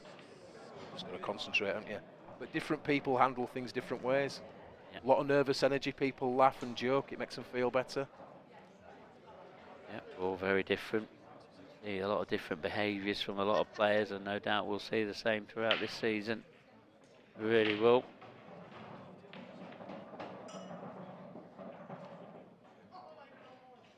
I think he really needs to sort of concentrate now on the table. I won't be looking round anymore now. I think Jansen, when he gets his break working, he's devastating. Put a lot more effort into that, a lot more power. Timing seemed to be a bit better. He just got the result he needed. Yeah, I feel that he's watched other people break. He knows that it's been productive in general, hasn't it? The break from the head ball. And maybe he's thinking, you know, he's ahead in this match. Feels like he's strong in this match. And he just needs to keep hitting the ball from the front because he's got other matches to come should he get through. Probably John Herridge's best break of the match so far as well. These are split nicely again. I mean, the reds don't look bad, but I mean, can he put the yellow into the bottom left-hand corner? Red as well. But big shot, especially when you're 6-2 behind. He wants something a bit easier. This yellow pass, or it does pass in the middle. That's fine. That's a good kiss. Does he take it now? Does he wait? Well, he either takes it now or he takes yellow to middle and goes up for the other awkward yellow, doesn't he? Just depends what angle he's got. I think he maybe takes it now, you know, but that's how you see it when you're at the table, as we always say. I feel like these yellows that's on both these top and bottom cushions, he needs to be taking them out very soon. Not straight. I think he's got a bit of angle there, hasn't he? He likes a bit more. Yeah, well, maybe that yellow on the bottom cushion here, maybe that could be his last one, and then the black off the red in the middle pocket might be the option for him. Oh, first things first, needs to be clearing these three up in the top half of the table. This is a tricky little dink into the left-hand centre. We've got this in a nice pace, but then there's that yellow cut back. Yeah, he's missed it. It's asking a lot. It really was. Did he cut back afterwards? Well, can't really see where. Not from there. He'd have to take it in top right, wouldn't he? But then again, he's hit that a little bit thinner than he wanted, so not really telling its story there, is it? The angle that he's left. Clint Jansen, he won't mind. These are bread and butter for him, these are. Certainly are, with that red near the middle. Position on the black.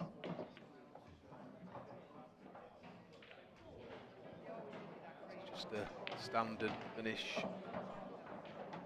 for a player of Clint's class, this level.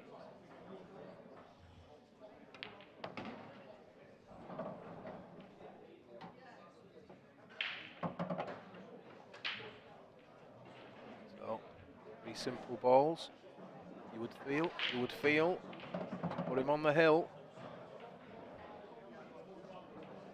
7-2 up. It's a long way back, but it has been done before.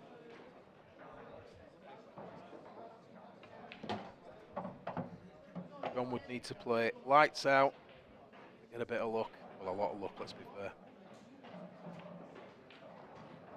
Clint Jansen to break next as well. We saw him break and clear in that previous frame that he broke off in, and have we seen John Herridge's last shot on into the centre.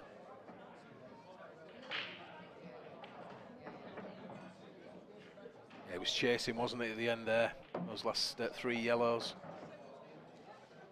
More difficult by the shot.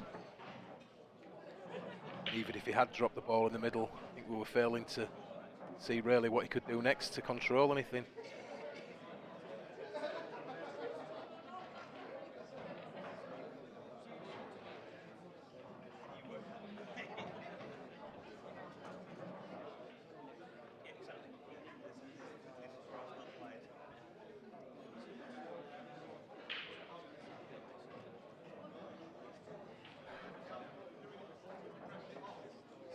So the referee just struggling to get these balls touching. As I've said before, it's imperative that they are touching. Any gaps when you break the balls, well, they just don't split properly. So quite rightly, making absolutely sure.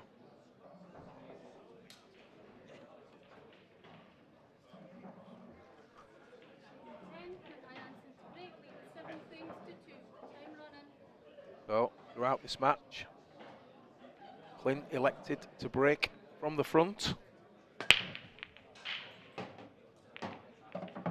There we see one of each. As Mark said, have we seen the last shot in this match from John?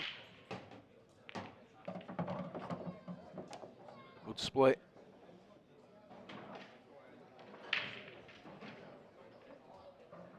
Take yellows into the middle, takes his difficult ball straight out, but he wants that red to either drop or, well, he didn't play that.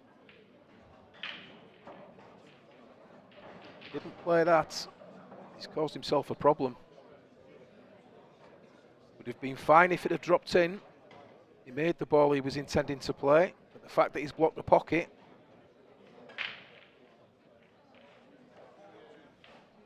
So, it's a safe, good cue ball. What can John Herridge fashion from here?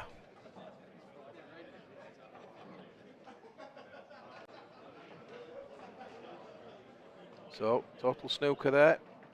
Just need to escape, didn't need to make contact with the cushion.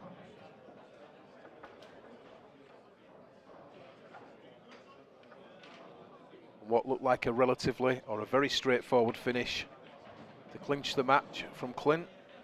It's become awkward.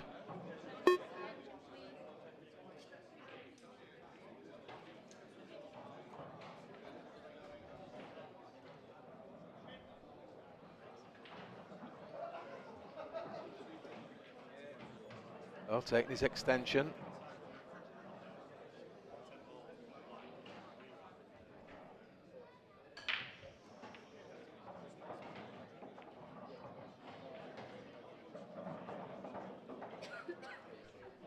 And I'm joined in the commentary box just for the end of this match by Gareth Hibbert. How are we doing, Gareth? Evening, Andy. I'm fine, mate. Yourself? Good, thank you very much, yeah. Been a good game. It's been a good game, it has, yeah. I think John Herridge, obviously, very big ask. World champion, TV table, you know, first time out, it's a big ask. Yeah, I think he's come off quite a good win earlier on as well, hasn't he? So he didn't That's really right. have time to, time to get over that one and straight back on. So it is tough for these new pros. It is, and I know the scoreline looks extremely heavy in favour of Clint, and to be fair, he has dominated this match. But the two frames that John did take out were great finishes, so he's shown us what he's capable of. Yeah, I've seen John play a little bit. He's definitely a good addition. He's going to do some damage. Not in any rush here, but obviously skill shots options there for then later on if he can find a ball to go into that yellow and red. Yeah, you do feel that's what he's going to be looking at, don't you?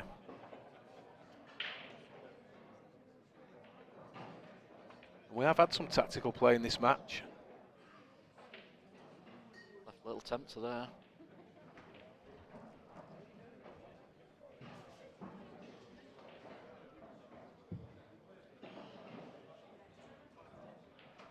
He really wants to pot the two reds, but maybe he can pot it thin and get his other red out. Actually, not too bad, is it, Andy? It's not bad at all, is it? It looked like it was going to be awkward, but he's come out all right there. Yeah, I think he'll settle for that. Certainly settle for that one. Look at this now. A little soft screw, leave the white on the cushion as close as the cushion as he can, and just work his way back up. Get another one on the board. So it was really stay low, wasn't it? But high, I suppose, will do. Yeah, it's a tougher shot from there. So he's got to judge the slide a little bit. He's got to try to get it cushion because it's more natural. Well spotted. So what's he done? He's misjudged it, hasn't he? Was more difficult. Low thin. Double it is. It's straightened up on him. Treble. He's got the treble, I think. Drop oh! Off the jaw. Oh. Could be his last shot, I think. So close to a treble. Yeah, there was some distance off that double, wasn't he? Yeah, it looks like he plays quite quick, John. He doesn't. He rushed those a little bit, I think. Get 7-2 down. He's just maybe felt like just try and get this one through quick and move on to the next one. But you just never know how things can change. He was looking good, wasn't he, there? Thought we might have had another frame back. I'm sure Clint played that. I think he was just trying to screw out and leave a choice of balls there into different pockets, but it's not too bad.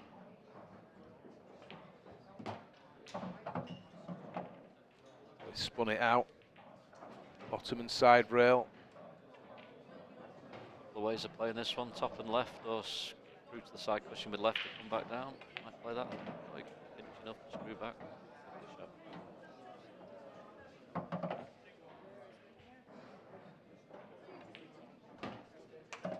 There it is, 8-2 for Clint Janssen, the reigning world champion. And all in all, I think he'll be happy with that performance. Strong throughout that match. John Herridge, it was a big ask, as we all knew before it started. Certainly enjoyed himself out there, and the couple of frames that he did win, there were quality finishes. You can see he's certainly talented. And he'll take a lot from that first game. It's difficult out there, isn't it, Gareth? You know. It is, yeah. He's come straight off a victory on one of the outer tables, and then the TV table plays a little bit different. And obviously, there's the pressure of knowing everyone's watching. And he just wanted to make a good kick out of himself and see where he could get with that. But Clint's playing quality pool at the moment, so it was always going to be tough for John there. Yeah, it was a tough draw, but I'm sure that he'll have taken it. You know, going out against the world champion, get yourself on the stream table, TV. It's what you're looking for, isn't it? That's why you join the pro ranks, Andy, isn't it? Of course it is, yeah. Test yourself against the best, and he's played one of the best there and come up short, but he'll certainly learn from it. He will, and I'm sure we'll see him again on this TV table as time goes on. So Clint, I think he'll be going to studio now for an interview. We'll see how he thinks he got on.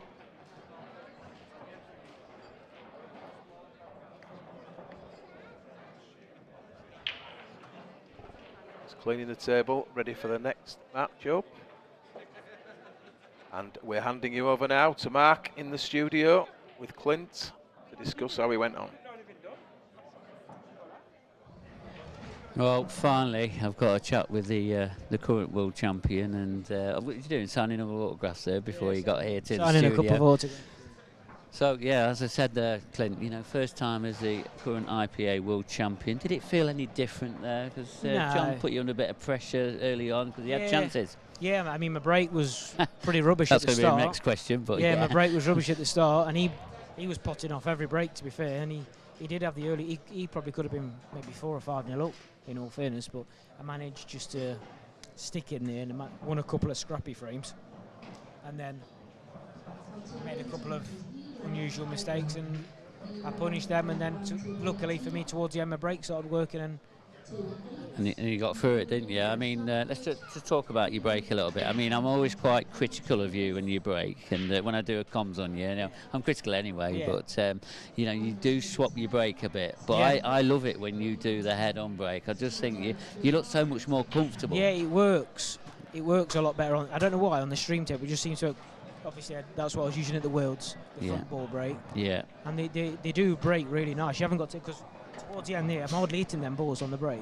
And the first break I did, I used the front ball break, and I tried to hit it hard, and they just didn't go anywhere, did they? No. And then I took a little bit of power off towards the end and spreading miles better, and you can control the white better. Yeah. It's just, I think that's what I'll be using from. Yeah, I mean, you had 3 dry breaks in a row. I mean, one of them was a cut break, and you had 2 head-on breaks, and you know, you can lose your head a bit sometimes. But I think that's something that we've seen Clint Janssen over the years. You've controlled, you know, a bit of the. Well, I'm used to dry breaking. That's what it is. Is that what it is? I'm just used to dry breaking now, so I've got the hang of it. So it is what it is. I just think if a dry break, there's not a lot you can do about it. Hopefully your opponent misses or plays a bad shot and you get back to the table. I try not to worry about dry breaking. I know it happens quite a lot with me, but it is what it is. And I was in the comms with Andy Richardson, and we mentioned about, you know, John Herridge. Yeah, he's a very funny guy, and he always has a laugh and a joke. And that. Was you trying to read him? Because I did see you look over a couple of times in your chair. Was you trying to read him? Because you don't know too much about him. He's a new pro this year. I don't know much about him, to be honest. I know he hangs around with it, etc. He's done well in the World Championship pairs, didn't he, with Richard Swafford? Yes, he did. Yeah. I know. Did they reach the final? Yes, they did. Yeah, they lost in the final.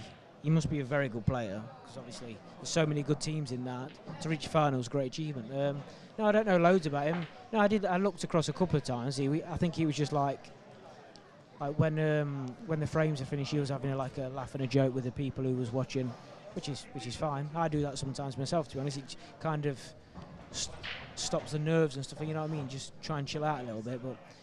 But you've also got to concentrate as well. But no, he made a couple of unforced errors, which I didn't expect him to make, and luckily I was able to capitalise on them. Yeah, I mean, once you got back to, because it's 3-3-1, then it got to 3-2. He had a good chance to go 3-3, but instead you won that frame to make it 4-2. And then once the Clinton Ianson train started going, it was hard for John to come back. Did you feel that? Yeah, so I think you're bang on there. When it was 3-2, he had a really good chance to make it 3-0 when he missed, or I can't remember what happened, and I won that frame, and then after that, I just think he was kind of out of the match when he didn't really have much to go at and stuff like that. So, and then, like I said, as soon as I got my break working towards the end as well, I always feel like if I just can get a ball off the break, I feel like 9 times out of 10 I want to clear up. So. Yeah, and we saw that from you. Once you did get your break working, got a bit more power in it, the timing, etc. All the things that you need to go right for you, don't you? Exactly. Yeah, I think the timing was the main one. I think the first break, I just tried to hit too hard, didn't time it at all. And then just took a little bit off, and the timing was much better, and it was going everywhere. So one match at a time for you, is that the way that you think now? Because you've got a bit of a rest now till tomorrow, and yeah, just one match at a time. I'm not sure who I've got next, to be honest, but I think it's like 1 o'clock tomorrow, and just go out now, get some food, get up in the morning, relax, probably get some breakfast, just chill out and take it steady. And you feel like job done at the moment for day one, start of the tour, good way to start. It was a nice, comfortable game, 8-2. Yeah, I was pretty happy with the way I played once I got my hand on the table and started breaking all right. And I didn't really make too many mistakes, so yeah, I'm happy with that, and then hopefully can follow that on tomorrow and start improving as the tournament goes on. Well, you're in the last 16, Clint, so well played to that, and good luck for tomorrow. I think I've got a couple of players ready, but not quite ready yet. But I'm pleased that Clint Ianson, who had a bit of a chat earlier on about being the world champion and that, and who obviously filled up a bit of space for me. And I'm not going to make you fill any space up for us anyway. So, but our next match-up is going to be David Ardern against Dan Davey, and I know that is going to be a bit of a classic.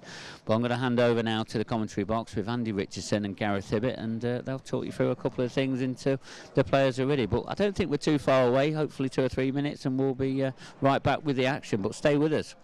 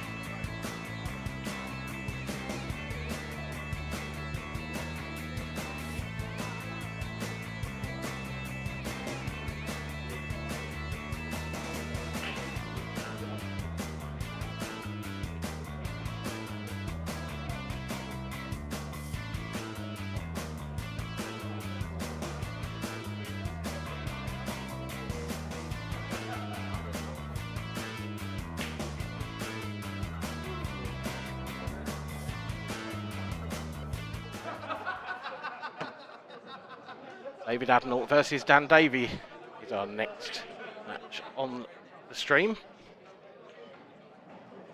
And should be an interesting clash. Two players who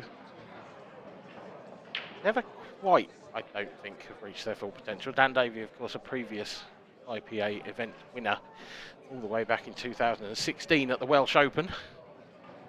Dave Adnall, consistent, very consistent, has made lots of last 16s, lots of quarterfinals, but is yet to push through that barrier. And from the Isle of Man,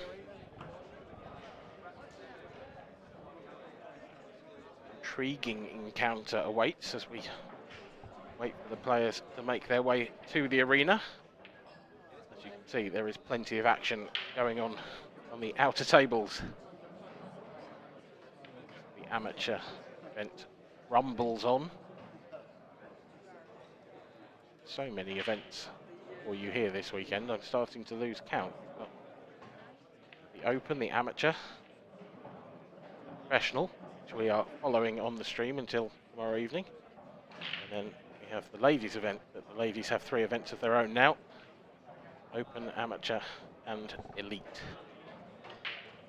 Plenty of pool this weekend. Hopefully we've whetted your appetite so far today. Stick with us Saturday and through to Sunday evening.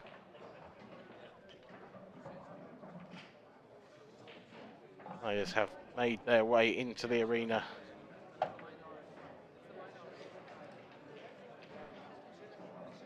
Referee for this one, Rick Lloyd. Currently racking up rules for the first break.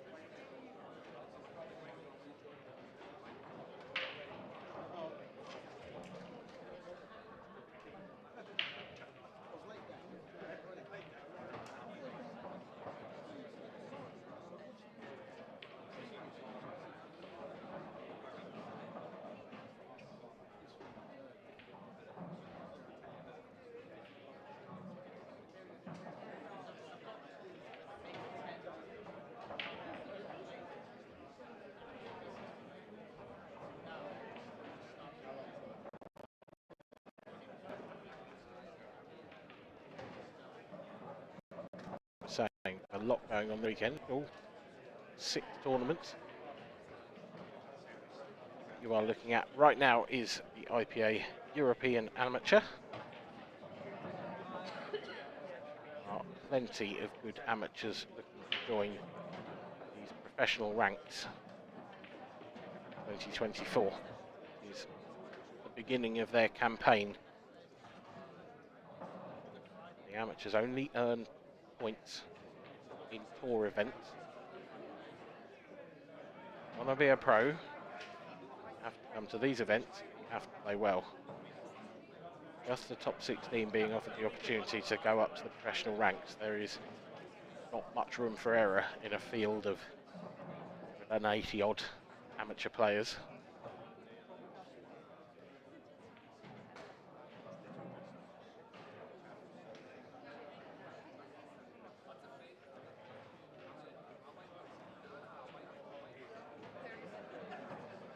There they are.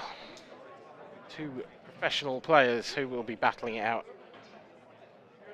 in this match. Live on the Channel 4 Sport YouTube channel. David Adnall on your left and Dan Davey on your right. Familiar voice for many of our viewers, I'm sure. Dan Davey. He is getting the match underway in this first frame.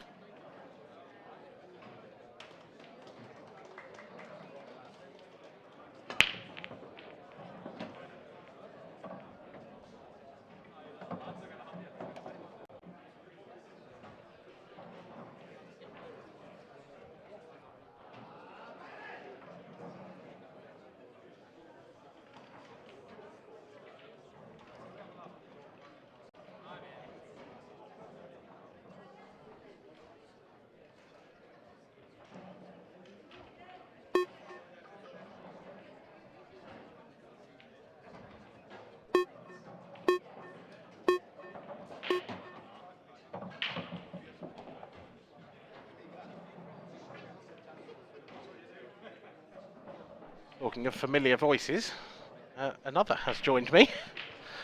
Gareth Hibbert is going to talk us through this one. Welcome, Gaz. An evening, mate, right? Yeah.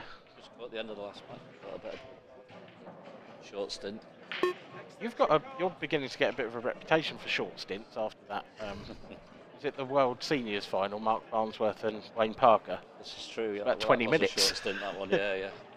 Wayne didn't get to the table that much, did he? Really? No, unfortunate for Wayne, but phenomenal performance from Mark Farnsworth there.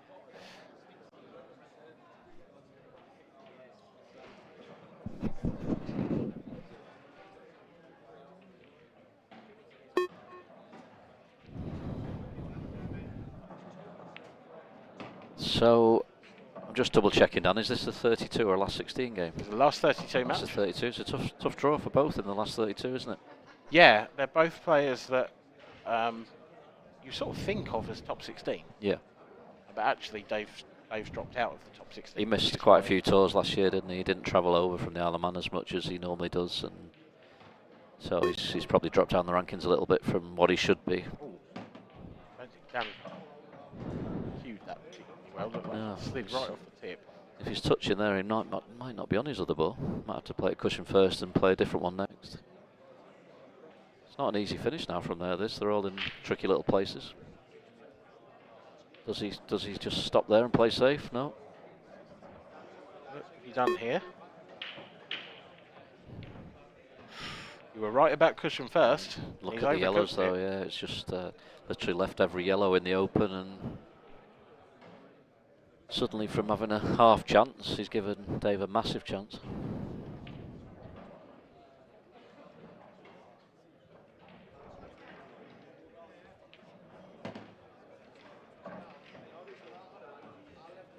Yeah, that's the risk you take, isn't it, when you go for one of those half chances? Yeah, he did have a little safety there he could have played, but Backed himself. It didn't work out for him this time.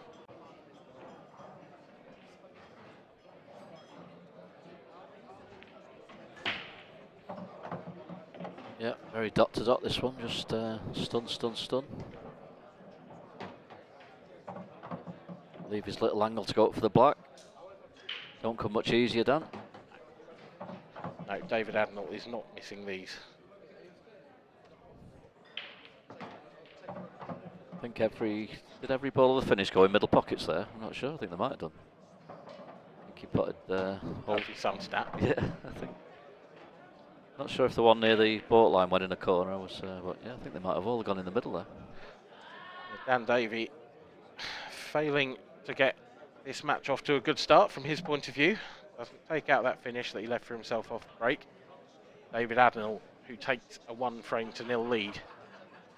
So, very early in the match, of course, Gaz, but probably a little too late for this question, but I'm going to ask it anyway, because I should have done before the match started.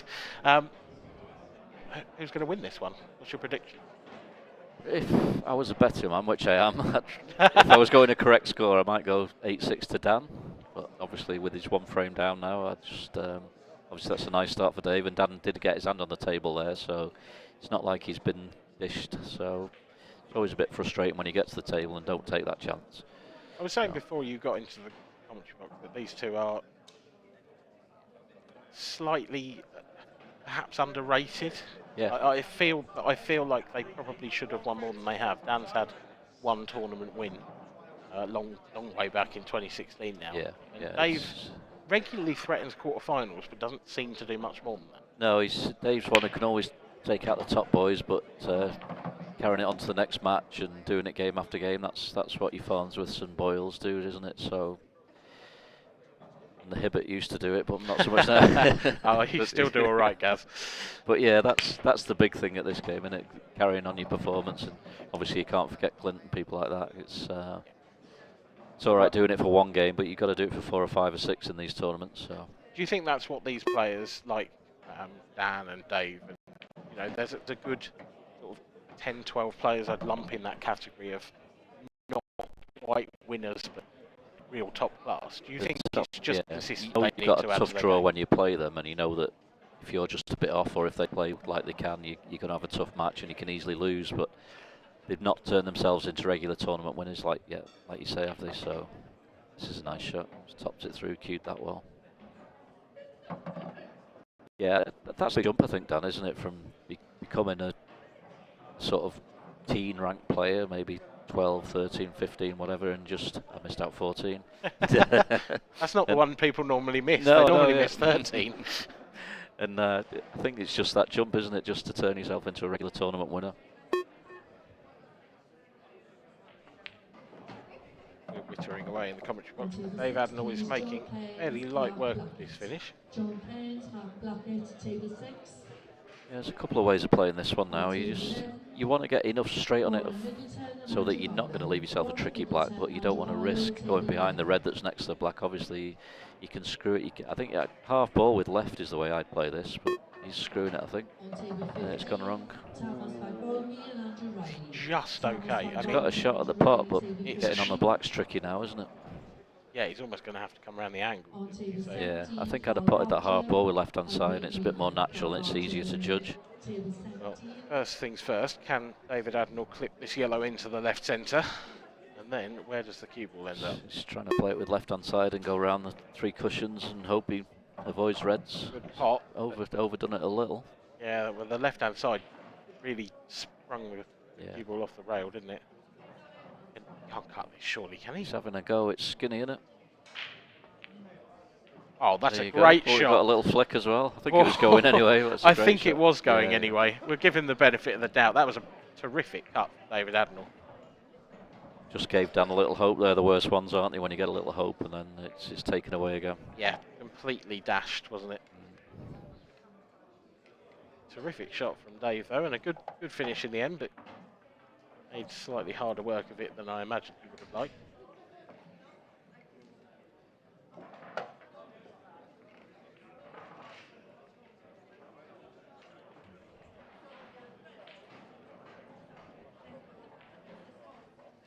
There's a live score coming up. Evan Parry Williams, one of the new professionals this season, on the brink of defeat to Nathan Bridges. Nathan's, well, we don't see a lot of Nathan. No, he treats the tour as a bit of fun these days. He's got a good job. He's a teacher, and he turns up sort of late on the Friday and just gets his cue out. He doesn't play as much as he used to, and he still keeps his pro status. He wins enough games just to stay in there, and he does get the odd good win. But if he doesn't win, he goes and enjoys himself around the towns and cities that we go to. So it is a social thing for Nathan, really, but he can still do it on the occasion. Yeah, nicely done. I mean, sounds like a nice way to live, doesn't it? Yeah. Oh, how's that cue ball stayed out? That would have been massive. That would have been almost certainly 3-0 down if that dropped. So Dan's got to take advantage of that now. Yep, Dan is living off on the edge there. I mean, it would have been unlucky. Yeah, but it looks like it's just going to drop, doesn't it, when you see it? It's actually, from that camera angle, it's hard to see how it did. Nice wide open split, though. Tricky-ish first shot. The first shot is the big shot in this finish, I think. He's got to cue this one by the black nicely. It's one you wouldn't expect him to miss, but you'd like one easier at 2-0 down. It's just awkward enough.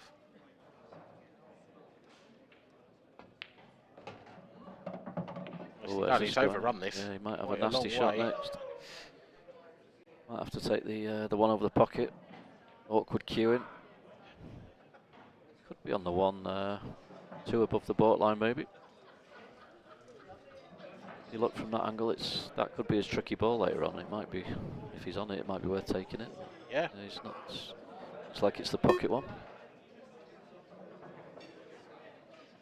That's possibly one of those shots and one of those examples of when shot clock has a real effect on the game. Yeah. Because if there was no shot clock, he probably would have had a look at that. Yeah, he'd have had a little think and worked out a new route and see what was his best options there. But yeah, because the obvious shot was tricky, it was worth just taking the extra few seconds to prepare yourself for that one. Yeah. To be fair, it does go between the 2 reds into the bottom right, so he's took a gamble there. I didn't really like that shot because I think the yellow.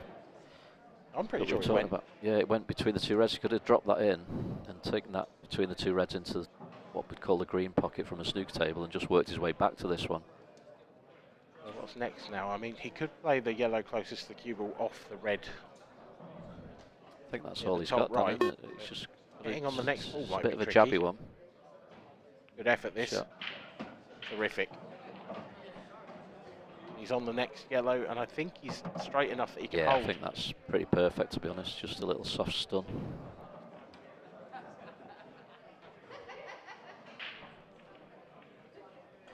Oh, he's jacking up a bit on this. Might have to swerve this slightly. Oh. And he's not swerved it enough. I thought he was on that. Yeah, it looked from one camera angle, and I had a look at the other camera angle. It did look tight. So, massive chance for Dave to go 3-0 now. Confirmation of that result then. Evan Parry Williams ends his first professional campaign with an 8-3 loss to Nathan Bridges. Great result for Nathan. Yeah, because Evan had a terrific season in the Yeah, he amateurs did last really season. well, didn't he? Yeah, I didn't really know too much about him before last season, but he had a great year. So yeah, I think Dan, maybe like you're talking about the shot clock there, Dan, I think if he'd had a bit more time, he might have seen those differently. Screwing across into the balls was always a bit of a risky option there. Yeah, we're so used to this 30-second shot clock now from a viewing that I think we forget how difficult it is at times. I played under it for the first time at the Worlds, and from a personal perspective, I didn't have time to map out my routes the way that I normally would. So I was mapping out 2 or 3 balls ahead. Because the tours are like 2 months apart or whatever, you might have one tournament where you're on there 3 or 4 times and you sort of get used to it, but then the next tournament's 2 months down the line and you don't play on a 30-second shot clock in between, so it does take a while to get back into it. Is there a way that you practice? Do you practice to anticipate that? Do you ever quicken up in practice to think, if I was under a shot clock, this is what I'd do? Not personally, no, but maybe some of the guys do, I'm not sure, but not personally, no. David Ardern looking rub salt in the wounds here for Dan Davey, who's missed a couple of good chances off the break now, but this is a tricky shot. At least I thought it was a tricky shot. Yeah, he's absolutely perfect, cued that perfect. He's played it as well, he's never going to miss it really, but it's a shot to nothing anyway where he's landed, so, and he's absolutely perfect just to sun out. He can soft stun it for the middle or he can go up for the corner. It's just a personal preference really. I think he's going to play for the middle. I think when you can play those as that shot to nothing, it just allows you to loosen up the back arm. Yeah, it takes the pressure off a little bit, doesn't it? Not that I would say he needs to at the moment. Dave has been perfect in this match so far. Yeah, he's started really well. Yeah. Look, my 8-6 not looking so good, is it? He rescued position. Well, he rescued with a pot on the black in the last frame, didn't he? A poor positional shot. But other than that, he really hasn't put a foot wrong. It's been a brilliant performance so far from Dave Ardern. On table 9, please. There's another live score for you. Andrew McKee and Ryan Clark, 5-all. Again, 2 of those players that I would put in that category, especially Ryan Clark. Actually, Yeah, Ryan's definitely dangerous. He can take out the top boys anytime. Tough player to play. Like if you play him on an outside table, he takes his time and he can keep you on your seat a long time. Yeah, he sort of burst onto the scene at the same time as Mark Boyle, and they shared the amateur first 2 amateur titles that season. I think that was the 2016 season or 17. And you sort of expected him to kick off on in the same way, perhaps not in the way that Mark Boyle has. So he's world class.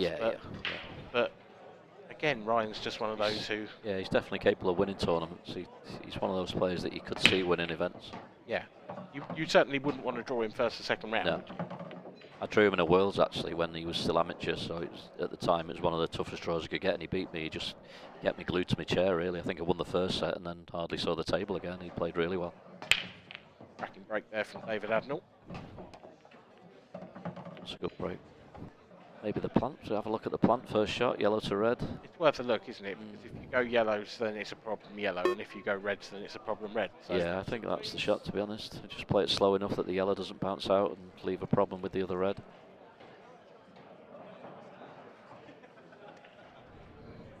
This is where you'd like a bit more time, really, just after the break.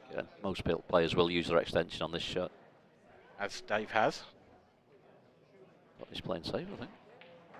That really surprised me. Yeah, at 3-0 up, I suppose he's thinking what I've got I'll keep hold of, but I think he was one shot away from winning the frame, to be honest, and it wasn't massively tricky, was it? It didn't look it, did it? I mean, No. perhaps he felt like there was a bit more angle that he was losing a bit it of was control. cutting it. He had to cut it back, but it's one of those that if you don't get it, you'll be very close to getting it. Good return there from Dan. Ref will have to be keeping an eye on these next few shots. A couple of little jabby, pushy type ones that you just don't cue right, you can easily push.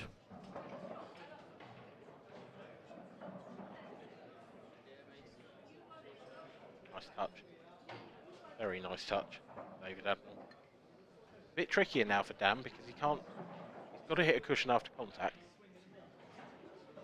Yeah, So I think he can't just thin into another one. I think now. he'll have to play off like the right hand side of the red as we look and try and leave it behind the yellow.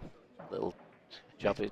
Put his finger there for the audience. That's where it's going. Just raise his cue a bit and he will hit the bottom cushion. That's the shot. Has he left it though? He's left a shot to middle, I think there. I think you have to go for this now. Yeah. But is this any easier than the plant he turned down a few shots ago? It's just I would argue this is a more difficult chance, to be honest. I don't know if he comes out nicely on his next yellow. If the cue ball runs into the red, if it catches it full, you're a bit stuck. got the pot. Got the pot. He's got a chance. Yeah, he's got to cue this well. If he stuns out past the red, it's frame over. If he pots it and stuns past the red and the two yellows into the left, into the bottom middle. Just about cueing this one in. Taking this long or in the centre? I think he'll take it long and just stun past. Not loads of angle there, is there? No, he's got to give a bit of pace. Cued it lovely again. Started the match well, hasn't he? Yeah, I mean I've seen Dave play a lot, and this is up there so far. His best performances in my Looks opinion. confident. I don't think he's quite straight enough to make it straightforward, though. I think not sure he can hold for the next yellow into the same middle, so he might have to. Looks like he's digging to try to hold. This is very straight. Pinched as much as he could, but I'm not sure he's got enough. Now is he looking at running through now, playing a plant? Wherever he's holding his cue there, he'd do well to get there, I think. I don't think he's got much choice. If he can leave as much angle on the as possible on the plant, I think it's a shot. I don't think he needs to run this through very far. Trying to top it through with side and pinch a bit. I don't think that's any better than just dropping it in. I don't think that's what he was playing, to be honest. I think he was hoping to get a lot more on that and getting on the bottom one as a clean putt. It was where he looked at the shot previously. Oh, well, he's going to play this yellow off the black then. It's a lot easier than the plant if it does go, but it looks tight, doesn't it, for the angle he needs? It does, yeah. No, it was too tight. That could be a turning point. First mistake from the man from the Isle of Man. Looked like not really a shot from the above angle. It looked a bit tight. Maybe the plant, because if the plant doesn't drop, at least he's covering the black. Just the chance that Davey needed really to get his arm going, get one on the board.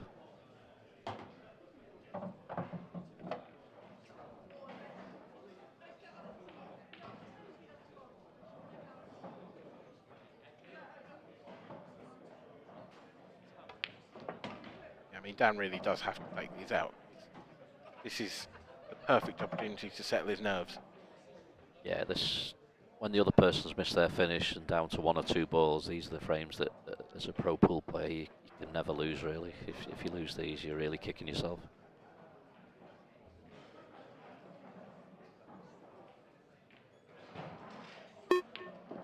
Sometimes you can think they're too easy, though, that's the thing, and you're a little careless on one or two positional shots, and suddenly it becomes tricky. Can't see him making a mistake here.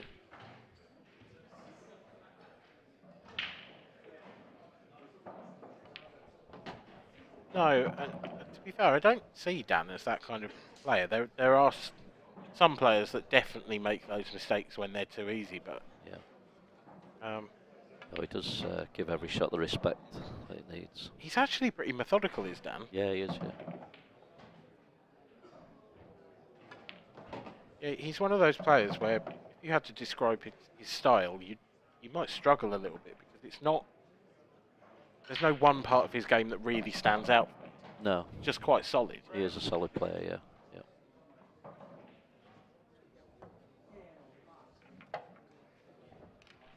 Time for a drink. I think we could all lip read that. Yep.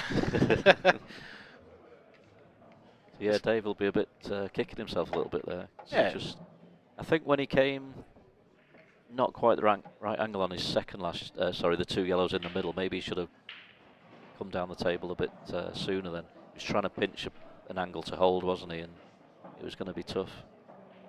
There's Corey Reese and Rich Swaffield. Live score in the top left of your screen. 5-4 to Rich. Doesn't like his angle there, Corey, does he? Or he's milking it. Yeah, it doesn't look great, does it? I think he's looking at taking the black as a double. Nice to be able to look around the arena, isn't it? This is great. Great little addition, that, yeah. Yeah. He's obviously tried to land straight on this yellow and top through, and he's just left too much on it. It's one of those, can you put right hand side on it and spin off the reds? But if it goes wrong, you'd rather just guarantee a shot. At 5-4 down as well. If I just got past the reds there, I think I'd still be cutting it. I trust myself to cut it up the rail rather than double it, I think. But some players are different. Depends where he lands. If he goes a bit too far, the double's the shot. Because you can play the double as a shot to nothing, really. Because you're not leaving the reds. We'll find out. We'll stick with this one till the conclusion of the frame. As long as Corey Reese doesn't take several years to take this shot on. I'm pretty sure it'll be the double from there. He's looking at leaving the white in a good place, that he's not leaving Richard any reds if he doesn't get it.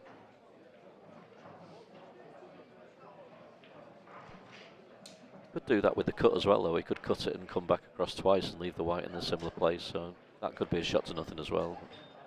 The double is more a guaranteed shot to nothing. Got to hit this with a bit of pace, though, I think.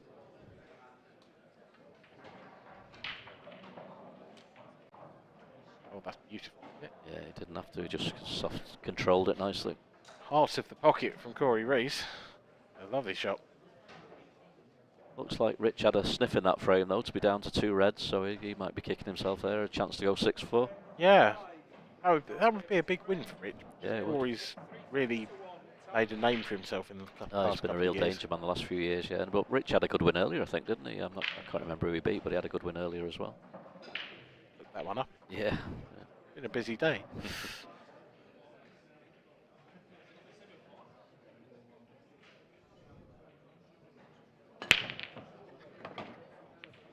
And Davey with another successful break. That's every break so far in this match has gone the way that you want it to. All down. There's just one little issue on the side cushion with the red and yellow on the top side cushion there. It's a nice break there. Controlled the white, got balls flying everywhere.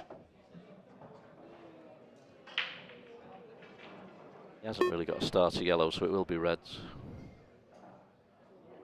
Yes, just as you say, that red over on the right hand side table.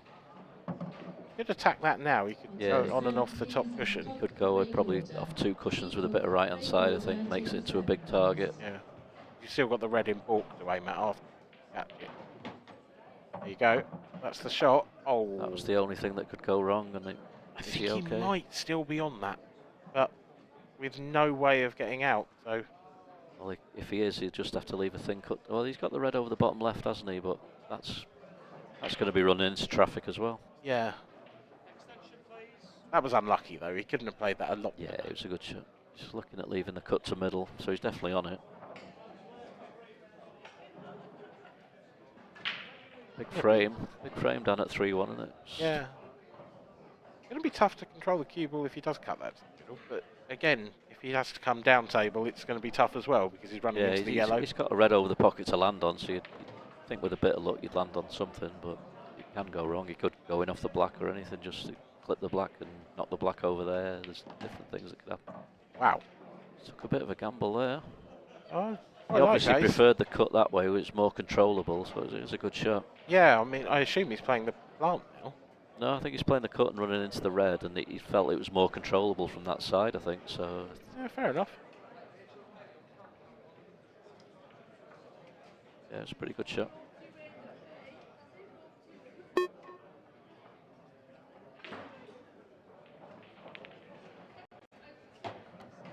nicely done. It was a good way of going, actually. A lot of people would have just dropped that other ball in and just left the cut to the other middle. Yeah. But you were more trusting to look that way. The way he's played it, you're more guaranteed to be on it, so he's done well with that. Timed it well, queuing off the cushion like that as well. I'll cue this one a little bit as well again. Nicely done.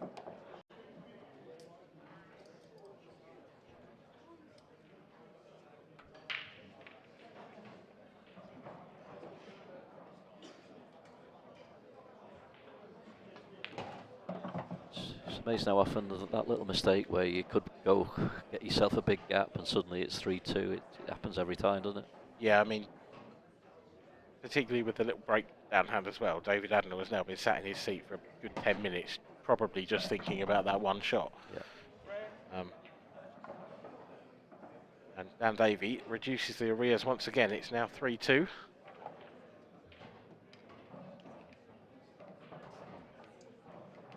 Been an interesting start to the match, a bit topsy-turvy.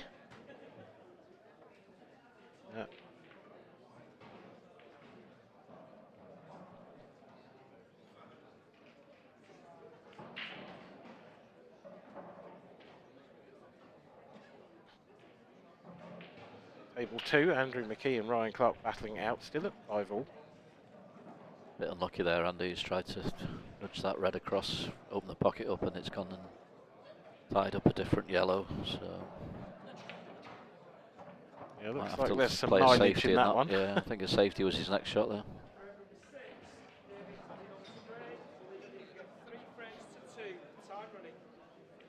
David Adner break cue in hand in frame number 6.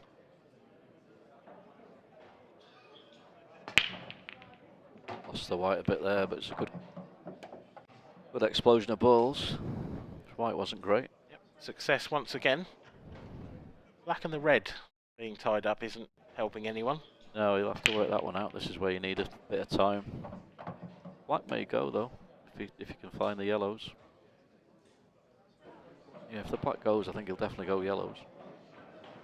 It's tight, isn't it, as to whether it goes past the other red. That's the it's not tight. The red it's closest to. It's on one angle it looks tighter than another, doesn't it? Yeah. Well, I'd be tempted to play the one in the middle here, just stun it and leave the cut on his tricky yellow next, and then sometimes getting the difficult first shot out of the way, and he can open everything up. So he must think the black goes. Probably, yep. Although he does still have room to attack it if. Yeah, there is options. Definitely a go in the middle if that's his other option, to get himself down on the top cushion and take it in the middle into a big pocket as well. Yeah, had to be going yellows, didn't he? So. Yeah.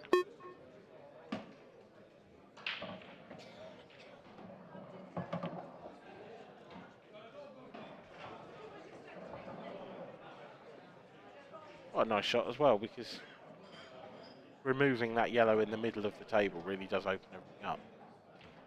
Yeah, it's just how his angle is now, which yellow he plays on next. He might just stun it or just roll it through slightly and take the one to left corner next. But looking at that, he might. Yeah, he's just going to run it through. Take the one across, I think. Top cushion. One is bridging over, obviously goes to middle. And then it's just getting the right angle off that, isn't it? Yeah, so last yellow will be the one closest to the black. You've got to be really careful to get the right angle on that. Yeah, I think his best bet is, as long as he gets straight on this middle one now, which, yeah, you could. I'd just screw it back 3 or 4 inches, and you're guaranteed an angle then to use the cushion rather than try and be clever and just to stun across. You just if you screw this back just shy of the blue spot, the angle's there, and it's pretty natural to come across with the black in the same pocket. It's fine. Always a temptation to put a little bit of left on these just to make sure, get yourself a bit nearer to your work, but Not sure if he'll play ball. It might put a bit of left on. Get his hand placement sorted first. Yeah. Decide then. He's Plenty of put a room bit to of get his left hand on the He's cued table. it well.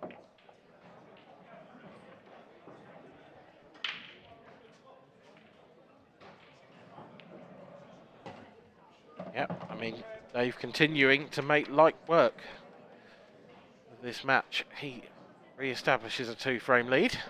It's cueing well. It's a fair scoreline at the moment, I think. I think he has been the better player. Yeah, completely agree. I mean, yeah, he's only played one bad shot, really. Yeah. Dan's had 2 or 3, if we're honest.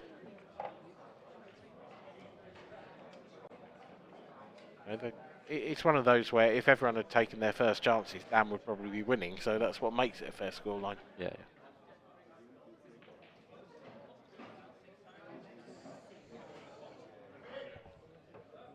Plenty of support in from the Isle of Man. We've got 5 or 6 players. A couple behind Dave there. Eve Rhodes, man who was instrumental in helping set up the whole event. Oh, was he? Yeah, he's... oh, they do love the pool out there, don't they? It's a great place to go. Yeah, Steve's an absolute Trojan. One of the guys who sets up the table, him and Dean and Alan, they just... Yeah, Thursday night, they were exceptional.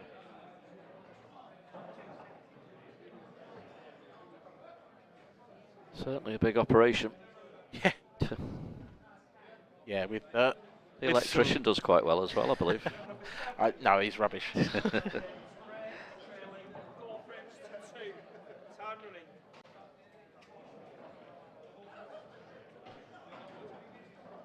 frame goes by, frame 7. And Davey to break again. Both of these players have been breaking terrifically so far in this match.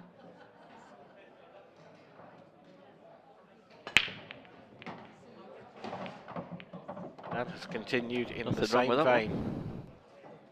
A little bit messy on the top cushion there, side cushion there though. Has to go yellows. It's just working out this little problem on the left-hand side.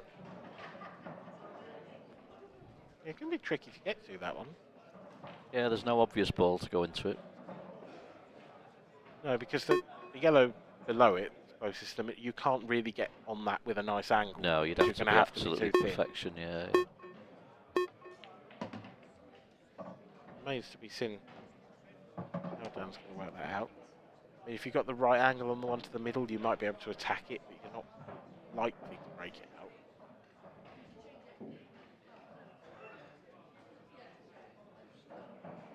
Could play the pocket one now and try and leave a sort of 3/4 angle on the one to the left corner and screw up, but you just rely so much on getting this next shot right if you do that. Because it is a big target to go into, and you think they'd come out quite nice if you just get your cue ball through that little gap and knock the red away. Yep. But it is reliant on getting a perfect angle on the next shot, so it's a little risky if he does it that way. But he's got to do something soon.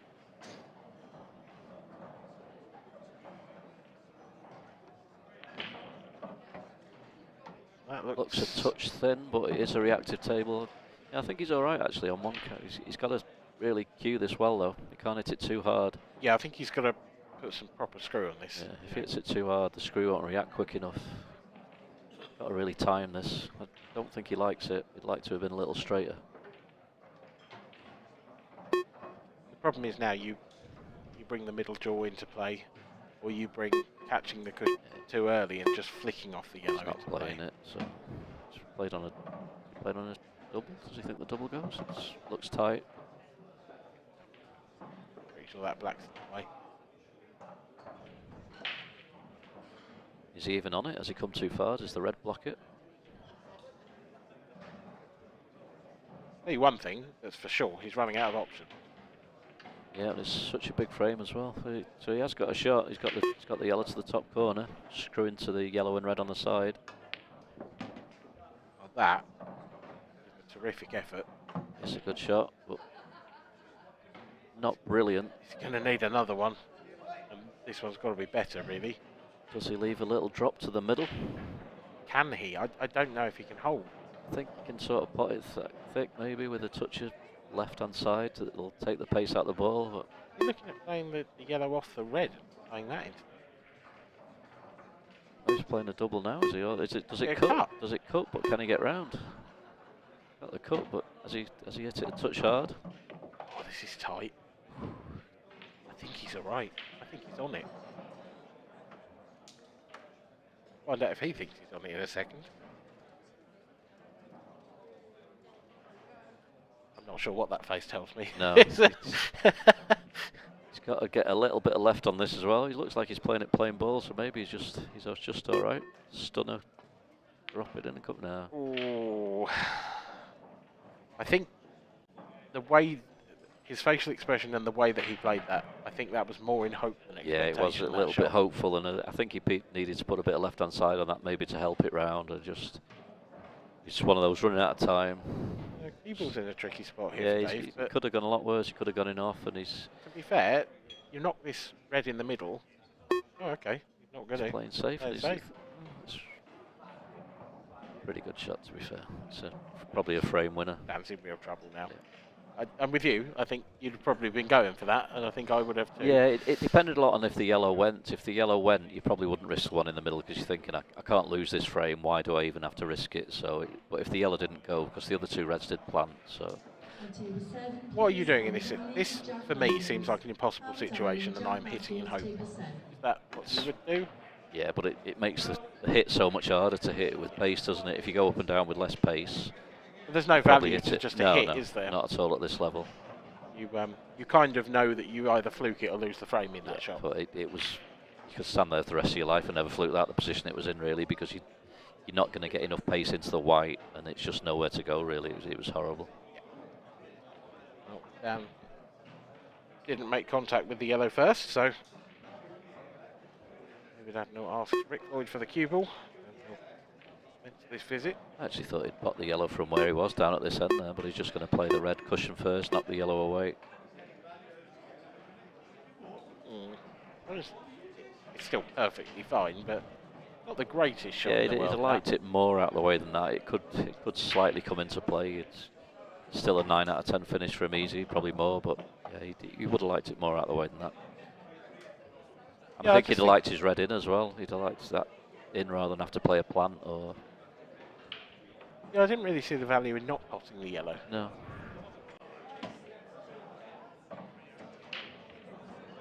When you play these little plants, the ball you hit can just fall onto cushions and things. It can just give you little slight issues. Yeah, I think I'd want to play the plant off the one closest to the yellow. Then you're less likely to end up that way. So he's just played on the pocket one to come out, which is fair enough. He's looking at dropping it in and taking one to middle next. One of those finishes, isn't it, where there's 100 ways that you can take it and you'd expect to make all. There's less can go wrong. You just pull this back a couple of inches, roll the one in the middle, and it's actually not dead straight, so he has to use the cushion, and now I'm not sure that angle's right. He's just, one angle it looks like he's running into the yellow, the other angle it looks like he's okay, I think. So. It looks pretty straight.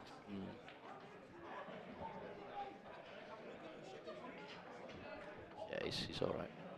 Top it through and puts it in.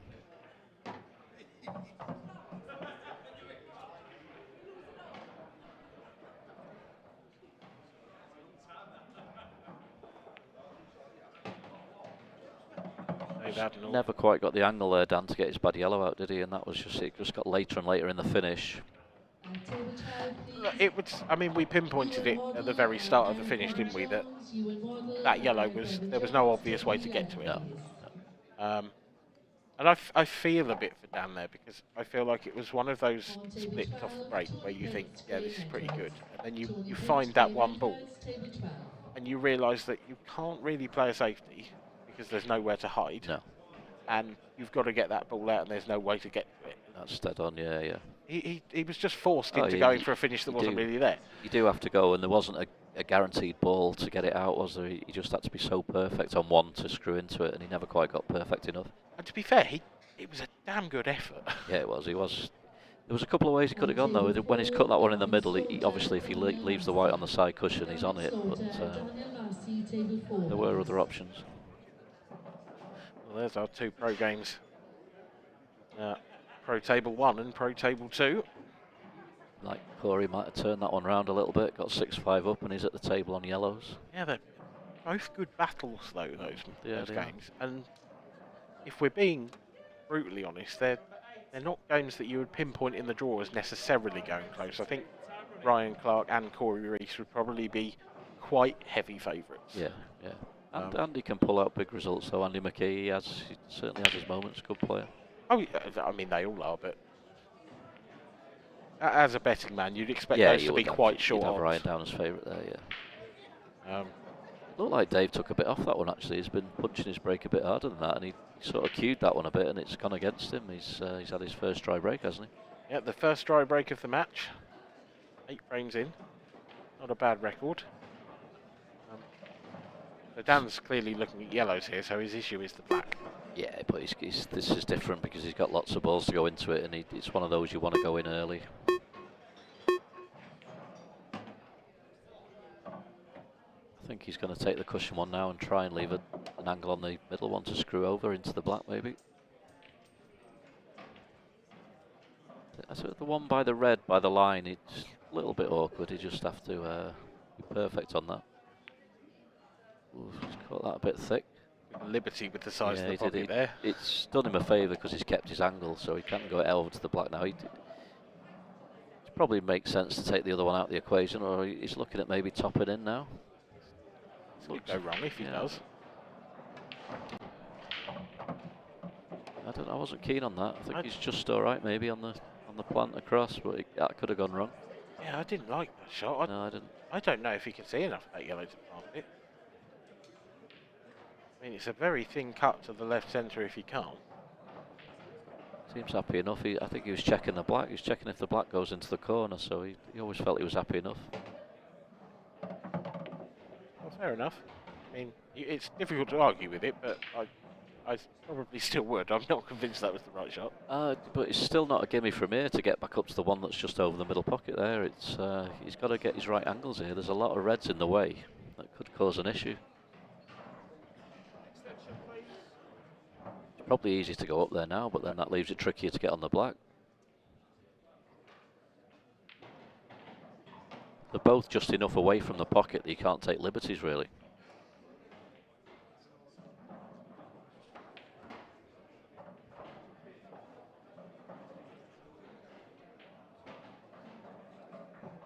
He might be leaving a cushion first shot here. He's tried to leave the cushion first shot to work his way up. If that's what is left, it's probably about perfect. It's not an ideal situation to leave yourself that shot in any finish. It's definitely missable. You put left on this to help the ball, right on this to help the ball spin up the table, and it's got a big area to land in and a big gap to go through.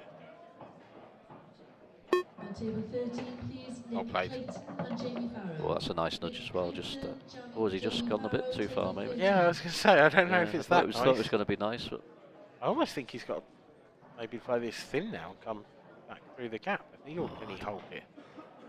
It's tight. It's just the table's so reactive that it makes you think maybe you can hold, but you don't always catch it sweet enough to do it. Where's this going to end up? That's all right. It's played it well. Yeah. Just concerned for a second that it was going to drop right on top of it. It doesn't. Dan Davey finds the centre pocket with the 8 ball. Yeah, I think Dave, just the way he'd been breaking earlier in the match, I think he took a bit off there, and I think it could be a bit of a mistake, really. Still unlucky he didn't get one. He didn't hit him badly, but certainly didn't give it the full whack that he had with some of his earlier breaks. No, I mean, do you think... I can't really see a reason for that. No, at 5-2 up, you should be flying, your arm should be loose. I think that's the time to really go for it and put your foot down in it. Yeah. Hands off again. He's actually waiting. I thought he'd gone to the toilet again. I was going to say, yeah. No, I think that was just... he's prowling the table. Normally players sit down in between while the ref's racking. Yeah, no, he's ready and raring to go. I suppose you naturally would be after a reverse dish because you know that you can keep your opponent sat down for It's a another frame. momentum thing, isn't it? You just keep the momentum in your favour.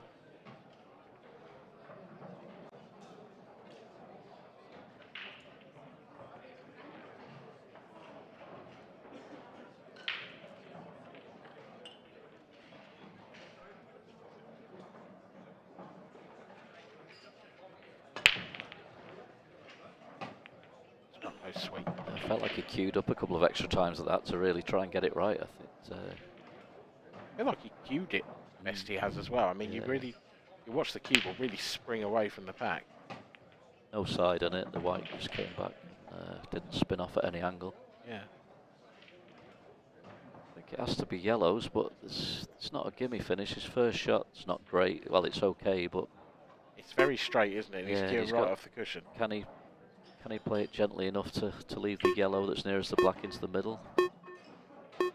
So that could be a problem later on. Yeah, he's played that well. Yeah, very nice.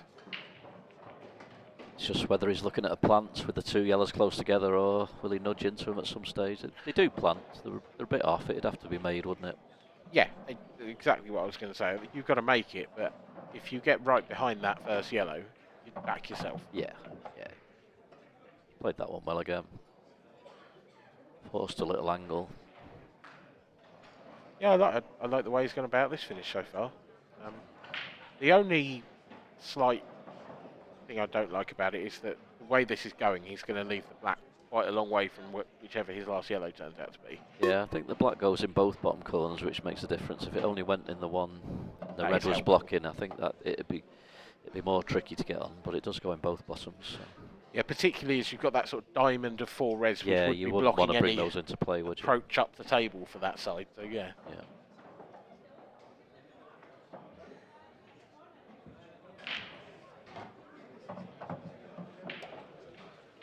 Looks pretty good. And just pick a spot on the cushion that you want to aim the first yellow at, really. That's what he's doing.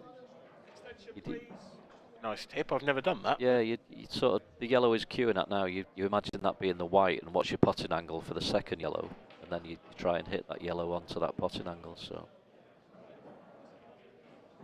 Yeah, I've never used the cushion as a sighter though. You can do it to something in the distance as well. You can, if Yeah. there's someone there spectating, you can aim at them. There's just Depends who it is. Between the eyes, yeah.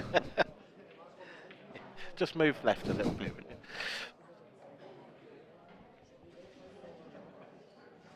Surprised he's topping it actually. I think I'd have screwed that, but tried to stay on the same ball. He's just got to watch this one now. Doesn't slide on him and lose the white towards the middle pocket or anything like that.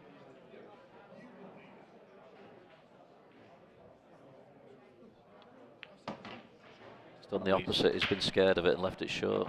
Yeah, it's really killed the cue ball off the cushion there.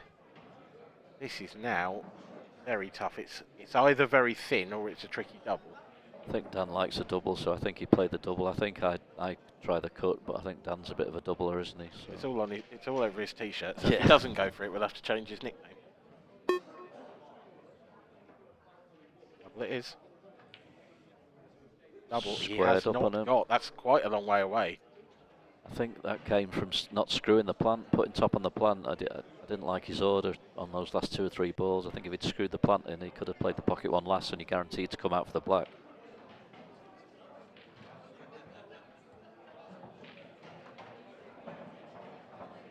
So they're sort of all there for Dave, but it's one of those that he might play a little safety just to open his finish up a bit.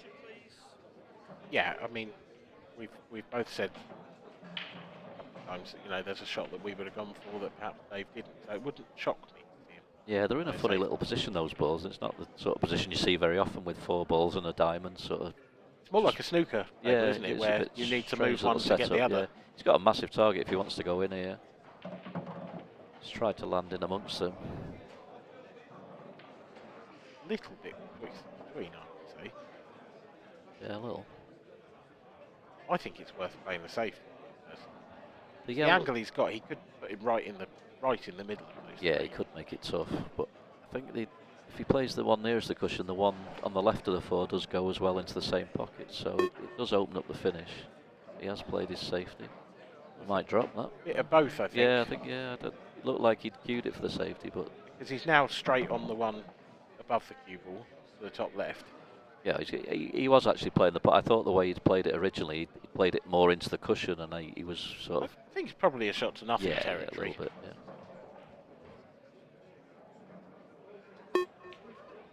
I think, like most pros, he's just thinking, I'm at the table, I've got a finish that I should get. You don't try and leave anything because things can happen like we see all the time. Yeah. And he's not happy here, and is it because he's queuing off the cushion, so he's going to be topping this through and then leaving actually quite a horrible angle? Yeah, I think he might have to leave an angle where he's coming round off 2 cushions off the other red to the bottom to the other middle. Just so he's taking this long, which surprises me, and that's not the best angle either. Yeah, I don't get that. I don't think that was ever going to be any better.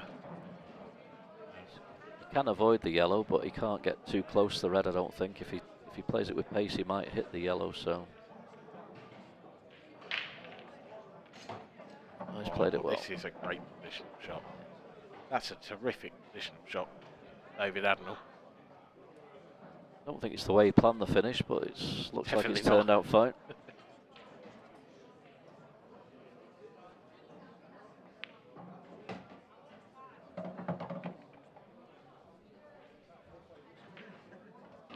Dan just can't quite get with him. He gets to within 2 and then makes a mistake when he can get within 1, and it just goes back to 3 again. That's happened 2 or 3 times now. Yeah, I mean, he's just not quite at the races, is he? To be honest. No, he's been a bit unlucky on a couple of finishes, and just little things going against him. Tables just caught him out. Rory Rees. Still 6-all on the left-hand table there, and Andy looks in complete control of that frame where Ryan's yellow is. To be honest, quite glad we're not watching that, or haven't been watching that particular frame, because I don't think it would have been the most entertaining. I think it'd have been better just rolling that over the pocket and let Ryan open those up. He probably would have hit the yellow, but it would have opened everything up for Andy, I think. Yeah, I mean, he may have tried. Yeah. Yeah, over on table 1, Rich Swaffield is weighing up his options. He's on yellow, so he has got an opportunity. The one in the middle of the table doesn't have many pockets, I don't think.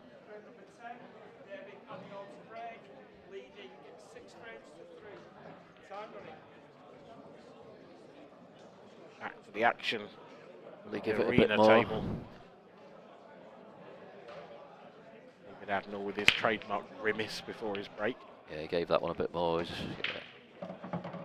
was a few having a look and getting nudged out. Oh, it's a bit messy, this one.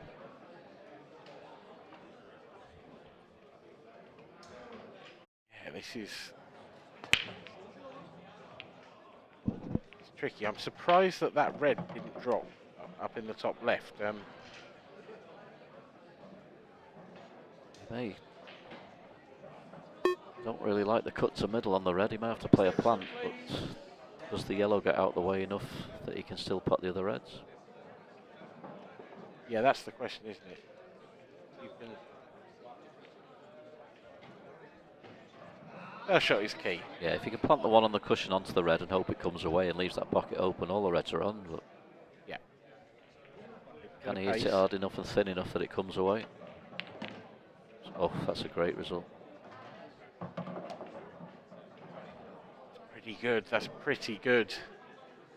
Can he see enough of that red to pot it? Yeah, he can pot from that. angle. Just play it dead weight and leave the other one that he's next to next. Yeah. This looks tight on the yellow. It's okay, I think. Yep. Easy as you like. So here's the key shot, really.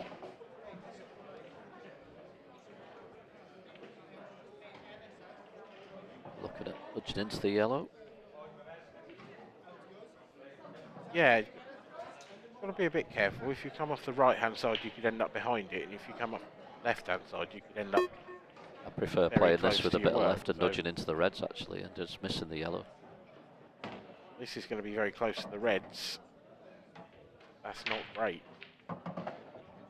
Yeah, Still he's on one. He's on the lone red, isn't he? Yeah. I think the red is closest to goes into the top right. He's got a bit of work to do now. Because he can't get straight on it because of the yellow near the side cushion. He's maybe looking at whether he can pot that off the black. Yeah, It looks pushes very the black tight. That. safe, Yeah, it I does. don't- Yeah. Can he I'll play pot this it? with Can he pot pace. it without using the black? No. Oh, he's put it thin. That's all right. It's a clever little shot, but he's lucky to have it. To be fair, and it's left the finish simple now. Yeah, But really. he could have easily played that and knocked the black safe, like you say. He's played it thin enough. Yeah, I just thought he had to play it thicker than that. Yeah, he was a bit fortunate that the shot was on, but he's done well to see it. It's good vision to see it. Well, break dish for Dave Adnor, and he's sped up in those last 3 shots. He wants to go to bed, I think. I think he wants to get out of here. Choppy boat ride. I think maybe he needs a little trip somewhere. Have you done that boat journey, Gaz? No, we've always flown over there, Dan. To be honest, Yeah, so I've never, I've heard horror stories about that journey to the Isle of Man. Yeah, I think the last one was really bad on the way back. I think a few of the lads were needing the sick bags that time, unfortunately. Bless them. Yeah. It's not looking good for my 8.6. That's my money down the drain, isn't it? So. Yeah, luckily we didn't have anything on it. I'm disappointed in myself now. Yeah. Yeah. It's been a terrific performance from Dave so far. He's just really got to finish the job. Yep.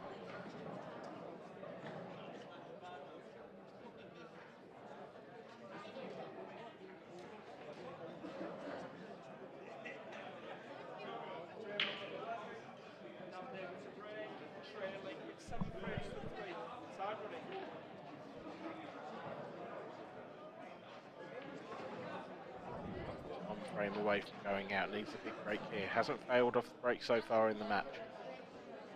I think he took a bit of that one too. That wasn't his full power. Yeah, I felt like he did the last time as well, actually. And, this is the messiest table of the match, I think. Really, there's lots of issues there.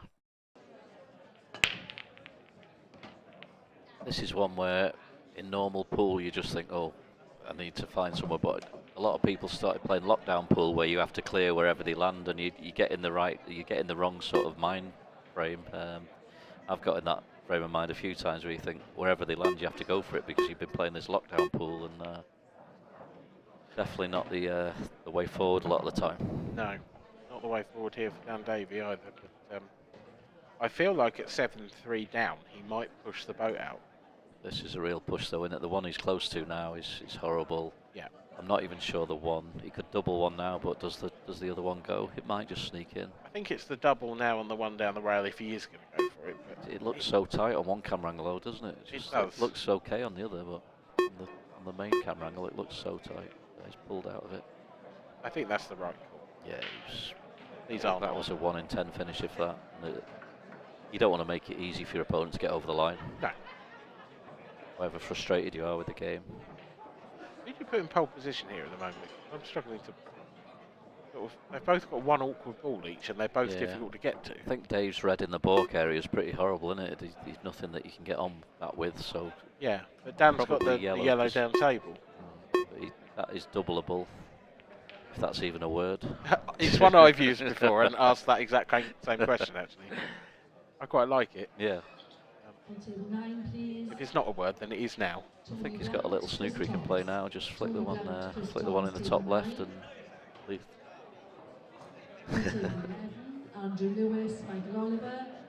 Users in our ear telling us it's not a word. Well, we better ring up the OED and yeah. I'll ask Susie Dent next time I'm on countdown. Perfect. Yeah. It might even be 9 letters. I was just. Depends if it's got the E in, doesn't it? Yeah, if it's a 9-letter word, then we definitely need to get that in there because being on Channel 4, of course, you know, the England football team took on Countdown the other day. Yeah, maybe. I'm sure we could get a pool team better than the England football team at Countdown. Or maybe not. Are you sure? I can think of a couple, but after that I'm struggling. On table 3, please. Toby Vernon, I mean, we asked in the Meet the Pros videos we did, we asked quite a lot of the pros what their favourite book was, and most of them said they don't read. Yeah, so what's a book? Yeah, exactly. Little jack up Massey type pot there from Dave, and I think he was going for these if that turned out nice, but yeah, it hasn't, has it? No. I mean, what on earth is he going to do with that red in front though? Just can't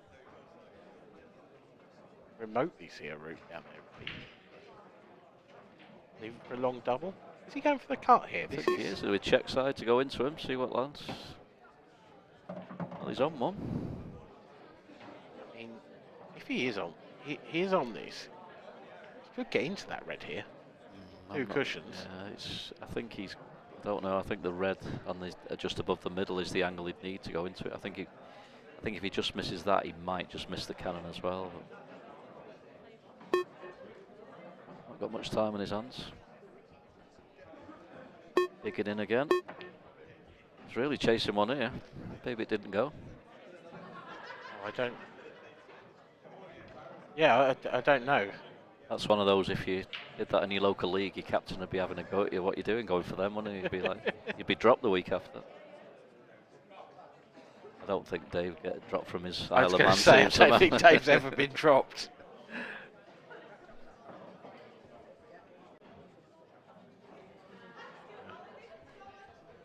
That's had plenty of success. I thought Dan might have tried a bit more with that, actually, with a bit of side to wedge the white in between the two yellows and get the snooker. It's a bit of a nothing shot, really. Yeah, I mean, Dave can just drop this in. I think that's turned on him, actually. That looked like it drifted, pulled a little to the left.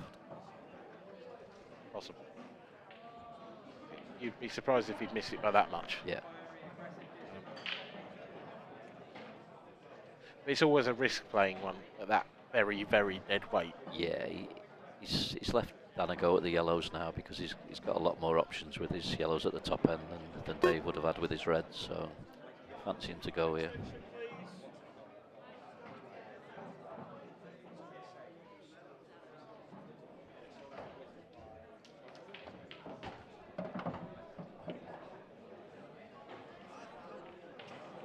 Going into them now, off one to the right centre.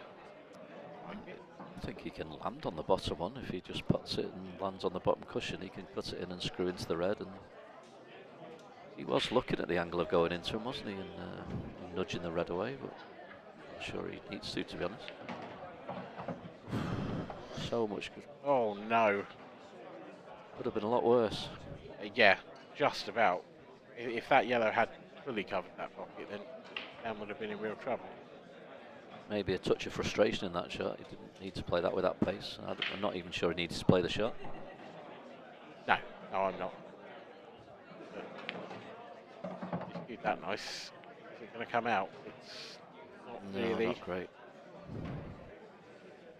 Can't cut this in sort of with run inside, cushion and ball, but you're relying on luck, and if it don't come out, the reds are just going to be waiting. The thing is, if you play at the running side and you catch the yellow, I don't see that it comes out well. No. And if you come back and catch the red, if you catch it half ball, it's okay.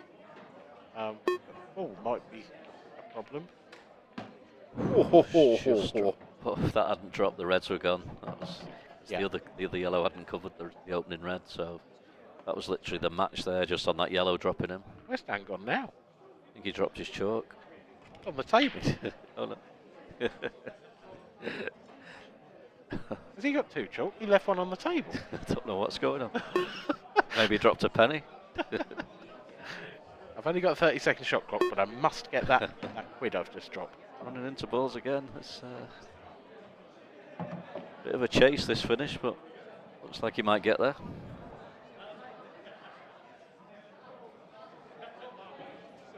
I just play this with drag, left-hand side, pinch the pocket and leave the black to middle. I don't think you need to bring reds into play here. But some people don't like playing that shot, and I don't think he is. Played it well, actually.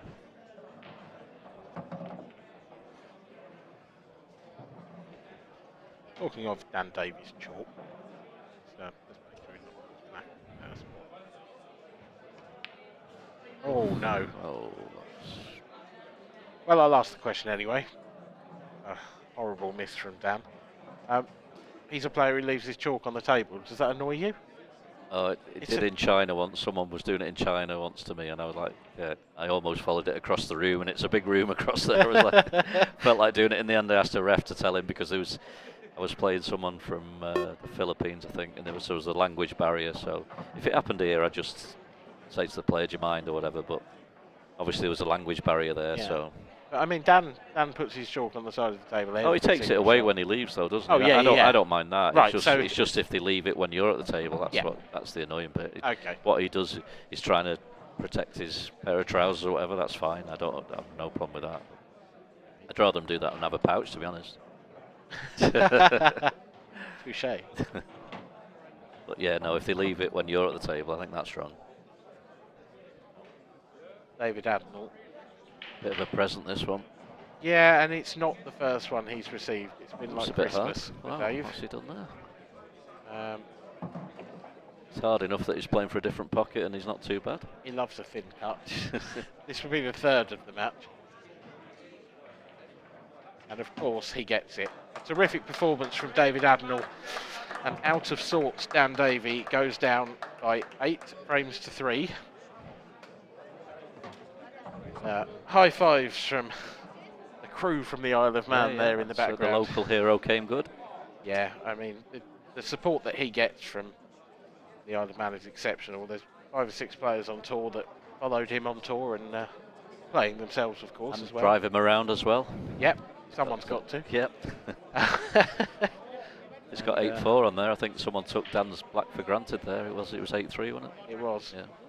But yeah, we and when we go to the Isle of Man, of course, the amount of support that he has. Oh yeah, that's why. Phenomenal. Try and get his games on the stream table. You get a good crowd in watching, don't you? It's, yeah, certainly do.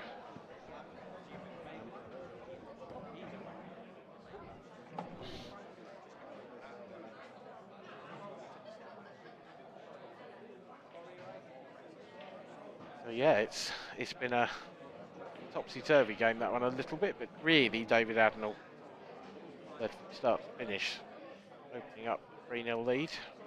Never really relinquished that back to 2 frames. Dan just wasn't at the races, was he? no, it was a deserved victory. It was a fair scoreline. Dave played well there. Well, Dave played well there. Is the sign-off from Gareth Hibbert, and we're going to hand over to the studio where Dave Adnall is with Mark Pickworth. Well, here I am with the winner of that last match there, David Adnall, all the way from the Isle of Man, David, and that was a pretty good performance. You've got to be well pleased with yourself in that one.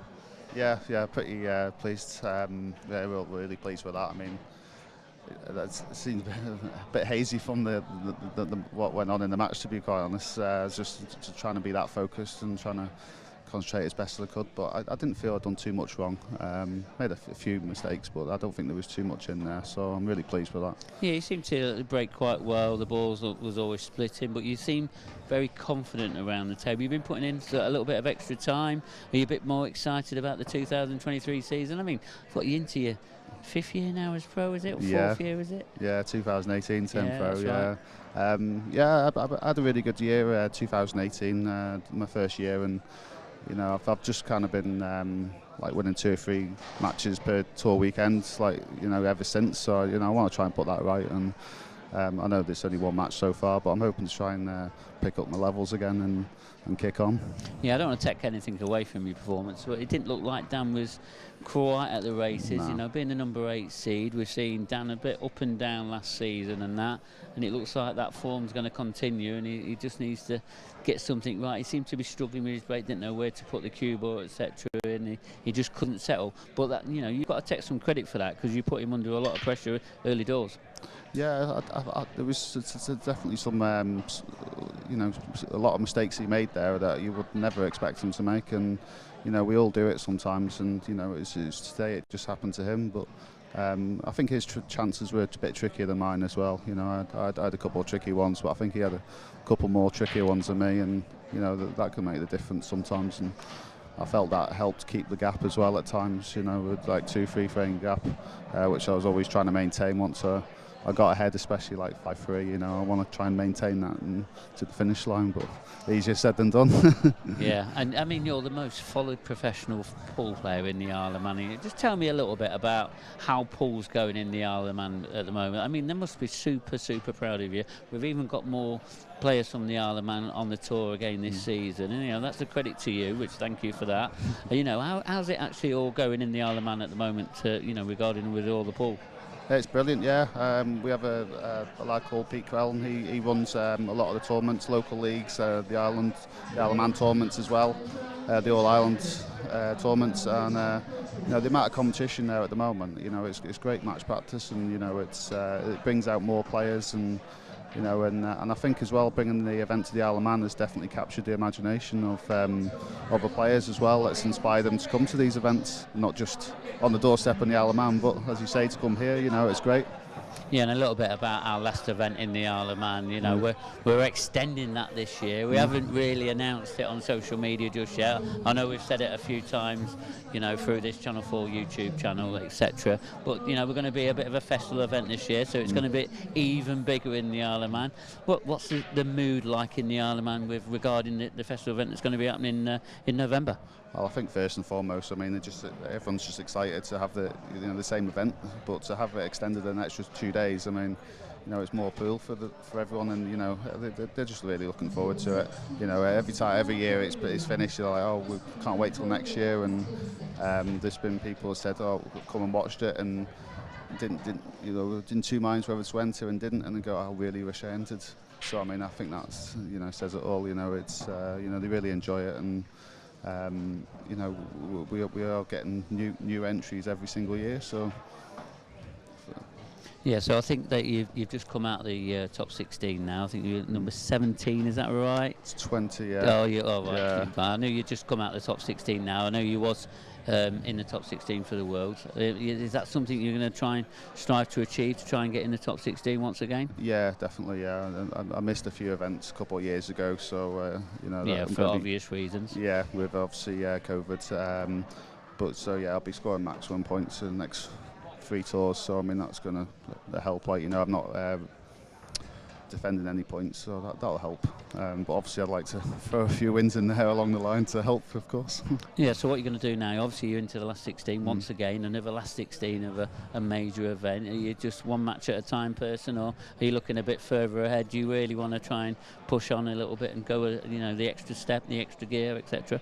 Yeah, I think it's one match at a time. But I mean, apart from the World Championships last year, where I made the last 8, I haven't made the last 8 for probably about since 2018, 19. You've had a couple of quarterfinals, haven't you? Yeah, just the one I remember of back in last year at the World Championships. But it's all been like last 16s, last 32. So you know, I would like to get another last 8, and hopefully I can give you some confidence for the rest of the season. Well, with performances like that, Dave, and I'm sure you're going to take some stopping if you know, produce that performance. Who knows what could happen? You know, this trophy could be you taking it back to the Isle of Man. And I won't get carried away, but thank you. The Manx anyway as well. I love that, yeah. It, so. Yeah. But anyway, good luck for the next round, and thank you very much, Mark. And hopefully we'll see you again soon.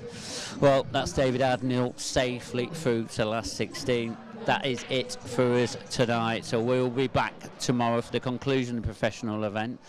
The ladies event, the elite ladies event, should I say, that starts tomorrow. We're going to be seeing who's going to be crowned champion of the first ever ladies elite. And but make sure you join us tomorrow. We'll be back at 1 p.m. with the conclusion of this professional event. We really cannot wait. Look forward to seeing you all tomorrow. Good night.